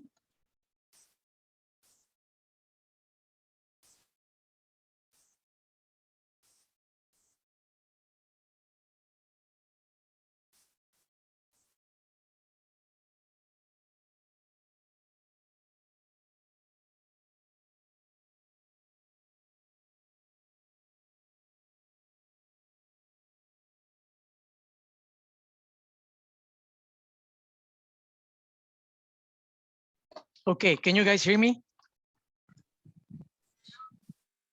Yes, sir. All right, sure. Okay, so good afternoon, everyone. So Mark, I'm the head of security for Mint and Gcash.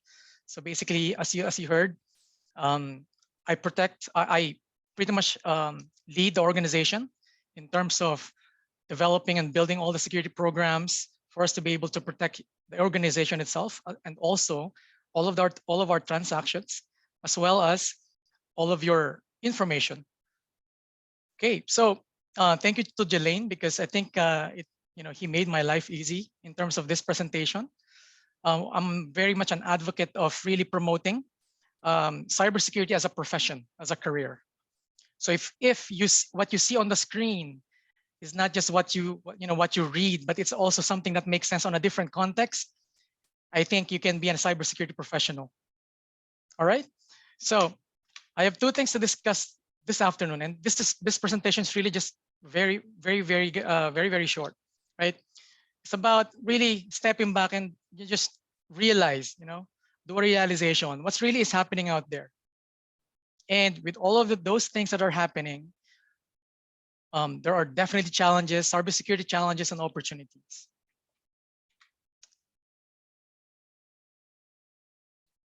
So number one, and I think Jelaine already have mentioned this, right? Technology advancements. And I think the keyword here is exponential technology exponential, meaning as we progress through the years, the technology advances compounded, right? I mean, it's been like few decades that we've seen the internet was born, right? And also the same, I think it's the same when we've seen the first cellular phone. And now with these new technologies, cloud technologies, Internet of Things, blockchain, artificial intelligence, machine learning, right?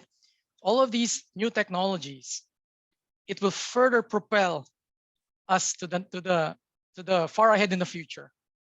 So cloud technologies are basically one of is the main go-to of all organizations that are wanting to go that are doing digital transformation. Internet of Things, every gadget that can connect to the internet, your wearables, even your appliances, your CCTVs, right? So blockchain, I think we've discussed this already, or have been discussed by the previous speakers, that enabled, this is the technology that enabled now the crypto, right? Cryptocurrencies, your NFTs, your P2Es, AIML. We're now in a world where there are vast amounts of data. So AIML is basically, solving specific use cases, solving specific problems, and feeding it with data sets so that the machine or the computer will learn it, right? And quantum computing, this worries me from a cyber perspective, because with this computing power, it is said to believe that it can actually break the power of encryption. And encryption is our main solution for preserving confidentiality, right?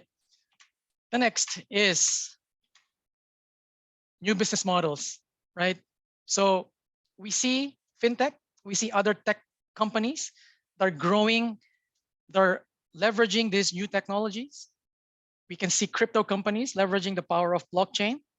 And now we have AR and VR, augmented reality and virtual reality and digital reality as in general. So we see the metaverse, right? And these new companies, right now, may have yet to really uncover the cybersecurity risks. One of the things that I can probably give an insight on is, there are some sort of like gamification of the actual products and services in the crypto environment or in the crypto space. There are like abusing the business logics, right? In the digital reality, I think it only heightens the cybersecurity risks, because you now have two versions of probably the same world, right? The third, laws and regulations, right? I mean, this is gonna stay. This is all nations will always do their part in terms of protecting their nation, their people.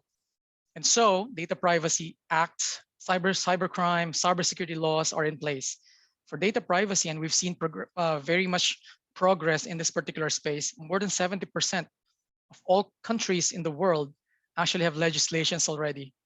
In our country, we have the DPA, the Data Privacy Act, right, which is pretty much being governed by National Privacy Commission.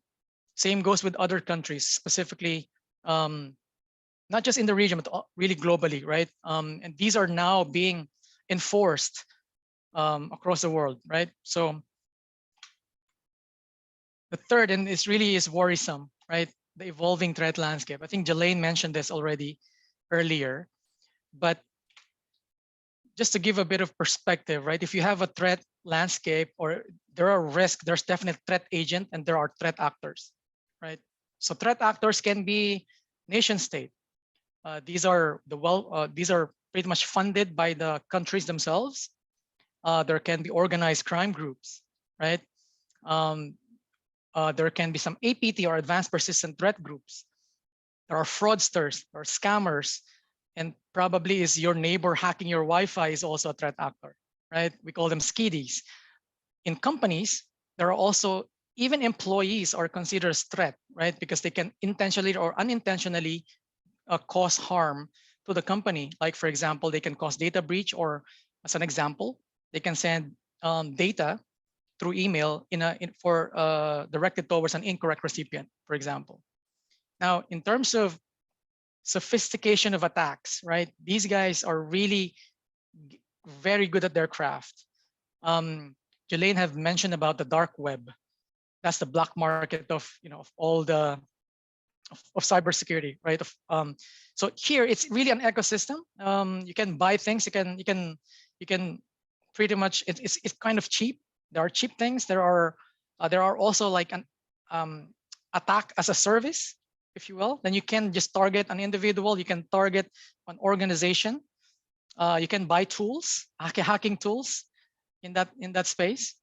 So with all of these things, right, evolving threat landscape is really going to be it's something that's going to stay. And so I think the more we realize that it's really inevitable, and I think we need to live that there's always this, right? And the world's most valuable resource, right? Data. So the future is going to be loads and loads of data, electronic form, video form, audio form, right? Even your images. The world it's going to be really full of data, right? And hopefully we can already realize now that every company is a data company, and that data will have to be secured and protected. So with all of these things that are going on, right? I mean, there's definitely challenges. But I see them as opportunities, and I think this is where I'm coming from in terms of really advocating the cybersecurity as a profession, right? Globally, there's a shortage of cybersecurity talents, right? So, and it's really difficult now to hire, people for cybersecurity. For me, I'm hiring, one of our probably openings would require me at least 1 year for me to be able to fill it, right? So with this particular shortage, right, cybersecurity profession, and Jelaine mentioned there's no unemployment here. There's a sense of job security, right? And to be honest, the salary is quite high, right? So I think it's a good profession. So I'm kind of like challenging the students here. It's probably something to consider as part of your career. Second, there's a need for us to be more aware, not just really from a security perspective, technology people and even business people, but I think all of us will need to be aware of cybersecurity risks, right? And awareness will definitely improve a lot in terms of the fraud and scams. Definitely, if you're more aware about what you share online, if you're more aware about what who you're dealing with on the other end, I think it will, you'll be very safe in terms of dealing online, right? And last but not least, in terms of organizations, I think organizations quickly, they need to mature their cybersecurity programs, right? Because of the evolving landscape, evolving threat landscape, there's really a need for to speed up the maturity of cybersecurity. It's a must-have. It's non-negotiable. It's really the cost of doing business, and so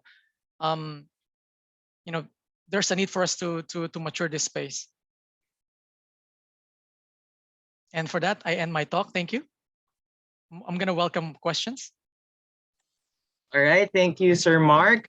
So before we proceed to our question and answer portion, let's engage the audience first. Who here has GCash? All right. Can you please chat on the Zoom chat if you have GCash? Mga pangbayad sa Shopee purchases, sa online store purchases. There you are. There. Sir, mukhang marami po tayong GCash users here. All right. Thank you, audience. So now we'll be proceeding to our question and answer portion for this segment on cybersecurity.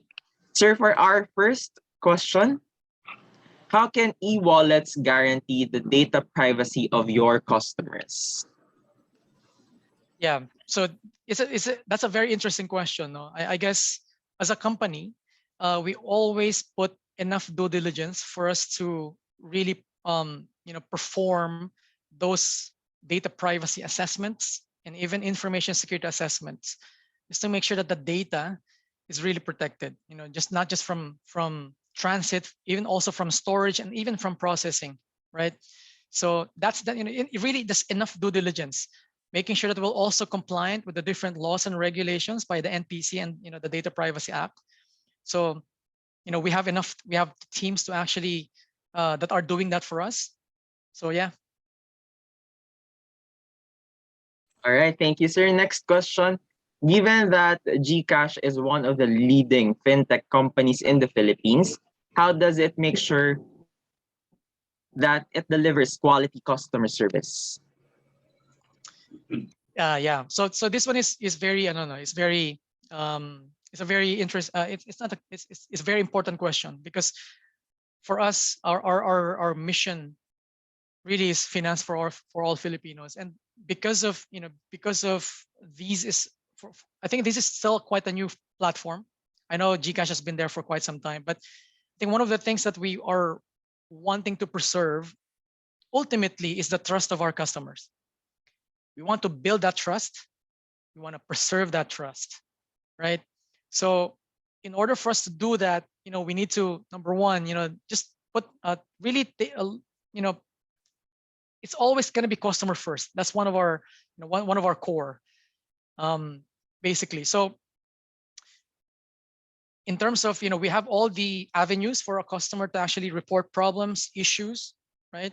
On ours internally, on our side, basically we have all the bright, and smart people trying to solve problems, not just for the company, but also what it is that, what's the pain point of the customer, and hopefully we can, productize that and deliver that in an agile manner.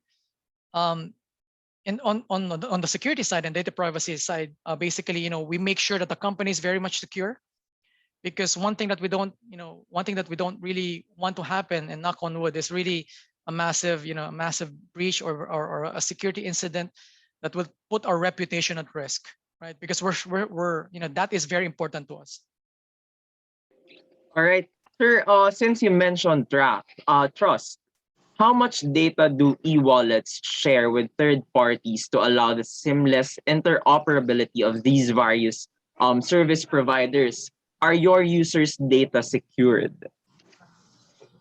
Okay, so two questions. I'd like to address the last question first, because I'm very much confident that I'd give that as a yes, right? So rest assured that all of your data with us is secured, right? Because the senior management and the board of directors are pretty much very serious in protecting your data, right? So that's not that, I'll put that there. The other one is we share data on only what's needed data, right? So basically we don't excessively collect data, and we don't excessively share data. We only share the right data for the right need, right? And then if there's a valid use case for that, and there's a value for that, of course, we're gonna do it. But of course, on top of that, and underlying part of that is really making sure that while we're dealing with third parties, we are still responsible to the security and privacy of that data. Even if we've shared that data with you as a third party, we are the accountable entity because we've delegated that data for you, for example. So we ensure enough due diligence to say, how third party, how are you processing our data? How are you securing our data? And we're gonna transmit this particular data security to you. So we conduct all of those due diligence just to make sure that the data of our customers is secure. All right. As a Gcash user, that is very assuring to know, sir. Thank you very much for that. And next question, can MSMEs also gain access to your database to grow their business or allow your users to use your platform to pay them? Of course, we are very much open to building that ecosystem. I think in a fintech organization, ecosystem is really that key, right? The more you are deep into the ecosystem, the better you are positioned as a fintech organization, and we are open to that. But going back again, right? We need to make sure that it's not just it's not an open. You guys can just go direct and access our data. No, it's definitely we need to do that very securely. And we need to put all of our people performing assessments, security risk assessments, privacy assessments there, just to make sure that all controls and measures are in place, and making sure definitely there's a business value for that. Not just value for business, but also there is a value for our customers, because at the end of the day, it's about the customers, right? So yeah. All right, sir. This one, I think this is a very important question, as most of transactions are done online now, so we cannot print receipts now. So we only show e-receipts, right? So how can we assure that the receipt that customers show are legitimate when they pay using Gcash? You know what? That's really a challenge now, because everyone can just mimic and create a replica of that receipt, to be honest, and then it's actually being used as a scam and even for fraud attacks to certain customers. So just I think from a customer perspective, from an end user perspective, I one thing that I'd like to impart to you guys is really just to make sure that enough due diligence on your side is also done, right? Because the company, as a company, we're doing our best to really secure your data and making sure that our products and services are secure. But on your side, for example, if you're transacting with like someone on the internet, they gave you like a receipt that's similarly looking like a Gcash receipt. Do check first. There are a lot of things you can definitely do some due diligence checks. Did I really receive that money, for example?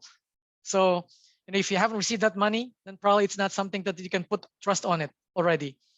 In the cybersecurity space, we have this so-called zero trust.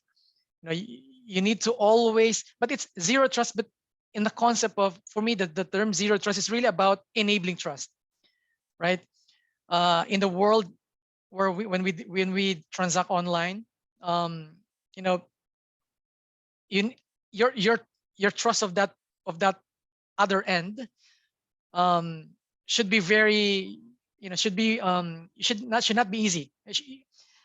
They need to really gain your trust first, and for them to do that, reputation of them, making sure that the transaction is really happening. So yeah, on the user side, please, I mean, just be careful with any of your dealings with online, making sure that it's not just about someone giving you like an online version of a online receipt and that's it. No, because Gcash, you know what? Gcash is almost real time, right? If you do transact with us, you should be able to receive that already. If there's a delay, you probably wanna just pause there and say, no, I mean, that's already like suspicious, right? So yeah. All right, thank you for that, Sir Mark. Moving on to another topic. Do you consider integrating exchanging crypto inside Gcash? Oh no, this has been out already, right? I think I'm not sure if you guys have seen that already, but it's been PR'd already that GCash, you can now buy I think buy and even trade or exchange crypto within the GCash platform. So watch out for that, guys. Yeah, it's gonna be available. All right, for those who are considering buying crypto, head over to Gcash. All right, for our It's gonna next be question. easy, yeah. All right, thank you, sir. Next question. What were the significant challenges Gcash faced during the pandemic? Well, I think challenges would be, really about the people, right? Because when the pandemic hit, I think it's not just a challenge with Gcash, but I think it's a challenge industry-wide, right? All companies have, for example, laptops, right? You're now going to be working remote, but the company itself probably will need to buy more laptops for those people that will need to work on their, on their homes, right? Within their homes. So, and there's been a scarcity of hardware during that time. So I think that's one, right? The other one is, really taking care of of our employees. That becomes a challenge because there are, but we definitely have overcome that challenge. There are infection rates, of course. There are people that are getting sick, and then also seeing if there are impacts on our operations. But I think so far, with all of these challenges, not just technology challenges, but people challenges, we come out of those challenges. And I think it's very evident that the growth of Gcash is very much, skyrocketed the past 1, 2, 3 years. So, and we thank the customers for that. So thank you for the trust. And we will assure you guys, we will preserve that trust. We will protect that trust. Right. Sir, aside from integrating crypto into Gcash, sir, are there any other significant innovations that help your company achieve its goals? Significant innovations. I think it's more about really, leveraging the power of cloud, right? Cloud. So I think in terms of from a technology perspective, we've leveraged the power of cloud, and the cloud that we're utilizing is the we call it A plus, right? A plus environment, but it's actually within the Alibaba cloud. Alibaba, with its fintech company and financial, is one of our investors, right? One of our leading stakeholders. So that in itself, the A plus environment is very much top notch, if I can say that. It has billions of users already onboarded onto that platform. It's very much secure. It's very much scalable, and so I think that's one. The other one is really, how do we leverage the, it's still cloud, but leverage the power of cloud in terms of how do we make sure that with this tremendous growth that we're experiencing, our cloud, our infrastructure and technology are still able to, to cater these volumes of transactions, right? Because the volume of the transaction of Gcash is really that big, right? Comparable already to very big banks out there, right?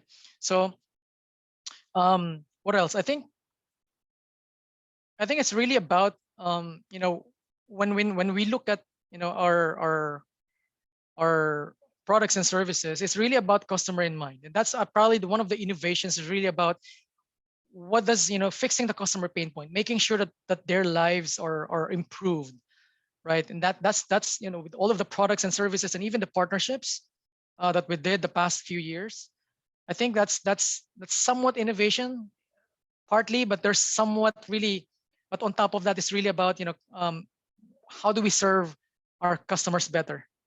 Yeah. All right, thank you for that. I think maybe we can entertain one or two more questions. Is there a possibility that Gcash will have direct transaction to and crypto wallets for NFT? Is the question there's a possibility? Yes, sir. Is there a possibility that Gcash will have direct transaction to and crypto wallets for NFT? So if I'm gonna put my technical hat here, technically, yeah, there's a possibility, but of course, we're kind of like, still assessing this particular space. It's still quite new, and also we need to be mindful of what the regulations are out there, and what are how do we protect ourselves as a company, basically, because protecting ourselves is all protecting our customers, right? So how do we protect ourselves with all of these new risks, with these new business models, like crypto, NFTs, you know and so definitely this is where I mentioned earlier, where um, there are a lot of uncovered risks in this space, right? So there are still risks that are unknown, and so we are being mindful and cognizant of those facts, and making sure that we've put in enough due diligence.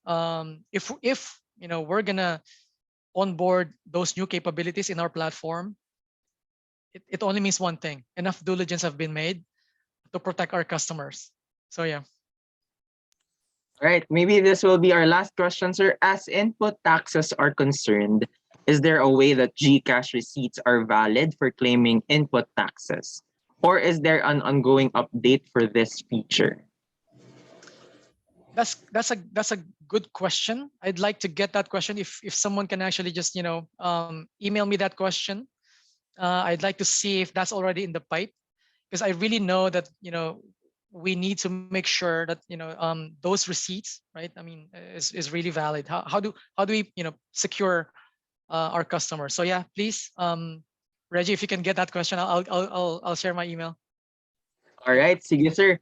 We'll send this question to your email along with other questions, unanswered questions, sir. And Sure. then to our audience, we'll be posting the answers later on. So unfortunately, that will be the last question for this Q&A portion. Thank you everyone for asking or submitting your questions. And of course, we would like to thank Mr. Mark Fergoso for answering all the questions and for sharing your expertise on cybersecurity, as well Thank as you. the audience for your active participation. Again, thank you, Sir Mark. Thanks for having me. Thank you. This is the moment we are about to part ways. We'd like to thank everyone who has been with us until the end. To close the program, may we call on once again the PIC team leader, Gemar Lukzon. Hi everyone. We always begin with the end in mind.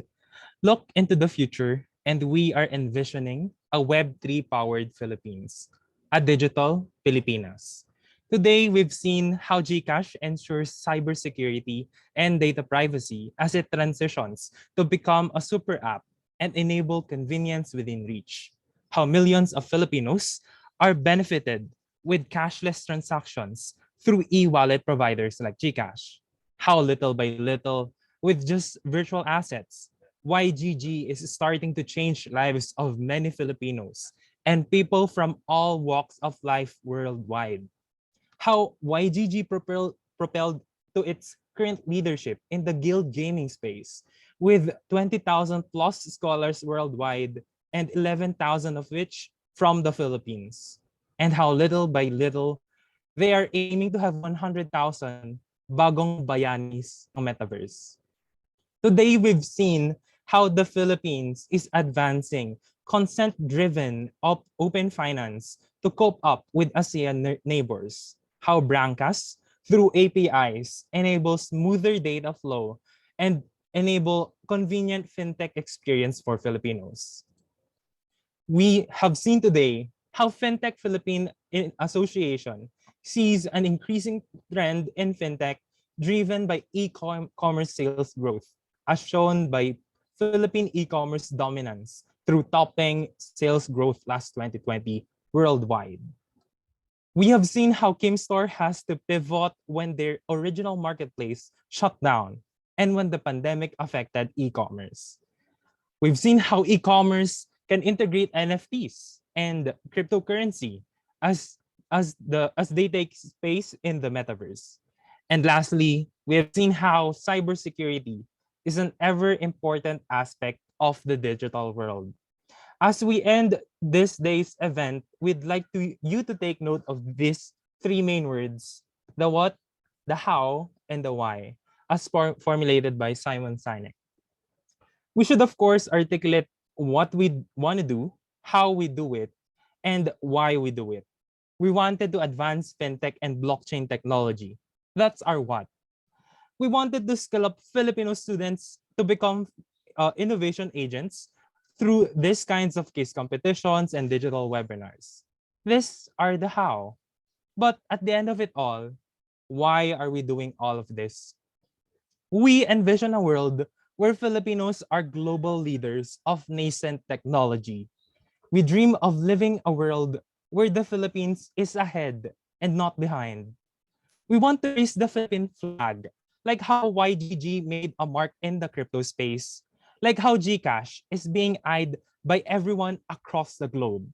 And everything starts here at this very webinar we are joining.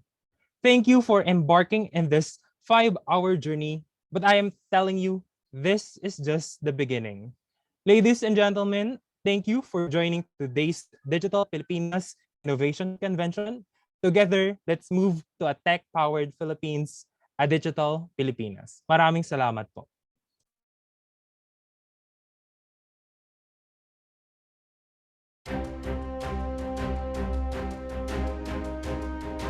Digital Pilipinas is the largest private sector-led movement to build an ecosystem for innovation and technology for the country.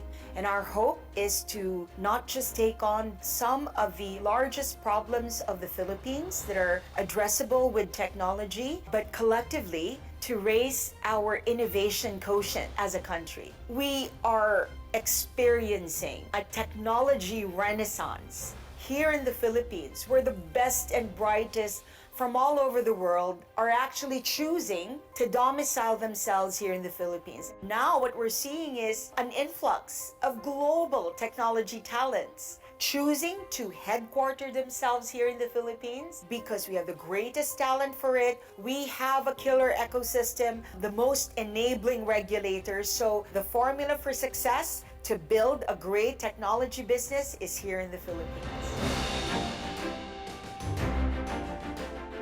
Digital Pilipinas, as a movement, represents the most expansive, industry-driven effort to bring together the champions of emerging technologies with the business leaders who are committed to transforming the landscape. It is our honor and privilege to once again co-convene Digital Pilipinas. Let the world feel the excitement as our nation becomes a center for innovation. This year, we have 4 priority areas. Number 1 is MSME, digitalization, and e-commerce. The ultimate objective is to be able to trade in trust and in confidence outside of your traditional borders. All of the technological advancements that we're experiencing right now is really intended to create more cross-border cooperation. Digital Pilipinas is the channel partner of Proxtera, the global procurement arm of the MAS that is intended to create a safe space for entrepreneurs from all over the world to be able to trade in security and in trust. As a pioneer in e-commerce in electronics, my vision is to see every Filipino household having a gadget purchase from Kim Store. We share the same goal with Digital Pilipinas, pursuing the same mission, gathering talented individuals who can make a change and putting Philippines in the center of innovation. The Philippine e-commerce market is forecasted to be the fastest growing e-commerce market globally this year, growing by more than 25%. That has created a very dynamic part of the economy. It's powered by the marketplaces and shop platforms, powered by a whole network of enablers, by a whole community and a whole industry that is developing there to support e-commerce. And Digital Filipinas is bringing together a lot of those ecosystem stakeholders, and as such I'm very glad to be part of the Digital Filipinas movement that helps to develop this vibrant industry in the Philippines. The second work stream that we're championing in Digital Pilipinas is the creation of an API-led economy, we're looking at launching an API marketplace that would allow for continuous innovation and continued connection between businesses and organizations here in the Philippines. An API-led economy is about unbundling products so that customers can access what they want when they want it at a competitive price. They can use APIs, connect to a startup that's specifically serving that community. And that's the power of the API-led economy. It allows the product and the providers and the users who are receiving and benefiting from that product to connect in ways they couldn't before. Financial inclusion is ensuring that we make financial services accessible and affordable to every individual and business in the country. It also allows us to educate and promote discovery on their own and assist them with the right services anywhere they are and anytime they need it.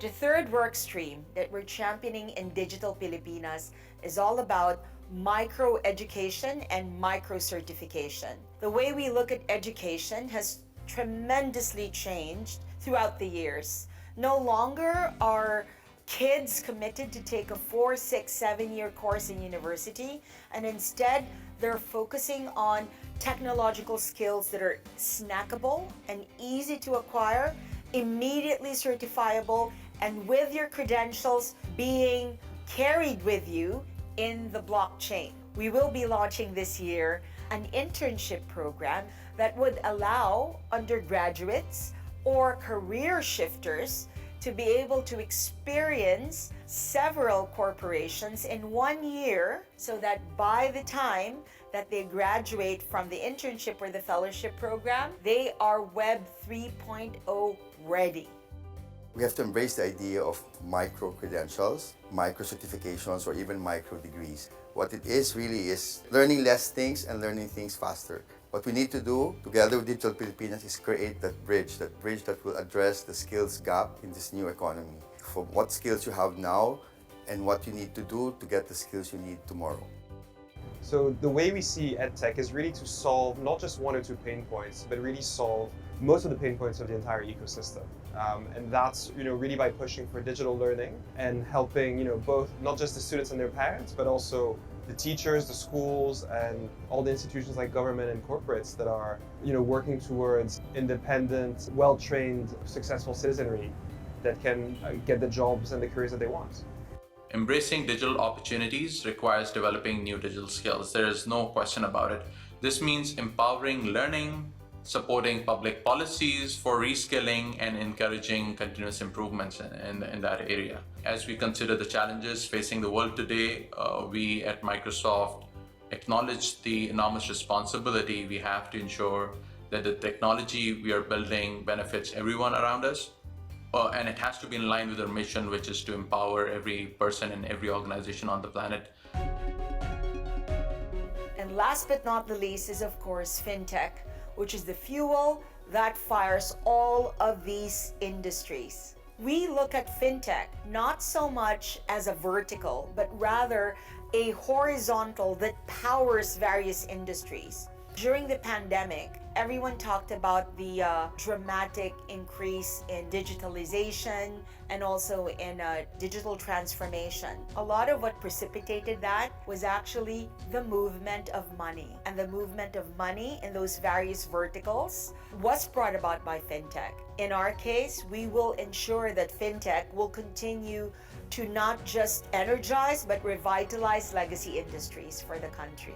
To have also a basis by which, I used the word laymanize earlier, but by which we can laymanize the application of technology and understand the fact that we can only do so much relative to educating or telling or basically increasing the level of financial literacy of people. So there can be an approach wherein it can be hybrid. There can be an approach by which we can be more patient about people not adopting immediately.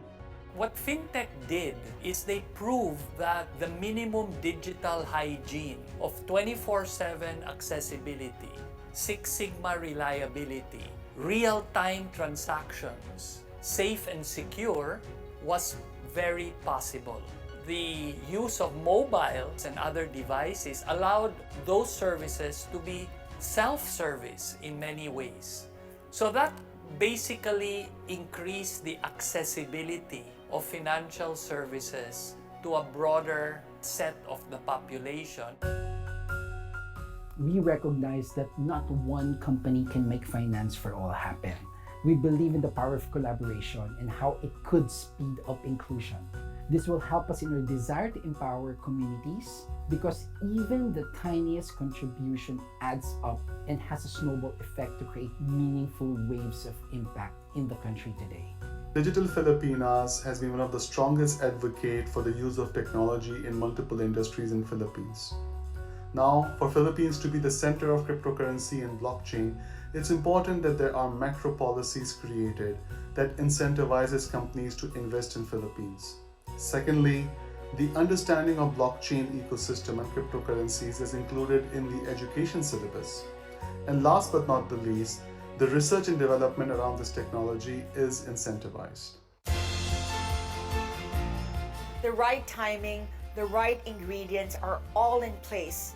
We can truly start the beginning of our road to a digital Pilipinas. Let's all build a cyber-secure digital Pilipinas. Together, let's build a digital Pilipinas through open finance. Through e-commerce. Through EduTech. Through fintech, Mabuhay ang digital Pilipinas. Mabuhay! Mabuhay.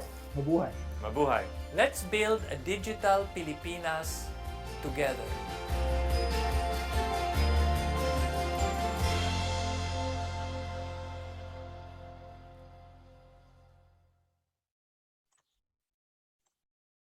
And that wraps up our Digital Pilipinas Innovation Convention. We'd like to thank all the speakers who imparted their knowledge for today's Digital Pilipinas Innovation Convention. We'd also like to thank everyone who has attended our event today. We hope that through this, you were able to pick up valuable insights. And that ends our event for today. Again, thank you for attending Digital Pilipinas Innovation Convention. Have a great day, everyone.